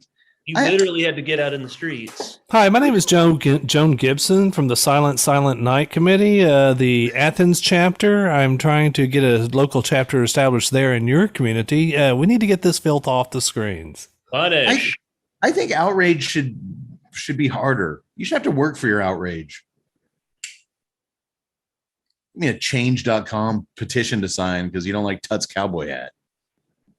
The Change.com Tuts Cowboy Hat Bowl, sponsored by. By the way, I didn't think Sokka was really going to start that change.org thing about your cowboy hat. It's got 35,000 signatures as of this morning. Well, sorry, Sokka. Cowboy hat stays. Oh, we like it, Tex. We like it. The original film told the story of orphaned siblings Billy and his baby brother Ricky, who witnessed their parents being murdered in a carjacking gone wrong by a brutal criminal dressed up as Santa Claus, and it really shook them both to their core. They spent the next 10 years plus growing up under the even more brutal Mother Superior at St. Mary's Home for Orphan Children. On his 18th birthday in the first film, the nun gets Billy a job at the local toy store And it's 2 movies in a row where we spent some time in the toy store. Although this one actually looked like a toy store.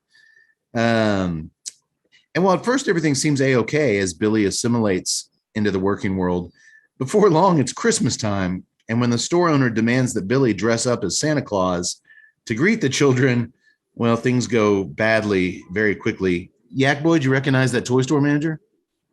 Yes, it's Reg from Great Outdoors. Guy that gets struck by lightning in the great outdoors all the time. Billy snaps from his intense PTSD and goes on a killing rampage, slaughtering anybody he deems as being naughty. Doctor, mostly horny teens and coworkers. People who Billy deems as being bad. There's some bullies.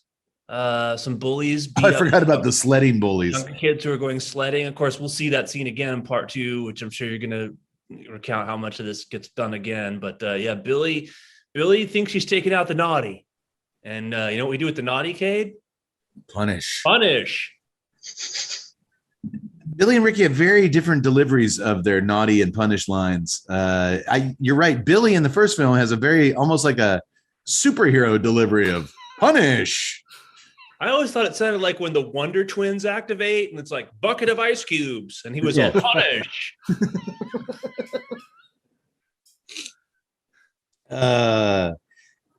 So he's killing everybody in sight before heading back to the orphanage to punish Mother Superior. But he's shot dead by police just as he's about to lop her head off with an axe. And when he falls to the floor, his axe lands at the feet of his little brother, Ricky, who looks up pissed at the heartless old windbag Mother Superior and delivers a naughty warning of his own. The film is bloody of hell, lots of classic death scenes, impalement on deer antlers, as the doctor showed us his ornament earlier. A lot of beheadings. These Santas love chopping dudes' heads off. And okay, that's the end of the movie, right? I mean, just to point that out, when Billy is killed and Ricky looks up and he's 10 years old, that's the end of Silent Night, Deadly Night, which does obviously leave you a great sequel opportunity. It does. Great way to pass the axe. And I think it was probably just a lucky accident that they ended the movie that way. But an accident. Beer's starting to kick in. Here we go. Get a little hair of the dog. Now we're going. The film is also has tons of nudity, which is awesome. And you always want that in your Christmas movies. and it's also unintentionally hilarious at times. There's this crazy catatonic grandpa who tries to warn the kids about evil Santa in the beginning of the film. And the funniest montage I've ever seen in a non-comedic film. It's well worth going back and revisiting Silent Night, Deadly Night Part 1. You should really go back if you haven't seen it. Or if you have seen it, just go back and check it out. It holds up well. But luckily, tonight's sequel shows us most of the first film in flashbacks. So you do not need to watch it to do this. I haven't seen the first one, so I actually thought you were talking about the second one. I was like, I think it. This is what's going on now. Correct me on the numbers if I'm wrong, but if you remove the end credits from Silent Night 2, the actual running time of the movie is about 82 minutes, and I think like 26 or 28 of the minutes are lifted from the first film. Yeah, we don't actually start this movie until the 45-minute mark. It's pretty much Ricky telling us about all the shit that happened in the first movie. Ricky's voiceover, and you get the scene at the beginning when we meet Ricky, where he's in jail, and then the stuff with him and the doctor is new, but that's kind of like cut in between the flashback stuff. Yeah, and I'll do my best to kind of describe what's happening here. I will say this, man, that mineral and spice on that retro with that little touch of marshmallow. Obviously, Yak Boy has marshmallow in his beer. He's not gonna get that. Delicious. Are you not getting anything on the back end of that retro, Tut? Marshmallow, no. I am getting a little something different that I'm drawing a blank. Mainly the draw across the palate for me is mainly mineral at this point. It's heavy into that mineral taste. I am getting a lot of nice mineral. I'm still getting that bright cedar. I'll steal a term out of your vernacular there, Tut. And then I am getting it's a cracker. It's like a Ritz cracker, which I also got on that original Sin Company. So okay. I will come back to it. Does all that sound pretty copacetic with you, Yax? If that cracker is dipped in chocolate and marshmallow, then yes, it's completely fine. And I will say that I do get the intent of punching up a little bit. It's not a heavy cigar or a hard cigar, but there is a bit more fullness of it than the one that we smoked last year. I agree, and I really like that cigar, and I've gone back to that cigar. So so far, I'm actually preferring that original profile. But man, I'm actually on the opposite end of it. I'm kind of preferring this one. Okay, well, I'm not even a third into this, so it's smoking slow, and I'm talking a lot. The screenplay for part 2 was written by Lee Harry and Joseph H. Earl, and it was directed by Lee Harry as well.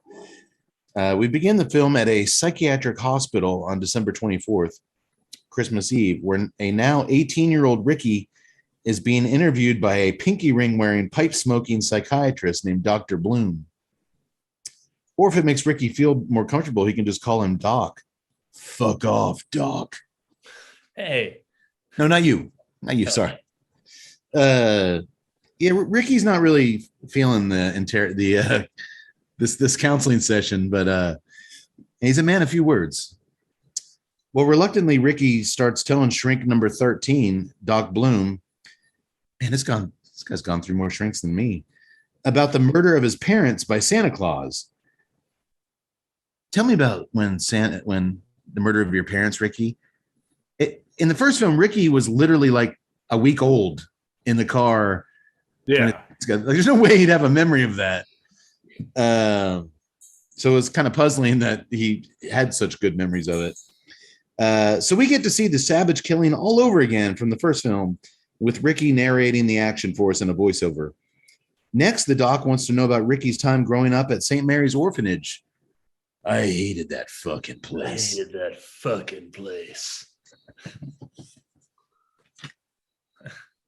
I mean, it's clear how he feels about things.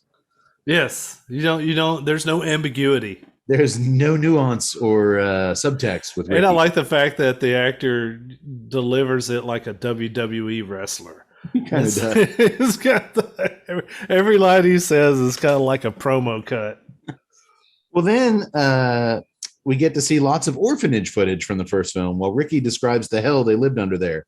You see, Mother Superior was quite fond of taking a belt to their little asses when they needed to be punished, especially Billy when he was having a hard time, understandably, around the holidays. These dudes do not like the holidays, which I guess understandably, when Santa Claus kills your whole family, it makes sense. And let's be I don't want to be too descriptive, but let's be real. That is a brutal kill scene of his mom and dad. Oh yeah, on the deal. I mean, it's a rough, intense little scene. Shoots dad in the face as he's trying to get away in the station wagon, then rips mom out of the car, rips open her blouse, and just starts punching her in the face. Yeah, it's hard to watch. I can understand why they have a problem with Santa Claus. Yes, he ain't jolly old Saint Nick to these two boys. And the whole time that the evil Santa is doing that, Billy has run off and hiding in the woods, watching it all happen, and little baby Ricky is right there in the car screaming the whole time. It's a really brutal scene. Yeah. You know what? Maybe we should get some poster board and hit the streets. I think I should join these ladies. Wait, that was 30 some years ago. Yeah, just like the TNCC. Yeah. 30 years too late. We're down with the cause, but it takes us a while to get mobilized. I started calling because they had on the DVD, they have like quotes from the newspapers of the concerned mothers who would now be like what concerned grandmas probably I'm gonna start cold calling them. Hey, I know I'm a little late to the party, but I was watching I know you were really against on that. What can I do to help? What can we do here? You can count on me, Sandra Day. Punish. This cruel bitch is so mean, Mother Superior. She even tries to forcibly make an 8-year-old Billy sit on Santa's lap at the orphanage. So of course that makes him freak out, and he actually turns around and socks Santa right in the jaw. Roundhouse just knocks Santa out. The dude goes reeling. Oh man, that was awesome. Now, in case you're wondering what's up with those flashbacks, in the first half of the film, we see far more footage from the first film than new footage, for Pete's sake. The original did this too. Billy was constantly flashing back to events that happened like 5 minutes ago or earlier in the film. I've never seen a movie like it. Like you would just revisit scenes from 10 minutes earlier over and over again. And the sequels, which I'll talk about later, they often take on the same technique. So at least they're consistent with the approach. Ricky and the doc then jump ahead to Billy's eventual snap into homicidal maniac mode on Christmas Eve, 1984. So we get to see all of the older brothers' killings, from hammers to the head to strangling dudes with Christmas lights. He even kills a poor old toy store worker with a bow and arrow. What was more impressive here, the death by antlers effect, which they don't do justice in the flashback in the scene. You got to go back and watch part 1 to see him really shove Linnea Quigley through the deer antlers. I didn't know if that scene, Doctor, what was more impressive, the effect that they pulled off with her, or how many velvet paintings that she had up in her house. That was pretty nice. That was an interesting, like, old split level house. They had like the basement where they're making out on the pool table. Did you recognize the dude she's making out with? I was too consumed by those velvet painting. It was like she went, those little like those little trucks outside 7-Eleven that sell those things. It's like, I'll take all of them. I like the little shorty shorts she put on when she been over that bar. I was just like, Linnea Quigley was a good looking woman, especially that's right around the Return of the Living Dead time too. Who was the guy? Actor named Leo Jeter, who played one of the bullies in Footloose, but you will recognize as playing radio shock jock Barry Sims from Halloween 6. Oh, shit. He got a little mustache on, but basically the same hair. Oh, great call, Doc. Man. And the toy store worker that gets shot with a bow and arrow was the nurse from Halloween 4. Yes. Which is so that really shows that some people did get some kind of a career out of this, because I think many of them might have been blackballed for participation. Would you say they were punished? You know what happens to naughty actors? Punish. Well, Billy is dead set on punishing all of the naughty folks in town, even some punk teenagers who steal a sled. Although these guys are clearly like in their late 20s, they're just walking around drunk in the snow, and they find some teenagers sled riding, and they're like, our sleds now. That's TNCC style. Yeah, it is. I think Cody and I did that about 20 years ago. And as they ride down the hill, Billy just chops their head right off. That's a nice. But Ricky explains it wasn't Billy's fault. It was that bitch Mother Superior. She made him do it. And he's not entirely wrong, is he? No. When Doc Bloom asks why Billy killed innocent people too, as well as the naughty ones, Ricky explains they were all naughty, very naughty. Punish. This is not a. I wouldn't hate being in this family. So 45 minutes in, after we've seen Billy die in a hail of bullets with his last dying breath, he tells the orphan kids that they're safe now because Santa Claus is dead. We finally get to learn what Ricky's been up to since that day. No surprise, St. Mary's Home for Orphan Children closed down immediately after that bloodbath. Shocker. Yeah, didn't see that coming. The St. Mary's Orphanage Bowl, brought to you by TaxAct.com.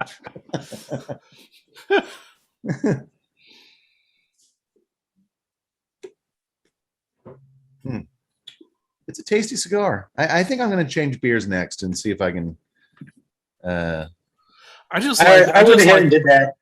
Oh, Did did you? you? It's not that the beer was bad per se. It just was killing everything. Yeah, yeah. Well, this is a pretty special cigar. I'm glad you made an audible, Yaks. This was not one to stick and drink your mistakes on. I I'm like now that. detecting notes of tobacco. Hey, that's progress. Progress. I like that light spice to that retro hell. This is one of the best retro hell cigars I've had in a while. It's not too powerful, but it's got that nice spice profile that's right there on the top of the nose. I really like and appreciate that. Spice, mineral, toasted marshmallow on the nose, bright cedar. Which, hey, Sokka validated your bright leather. He said he liked that adjective. Good job, Tex. Hell yeah. With that mineral on the draw as well. Yeah, this is nice. This is very nice. Well, it turns out that the kindly Sister Margaret was able to find a home for 12-year-old Ricky. Oh, I'm sorry. There was I just remembered the note that I was getting. There is a bright dark roast. A what? What? It's a dark. It's like a French roast, except it's a very light French roast that's going on in there, and I'm digging. Oh, it. light. I thought you said bright. I did, and I saw your face, and so It's gonna I be his new changed thing. it. It's gonna be Tut's new thing. I was like- Hey, I Sokka said it was cool, so I'm going to just throw bright in front of everything. Instead of sweet raisins, it's gonna be bright, bright raisins. Bright These are raisins. bright raisins in here. Damn you, Sokka. You created a monster. Dr. Sokka Stein created a bright, Bright. not so bright monster. What kind of note is that, Tuttle? Bright. Bright, punish, The adjectives. the 2021 Punishment Bowl. Brought to you by RamenNoodles.com. Why not? Well, Sister Margaret finds Ricky at the home where he won't have to worry at all about Christmas celebrations. He goes to live with the Rosenberg family. They didn't want anything to do with Christmas. Which is actually like, in terms of the narrative, it's actually like a good introduction that he lives with a Jewish family. I just wonder, like, in today's day and age, 35 years later, would that be considered a racist slight?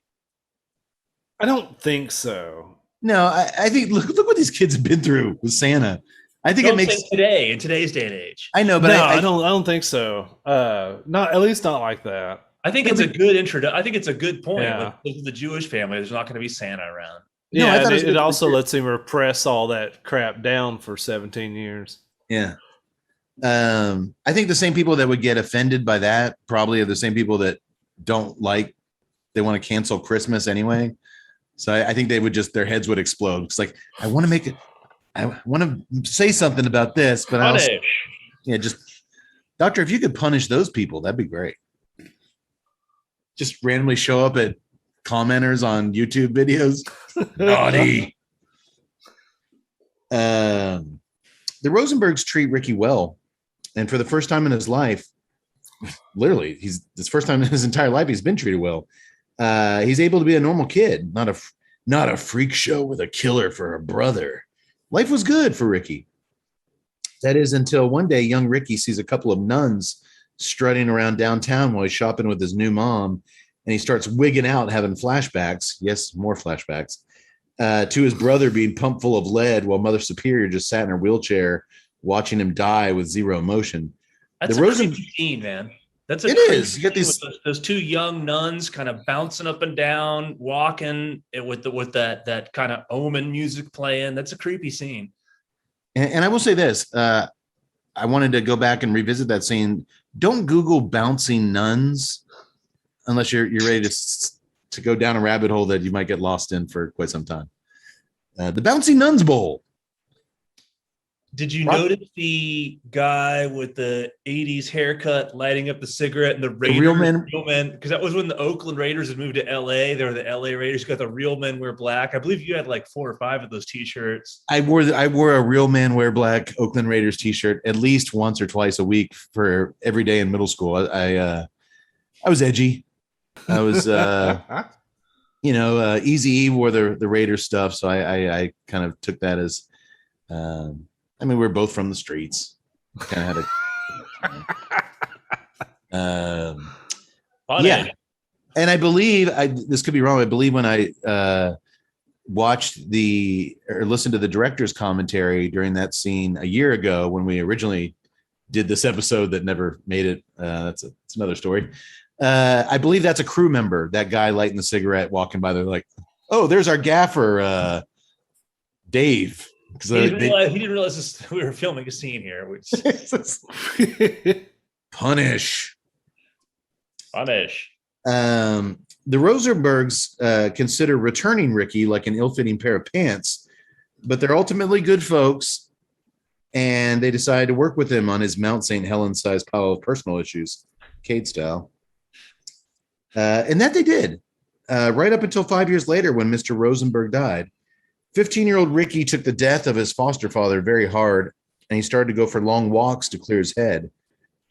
Or to be more specific, an actor who in actuality was 3 years older than Eric Freeman, who plays current-day Ricky, but plays young Ricky and looks nothing like him. That guy started going for long walks. So apparently, just to clarify that, right? Eric Freeman that plays the muscle-bound Ricky, who's telling us all these stories. He's 21. Yeah, this guy was 24. The guy that plays him, he's supposed to be 15. He's actually 24. That guy, that skinnier, shorter guy, was actually 3 years older than Eric. Yes, and looked nothing like.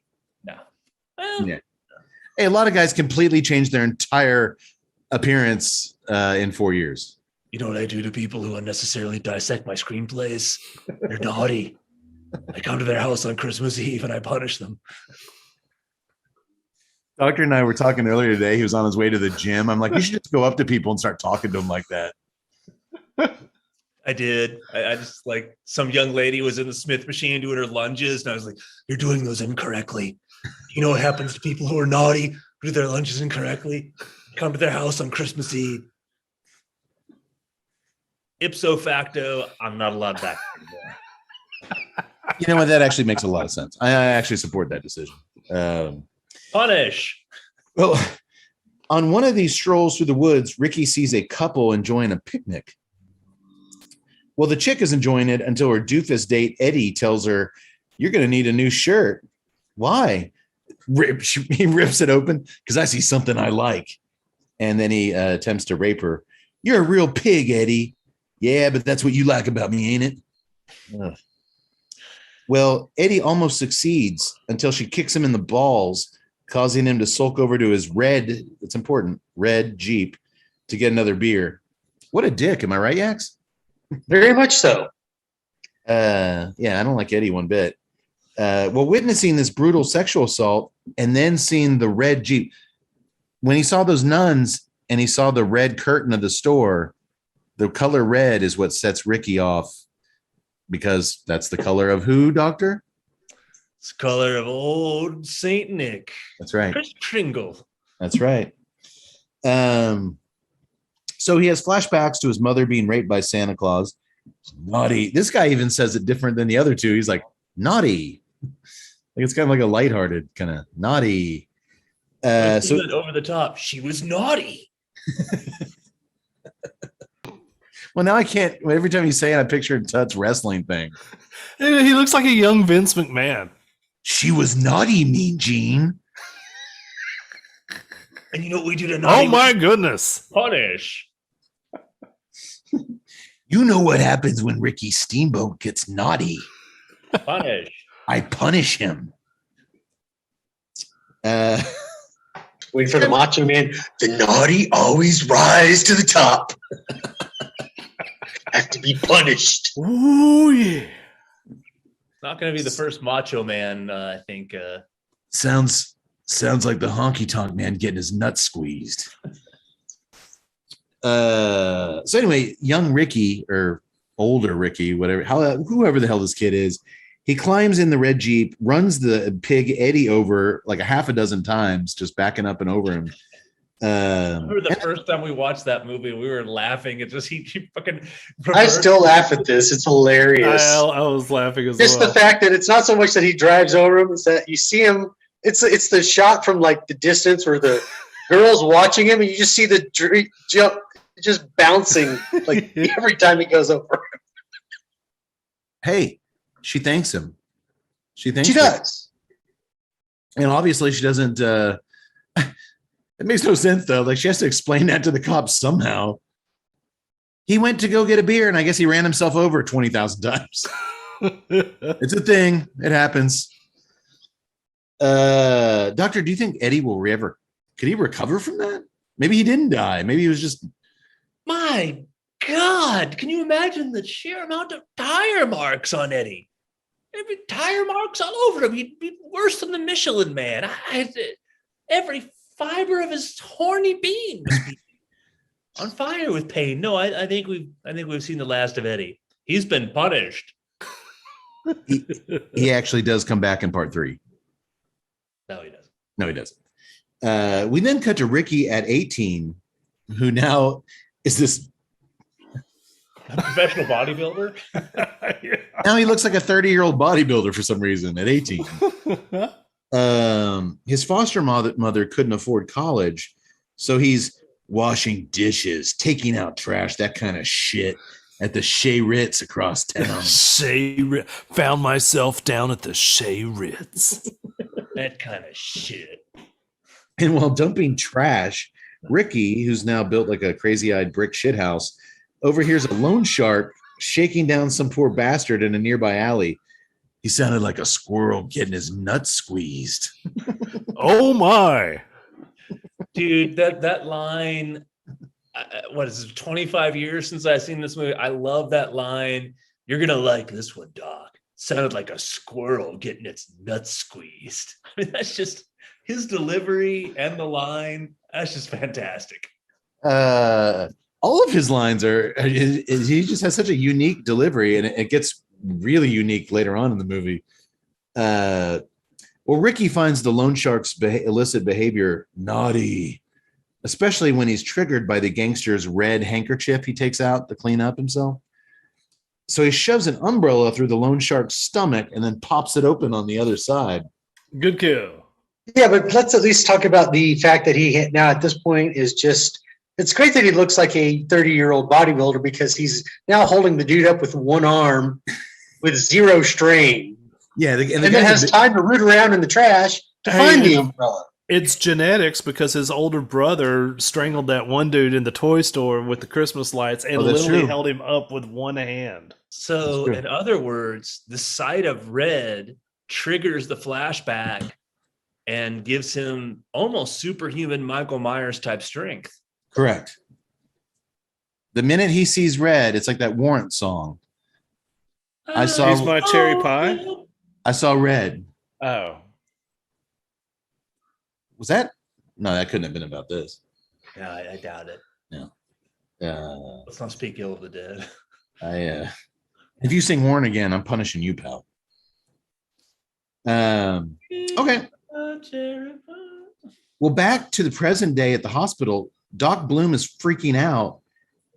Ricky has never revealed those killings to anybody before. So it's like, this is new shit. He killed the guy at the Jeep and then he killed the loan shark. He's taking notes like crazy. And as the doctor wipes nervous sweat from his brow, he mutters, well, the parole board's going to hear this. They're going to hear my recommendations, never let you out of here. That seems like a dumb move. Especially not very smart. He is allowed to walk around freely in the room smoking cigarettes the whole time. An orderly tried to stay in there with him because he knows he's dangerous. And Doc Bloom was a total dick to him. I said, get out of here. I think that's a head game. He's trying to make Ricky think I'm your friend. You know, I'm the cool psychiatrist. But Ricky has more stories to tell, and he's not cutting Doc Bloom loose quite yet. The trembling shrink asks Ricky, tell me about Jennifer. Eat shit, Doc. But when the doc hands Ricky an autographed 8x10 black and white headshot of Jennifer, he suddenly softens. Dude, I've said it before. I hate in movies where they have to have a picture of one of the actors or actresses and they just use their fucking headshot. And I think she had it signed. Yes. It actually said to Ricky. I think so, but it was clear. It was clearly her professional headshot from like 1986. She just found one that she hadn't. I mean, did you guys get 8x10 black and white headshots as your high school photos? Of course, I always carried them in the back of my truck. You never know when you're going to need a good headshot. That's West Texas for you. Jennifer was the only thing Ricky ever cared about. East Texas, sorry. That is very West Texas of him. It seems a West Texas. He loved her. Man, he loved Jennifer. And she's a real knockout. She's played by Elizabeth Catan, who genre fans will certainly recognize as Robin from Friday the 13th, Part 7. And TNCC fans will remember from Petticoat Planet, a.k.a. High Noon on Makeout Planet. Oh, yeah. He was the mayor of Puckerbush Gulch. How can one forget the mayor of There- And she was in South Beach Academy with Corey Feldman. Did you guys do a show on that? Yes. Okay. High Noon. Academy. High Noon on Micah. Oh, so, yes, we did. I think you were there, dog. I can't remember which ones I was. Punish. Memory cells. that's accurate. That's accurate. Yes. So this is our third movie in 151 movies to feature Elizabeth Catan. 0 with Meryl Streep. Elizabeth Catan 3, Meryl Streep 0. I think that's a good ratio. Making That's some a good kind of ratio. point. Show me another podcast that's this Elizabeth Catan heavy, and I'd be surprised. Wonder what she's doing nowadays.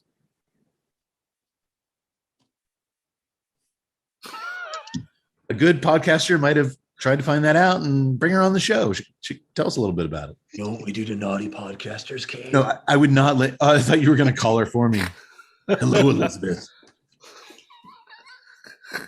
At their house on Christmas Eve. Punish you. Well, it's not long after Jennifer accidentally runs Ricky over on his motorcycle that they're making sweet love as boyfriend and girlfriend. Tut, anything like that ever happened to you in your motorcycle ride days where a chick would back into you in her car and next thing you know, you're just going at it? No. Usually lawyers are involved. There's a cop or two. It's an ordeal. The 1-800-Injuries Bowl.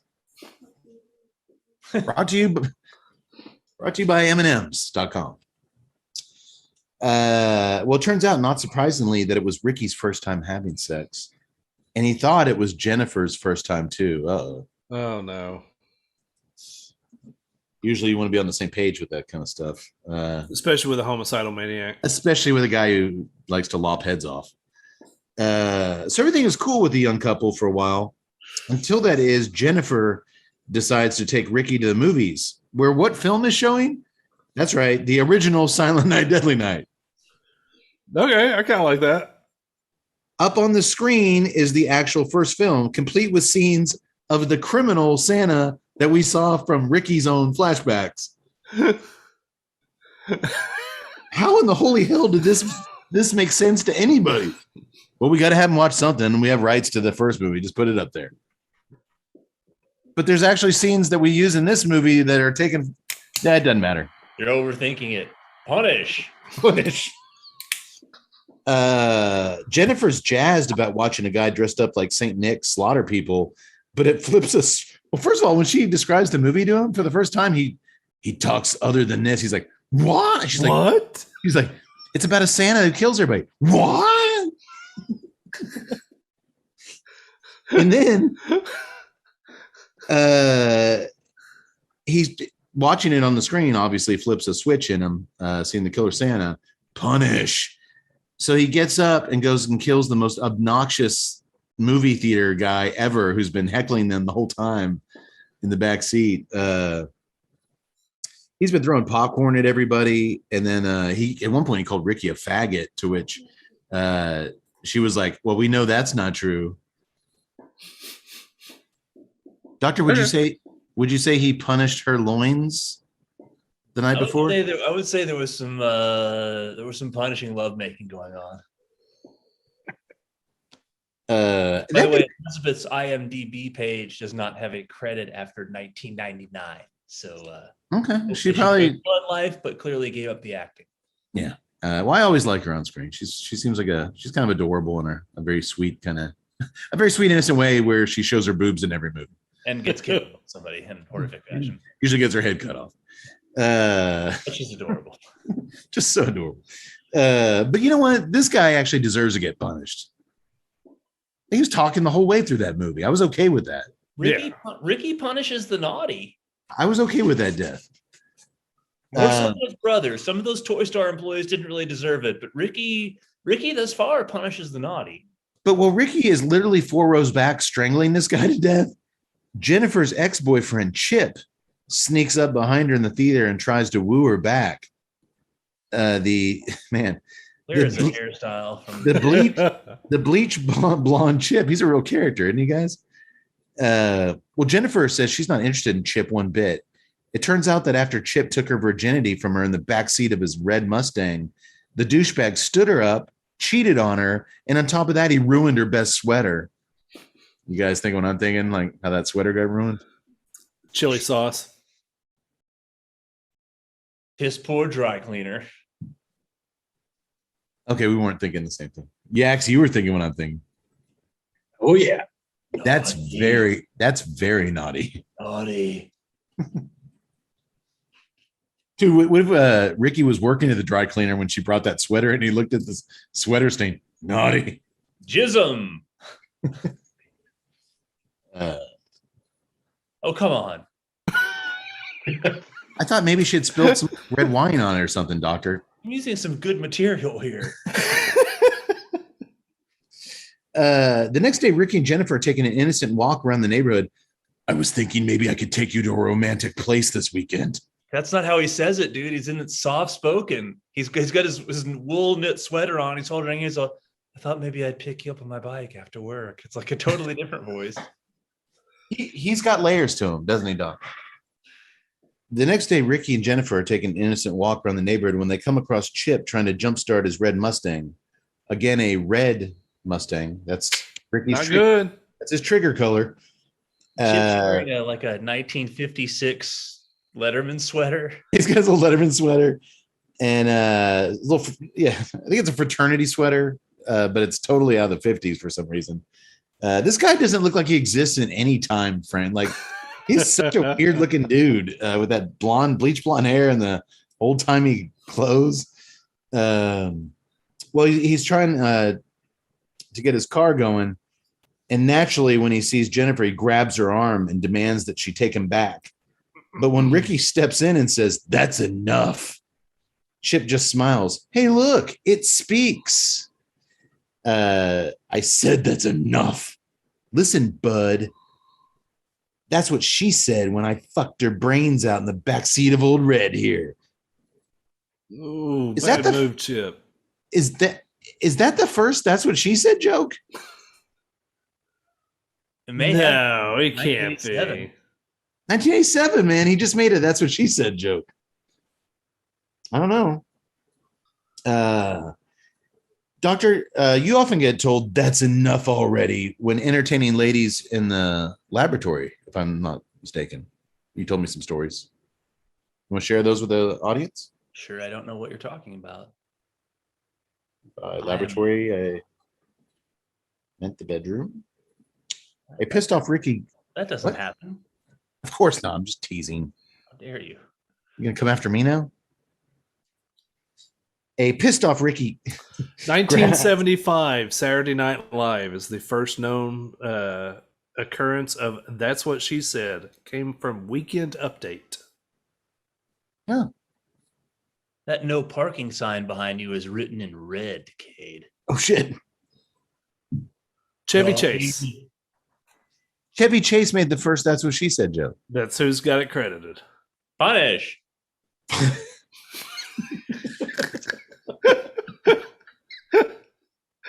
Yes, Doctor, speaking of punishing, a pissed off Ricky grabs Chip by his smarmy little naughty neck and jams the jumper cables down his throat.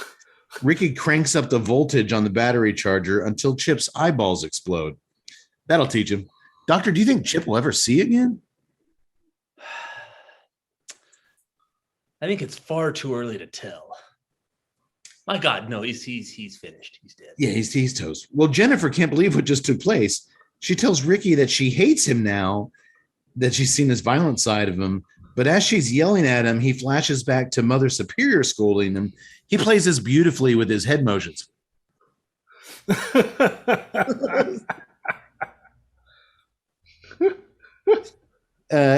a young actor, still learning. But with every word out of her mouth, he's just like this whiplashed. Oh God, how could you like look at that in the editing room and be like, "This is good. We can use this." Oh, it's so bad. And I've cut this guy a lot of breaks, but that should, that should never end up in your movie. It's unintentionally hysterical. When he stands up and says, "Punish," Jennifer gulps. Uh-oh. To me, that had me rolling. Just that her. Oh no! Just Dude, she knows.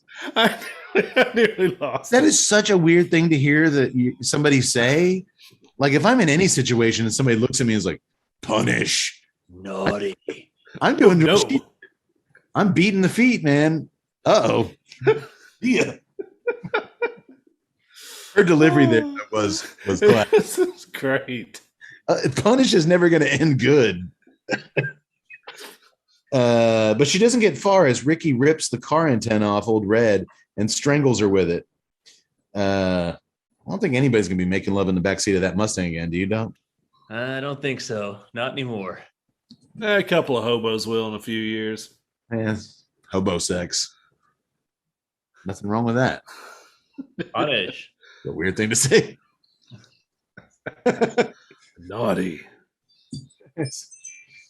A doofus cop shows up on the scene, and for some reason, he gets inches away from Ricky rather than demanding that Ricky lay on the ground. It's like right up to his face. So close, in fact, Ricky can just reach up, turn the cop's gun around, and put a bullet in the guy's forehead. That's just poor training, right, Yax?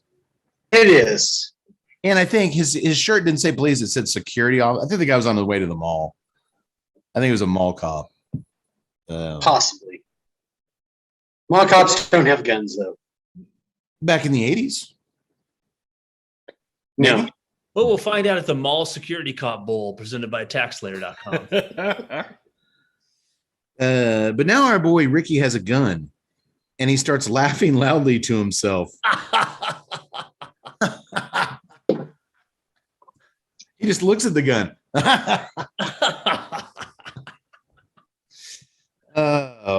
The music turns super menacing as Ricky begins slowly walking down the middle of the street, gun first.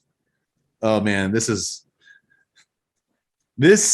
when shit goes off the rails in a beautiful way. Some poor beer drinking son of a bitch in a Dallas Cowboys jersey steps out on his front porch to see what all the commotion is. Hey, what the hell's going on out here?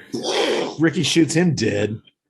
Hey, he was a Cowboys fan. I'll write that off as a mercy killing.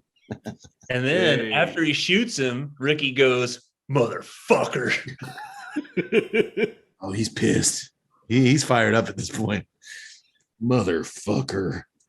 Then some sorry sack of shit decides to take his trash out to the curb. Garbage day. Garbage day. I believe that's now a famous YouTube clip. That has become the catchphrase of this film. Like you'll see Silent Night, Deadly Night 2, t-shirts that just say garbage day. Like Garbage day.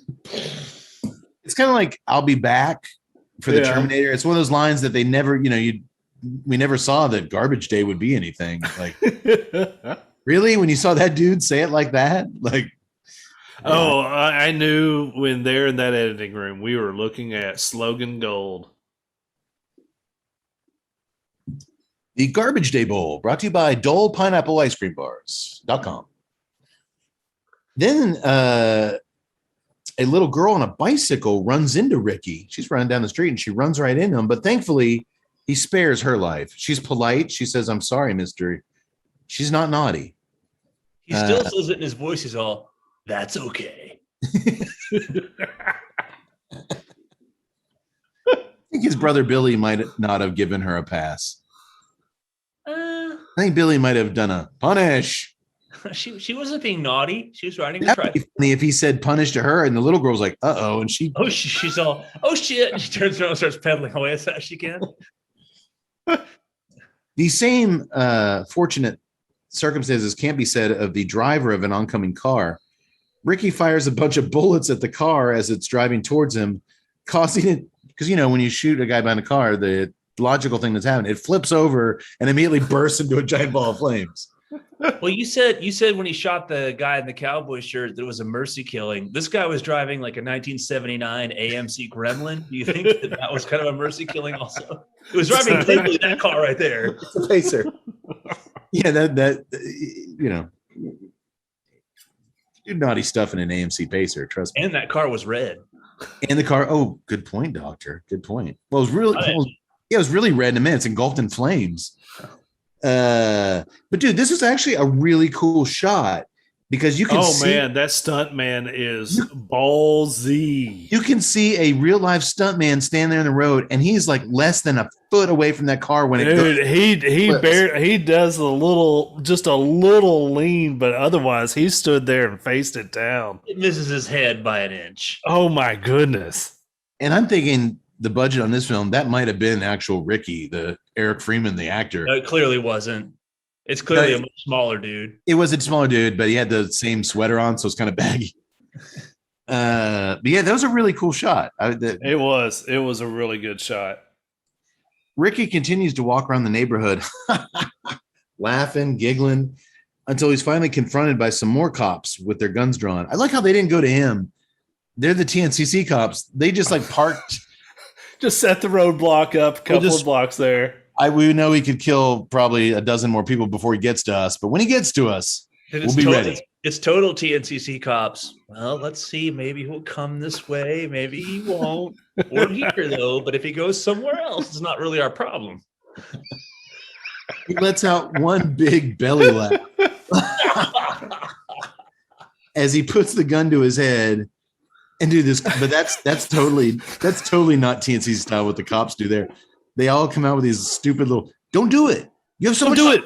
It's not worth it. You're going to be spending the rest of your life in a 6-foot cage, but it's not worth it. You got lots to live for." They're throwing everything but the kitchen sink at this guy, but he pulls the trigger. But then we cut to him back with Doc Bloom. "No more bullets. Young and stupid. That was my problem." I think you got a lot of problems, Ricky. Back to present day, Ricky takes a drag from a cigarette and tells the doc that the cops were lucky they stopped him before he set out to do what he really needed to do. "Because between you and me, Doc, I know who's really to blame." Ricky puts out his smoke on the glossy headshot of Jennifer on the doc's desk.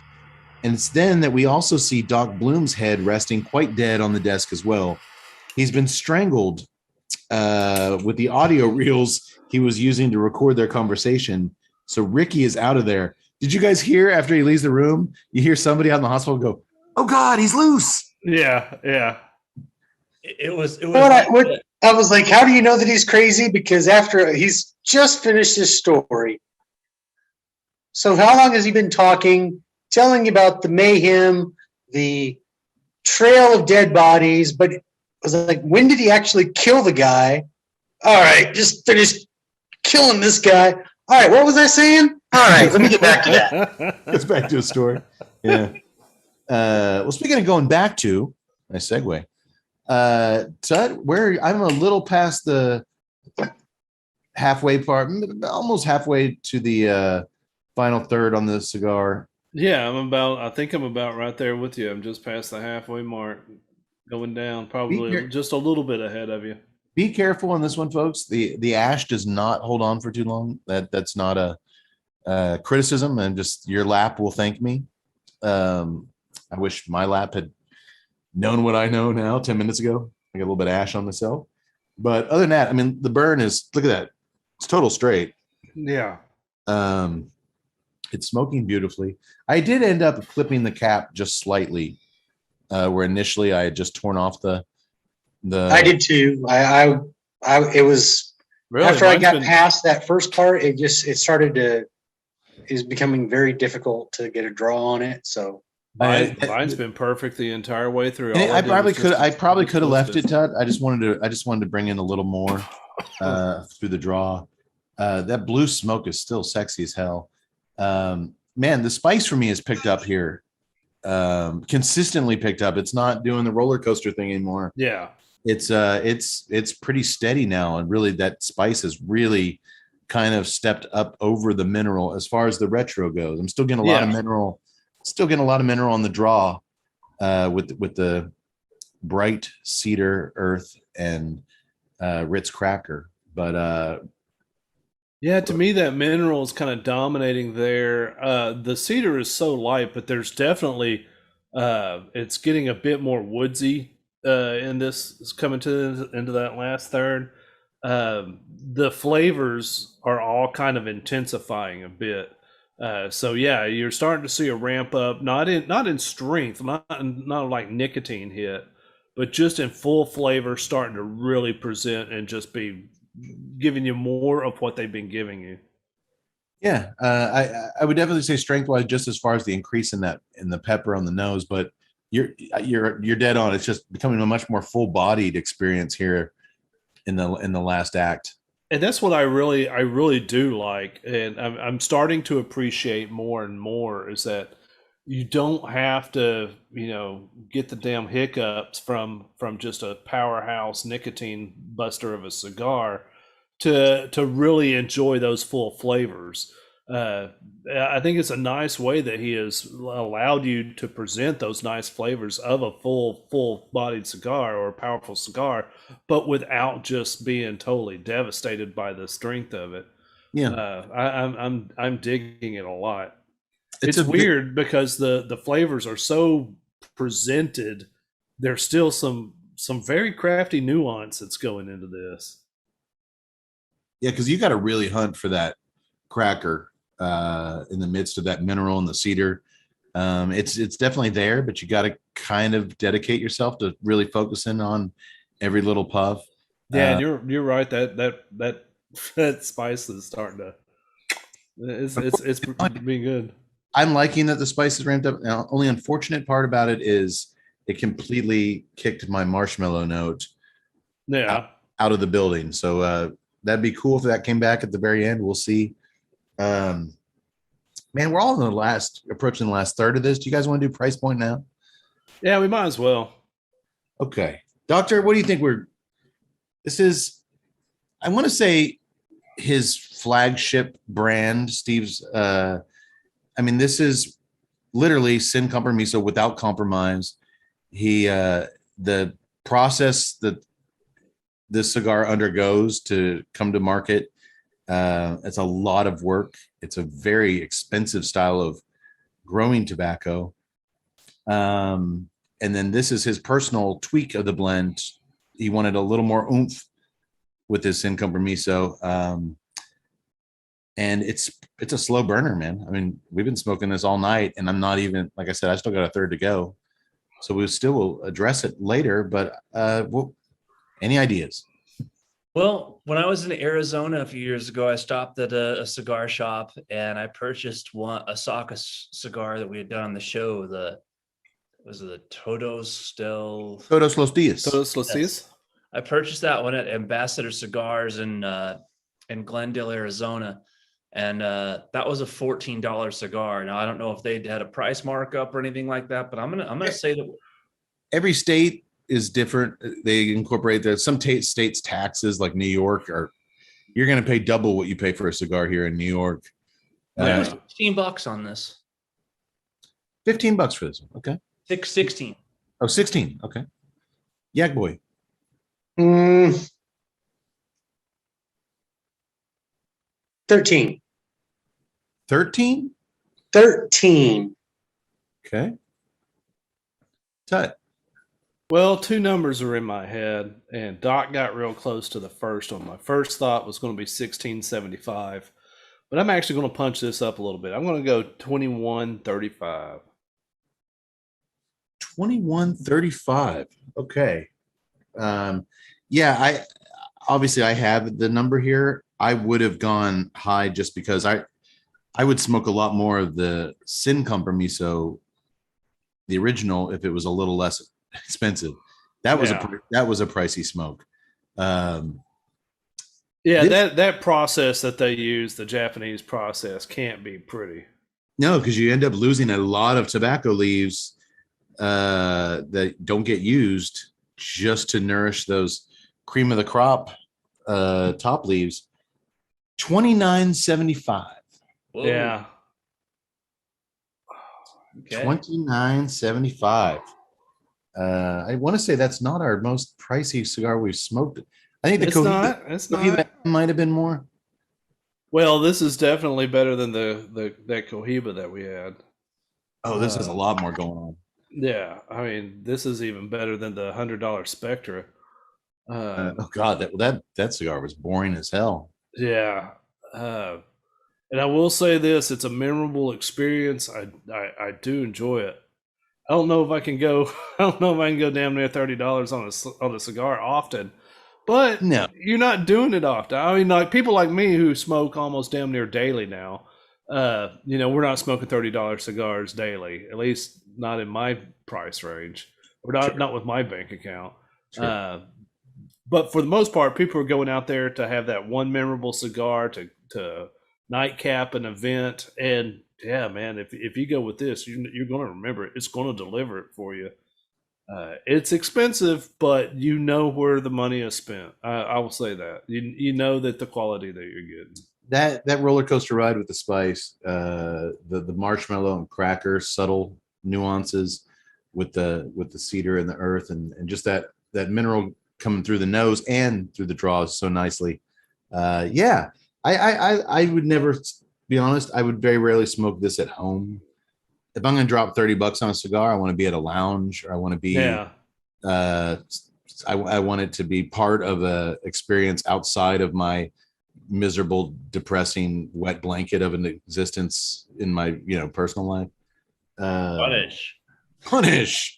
So yeah, I would totally. I mean, think about when we, been to Vegas and we dropped, what, $40 on a Davidoff, Winston Churchill or something. This is better than that. This is better than that. I was actually thinking. I remember the first time I ever had an Opus X, and that was so damn expensive. But I remember how much I loved that cigar, and this is better than that. And that Opus X would be like my birthday cigars. That I would give to people on their birthday. And that's a great analogy, great Tud. deal. I might say this is kind of the Dunbarton, the Opus of Dunbarton. You're going to pay extra, but it's going to give you your money's worth. I don't mind paying a lot for a cigar when I can tell what I'm getting, what I'm paying for.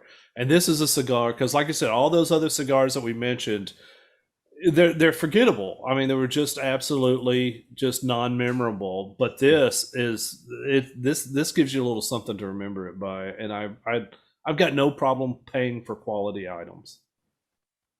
Correct. Absolutely.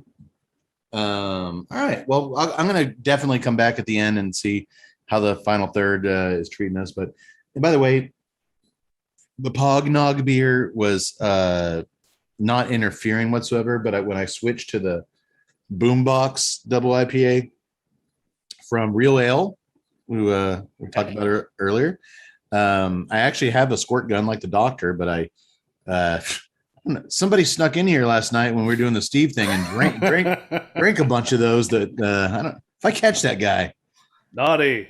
Sometimes I'll come out here to the Corner of Hope and then somebody drank all my beers. I'll get him one of these days. But yeah, the boombox, the real ale is actually a much more less citrus forward, just hoppy, and it's actually playing nice too. I think other than Yak Boys beer, I think a lot of beers would play well with the cigar. I went ahead. I mean, I cut that one because I was like, I want to taste something in this cigar besides marshmallow. And after I did that, a lot of it. What's this? Notes of everything else that might be in tobacco other than I'm marshmallow. smoking a cigar. What did you what'd you switch to? Yeah, boy. IPA, the Pure Stoke IPA, hazy IPA from Independence Brewing out of Austin. Okay, yeah, I Good think it's brewer. And it's way down there. I mean, I started picking up all that subtle thing, the retro. I mean, I started getting way more spice through the retro hell. I mean, and just like even then, once my palate started clearing, I could say that there was possibly maybe a little cracker in there. Not entirely sure. I couldn't decide if it was a buttery Ritz or an oyster cracker like you put in soup.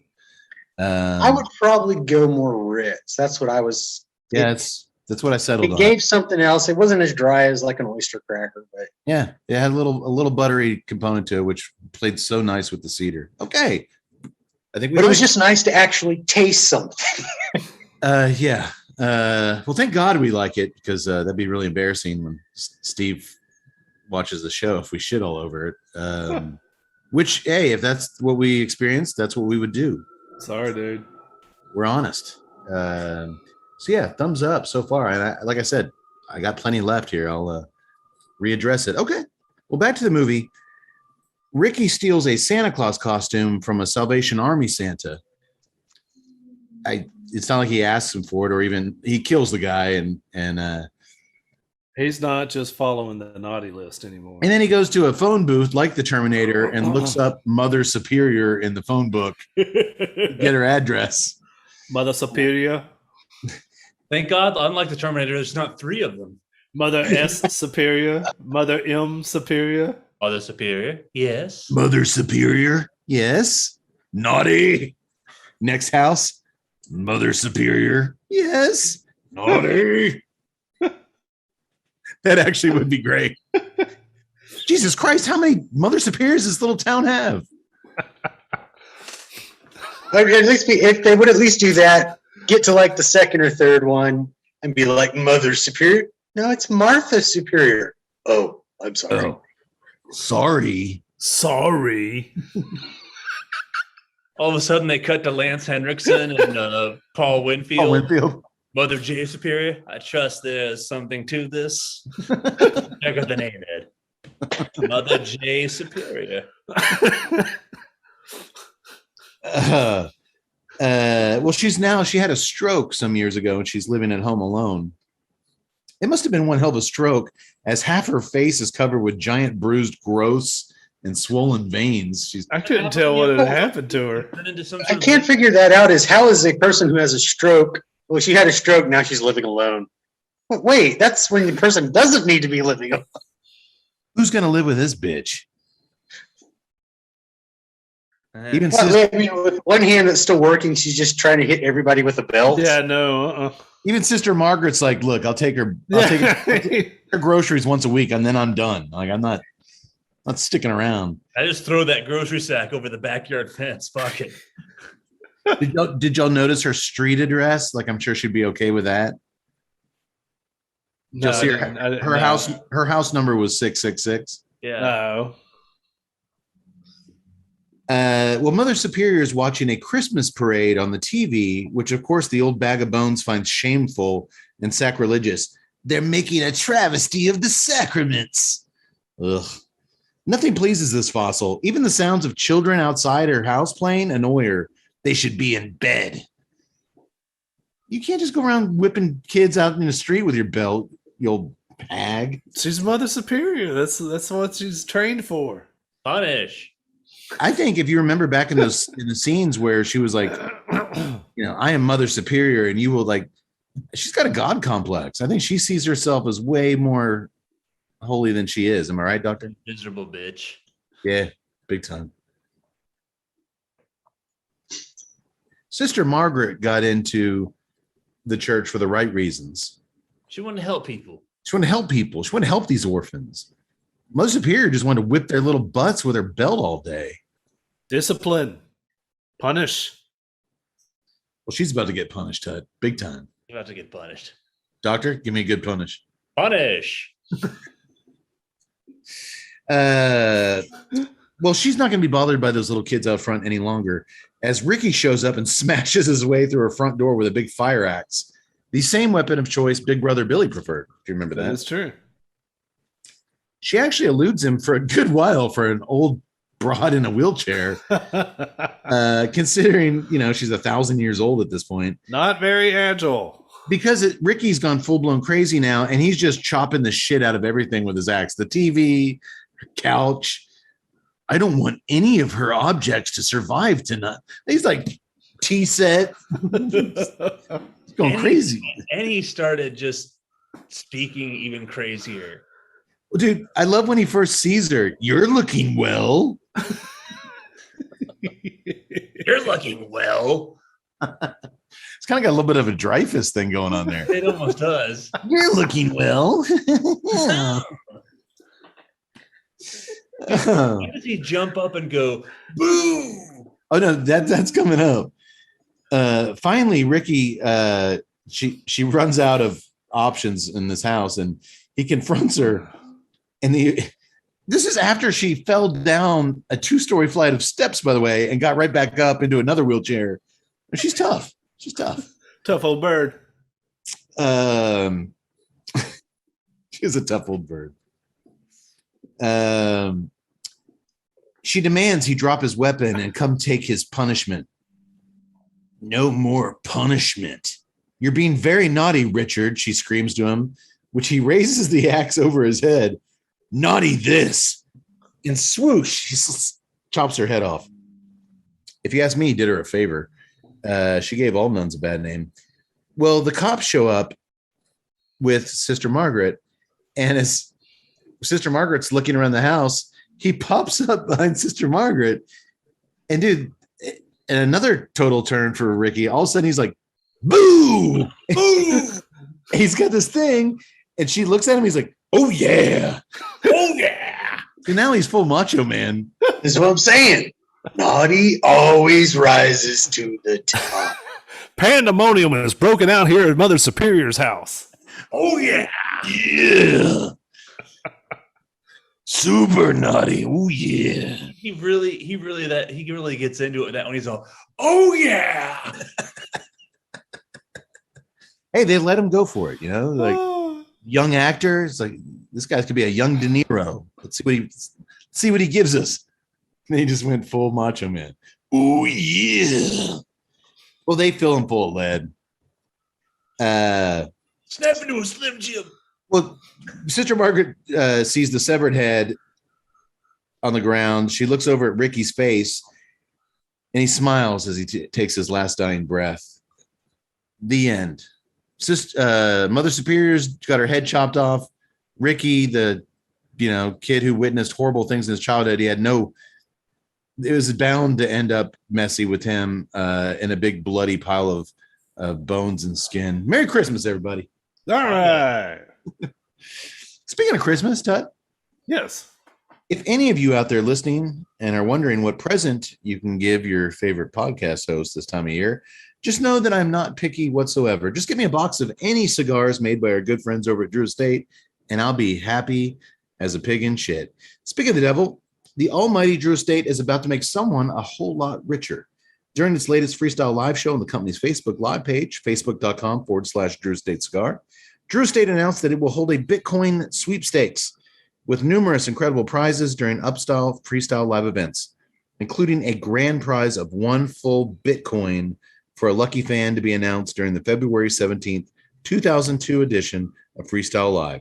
Entry into this unheralded Drew Estate Bitcoin sweepstakes is simple.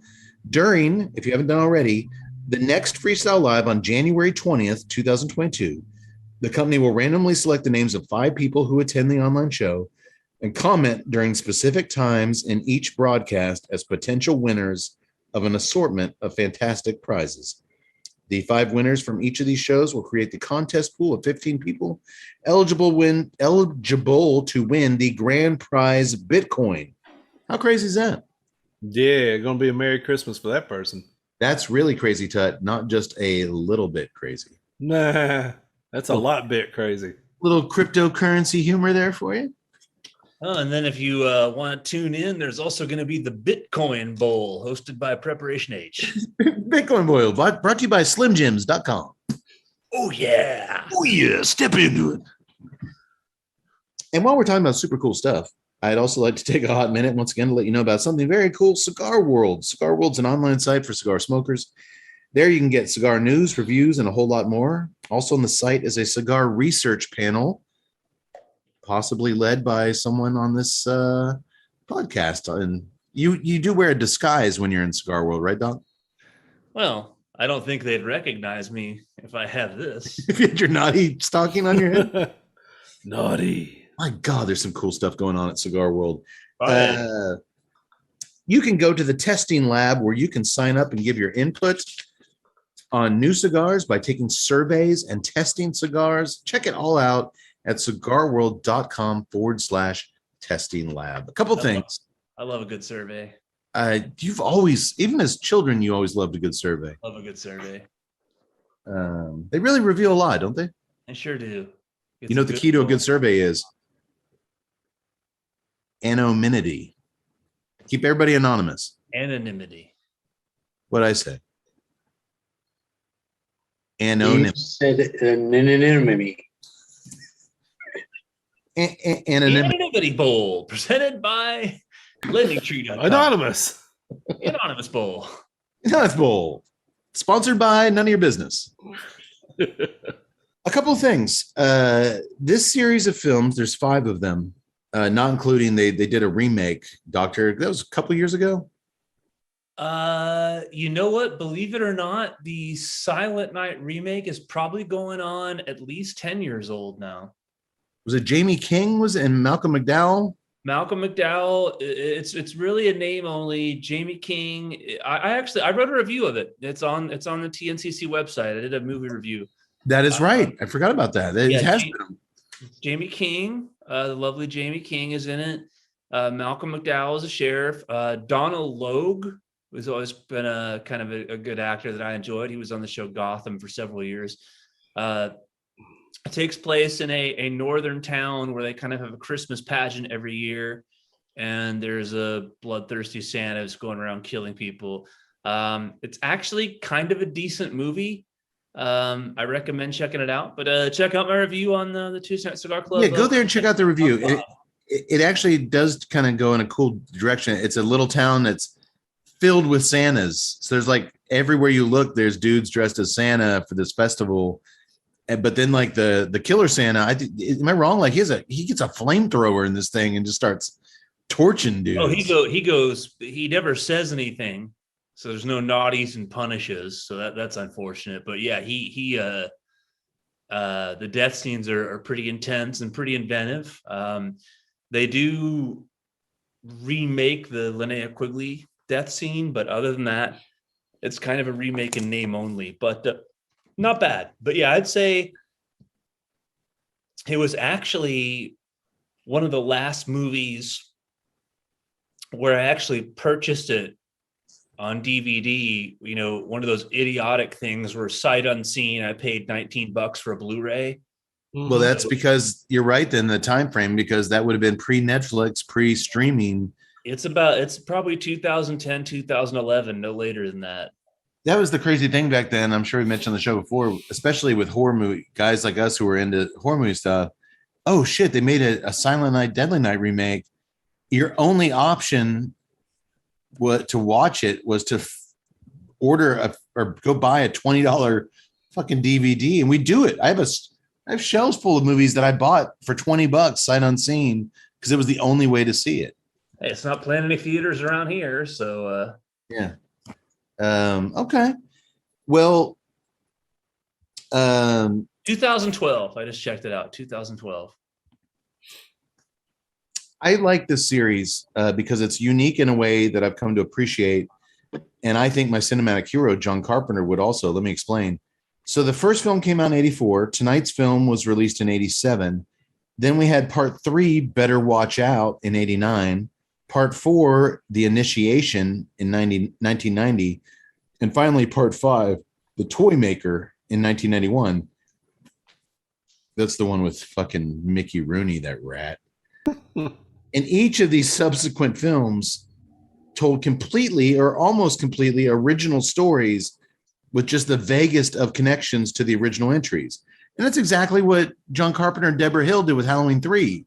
They're like, let's keep it around Christmas, but let's take the franchise into telling other unique little stories. Let's forget Michael Myers. Let's just tell horror stories based around the holiday. That's what this series actually did, and I actually respect them for it. And these movies were bonkers. Part 3 kind of sucked, The Initiation, Better Watch Out. But part 4 had like this initiation into like this cult of witches. And the thing is, all these movies did have a Ricky in it. But in part 3, it was Bill Moseley from Chop Top from Chainsaw Part 2. He played Ricky, but after the events of tonight, they'd done tests on him and they cut off the top of his head so you could see his brain exposed. And he had like this big glass dome over his head, and he was going around killing. But that wasn't the main, and then in the Toy Maker, Mickey Rooney actually created these robot Santas. They tried to do something different. So I dig that a lot. So they're all, besides part 1, all of these are streaming right now on Amazon. So you can check that out. And the last thing I'll say is this: the audio commentary on the Anchor Bay DVD of this film is a must listen, only because as the filmmakers, the writer and the director are trying to talk technical aspects about the acting and cinematography in Silent Night, Deadly Night 2, they're joined by the actor who played Dr. Bloom. His name's James Newman. Uh-huh. And he just keeps goofing off and telling like personal stories. Like he goes off like, yeah, my daughter last Christmas, she got us tickets to, he starts telling like he's at a party and he's just like, this stuff that has no relation to the movie. And at one point, the director tries to steer the actor back on course. And he's like, I think maybe the listeners want to hear a little bit about making of the film and not like a Mystery Science Theater. Like maybe we shouldn't make fun of it so much. And the actor, the Dr. Bloom guy goes, oh, come on. You're not serious, are you? They don't want to hear that crap. Oh, dude, it's so good. So yeah, if you can get your hands on the Anchor Bay DVD, for a while. Not also, I know that's from like 2003 or 2004 or whatever. Did they not also? Isn't there a one from a few years ago where they actually tracked down Eric Freeman? They eventually found him, and he was participated and was. I actually watched on YouTube. You can find it. Some convention got Billy and Ricky together on stage to talk about. And like most of these horror guys from the 80s, they had no idea that Garbage Day was like a thing. Yeah. Until it became a thing. And it's like, dude, you're like on t-shirts now. What? Punish. And you're not getting any royalties for your likeness. Punish. But no, he seems like a cool dude. Billy quit acting. He's like in the live event business or whatever. But Ricky I think he like does something with guitars.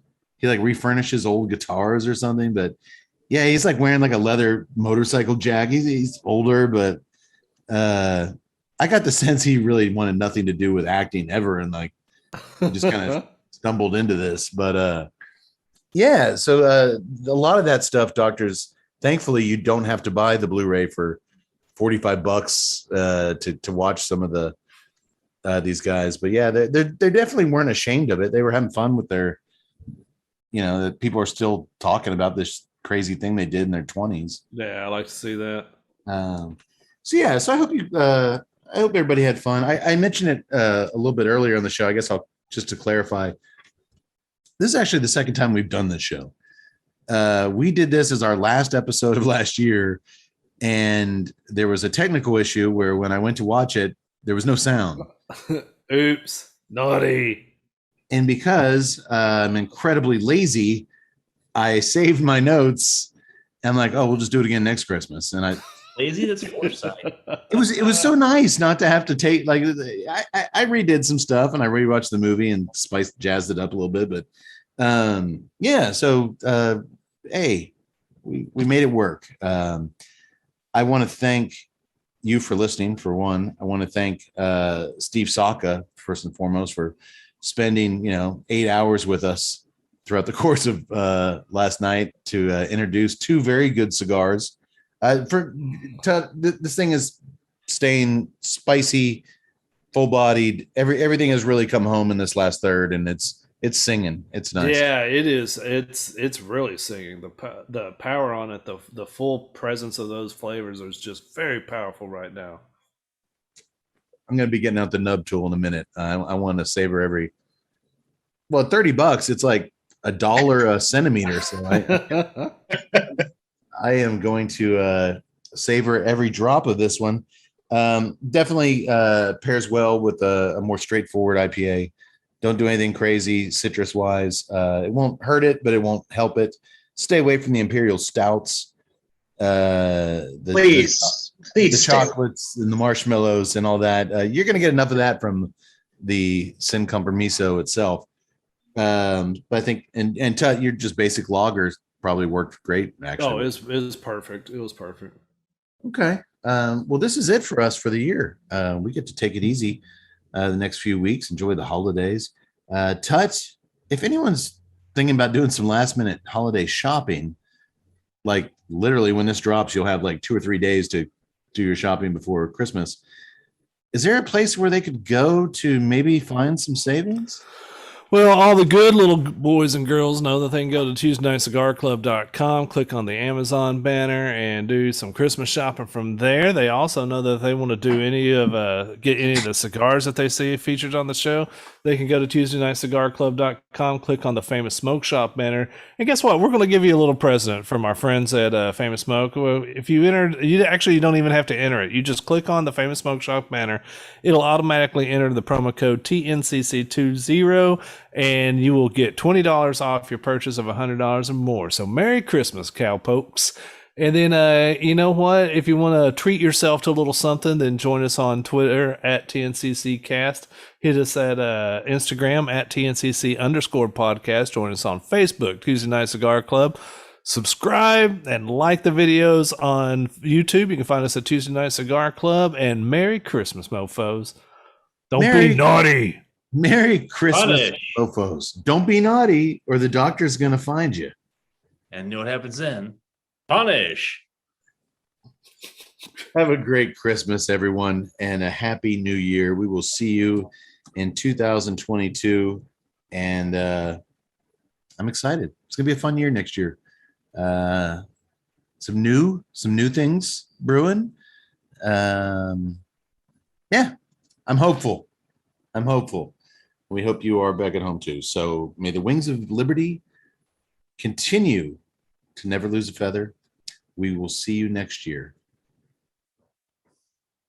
Happy holidays, motherfuckers. See you next time. Punish. Punish. You punish. Punish. Oh crap. Uh-oh. Oh no. You see the doctor and the Santa, so you better run, boy. You better run. Now hold on, Kate. Give me a grandpa. Hold on. Grandpa? Grandpa? You know what happens on Christmas Eve? Yeah, Santa comes. He brings us presents. Only if you've been good, boy. If you've been naughty, Santa's coming for you. You see Santa coming, you better run, boy. You better run.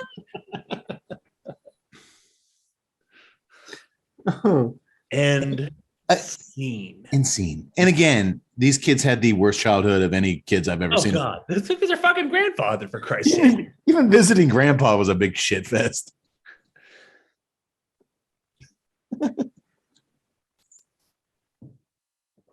Oh, mercy. Good stuff. I hope Tut didn't cut it off before we got the grandpa in there. That was good. That was a Tut. If he did, punish. Punish.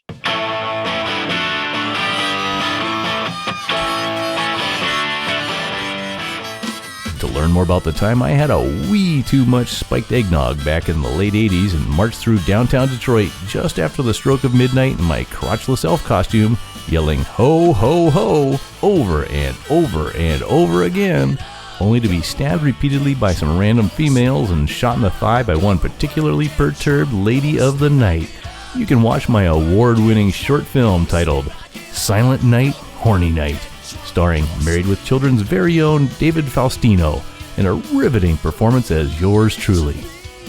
Oh, and I'm just assuming that those fine young ladies, well, not really all that fine and in several cases not all that young, were anyhow horny for me. But, that's just a highly educated guess.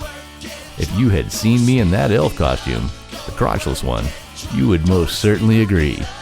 Oh, and that short film didn't actually win any awards, but it should have. Thanks for nothing, liberal Hollywood. Anywho, to learn more about the cigars enjoyed on tonight's episode, please visit DunbartonCigars.com.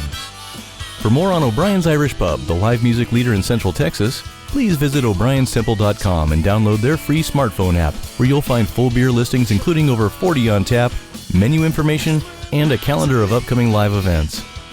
To listen and purchase music heard on tonight's program, check out www.fritzbeermusic.com. Thank you for listening to the Tuesday Night Cigar Club podcast. This is Keith A. Howell saying until next time, friends, unless we see you sooner at the pub. So keep it smoky, and for God's sake, keep it ballsy as well. Don't sleep, back it up, go to work, get drunk.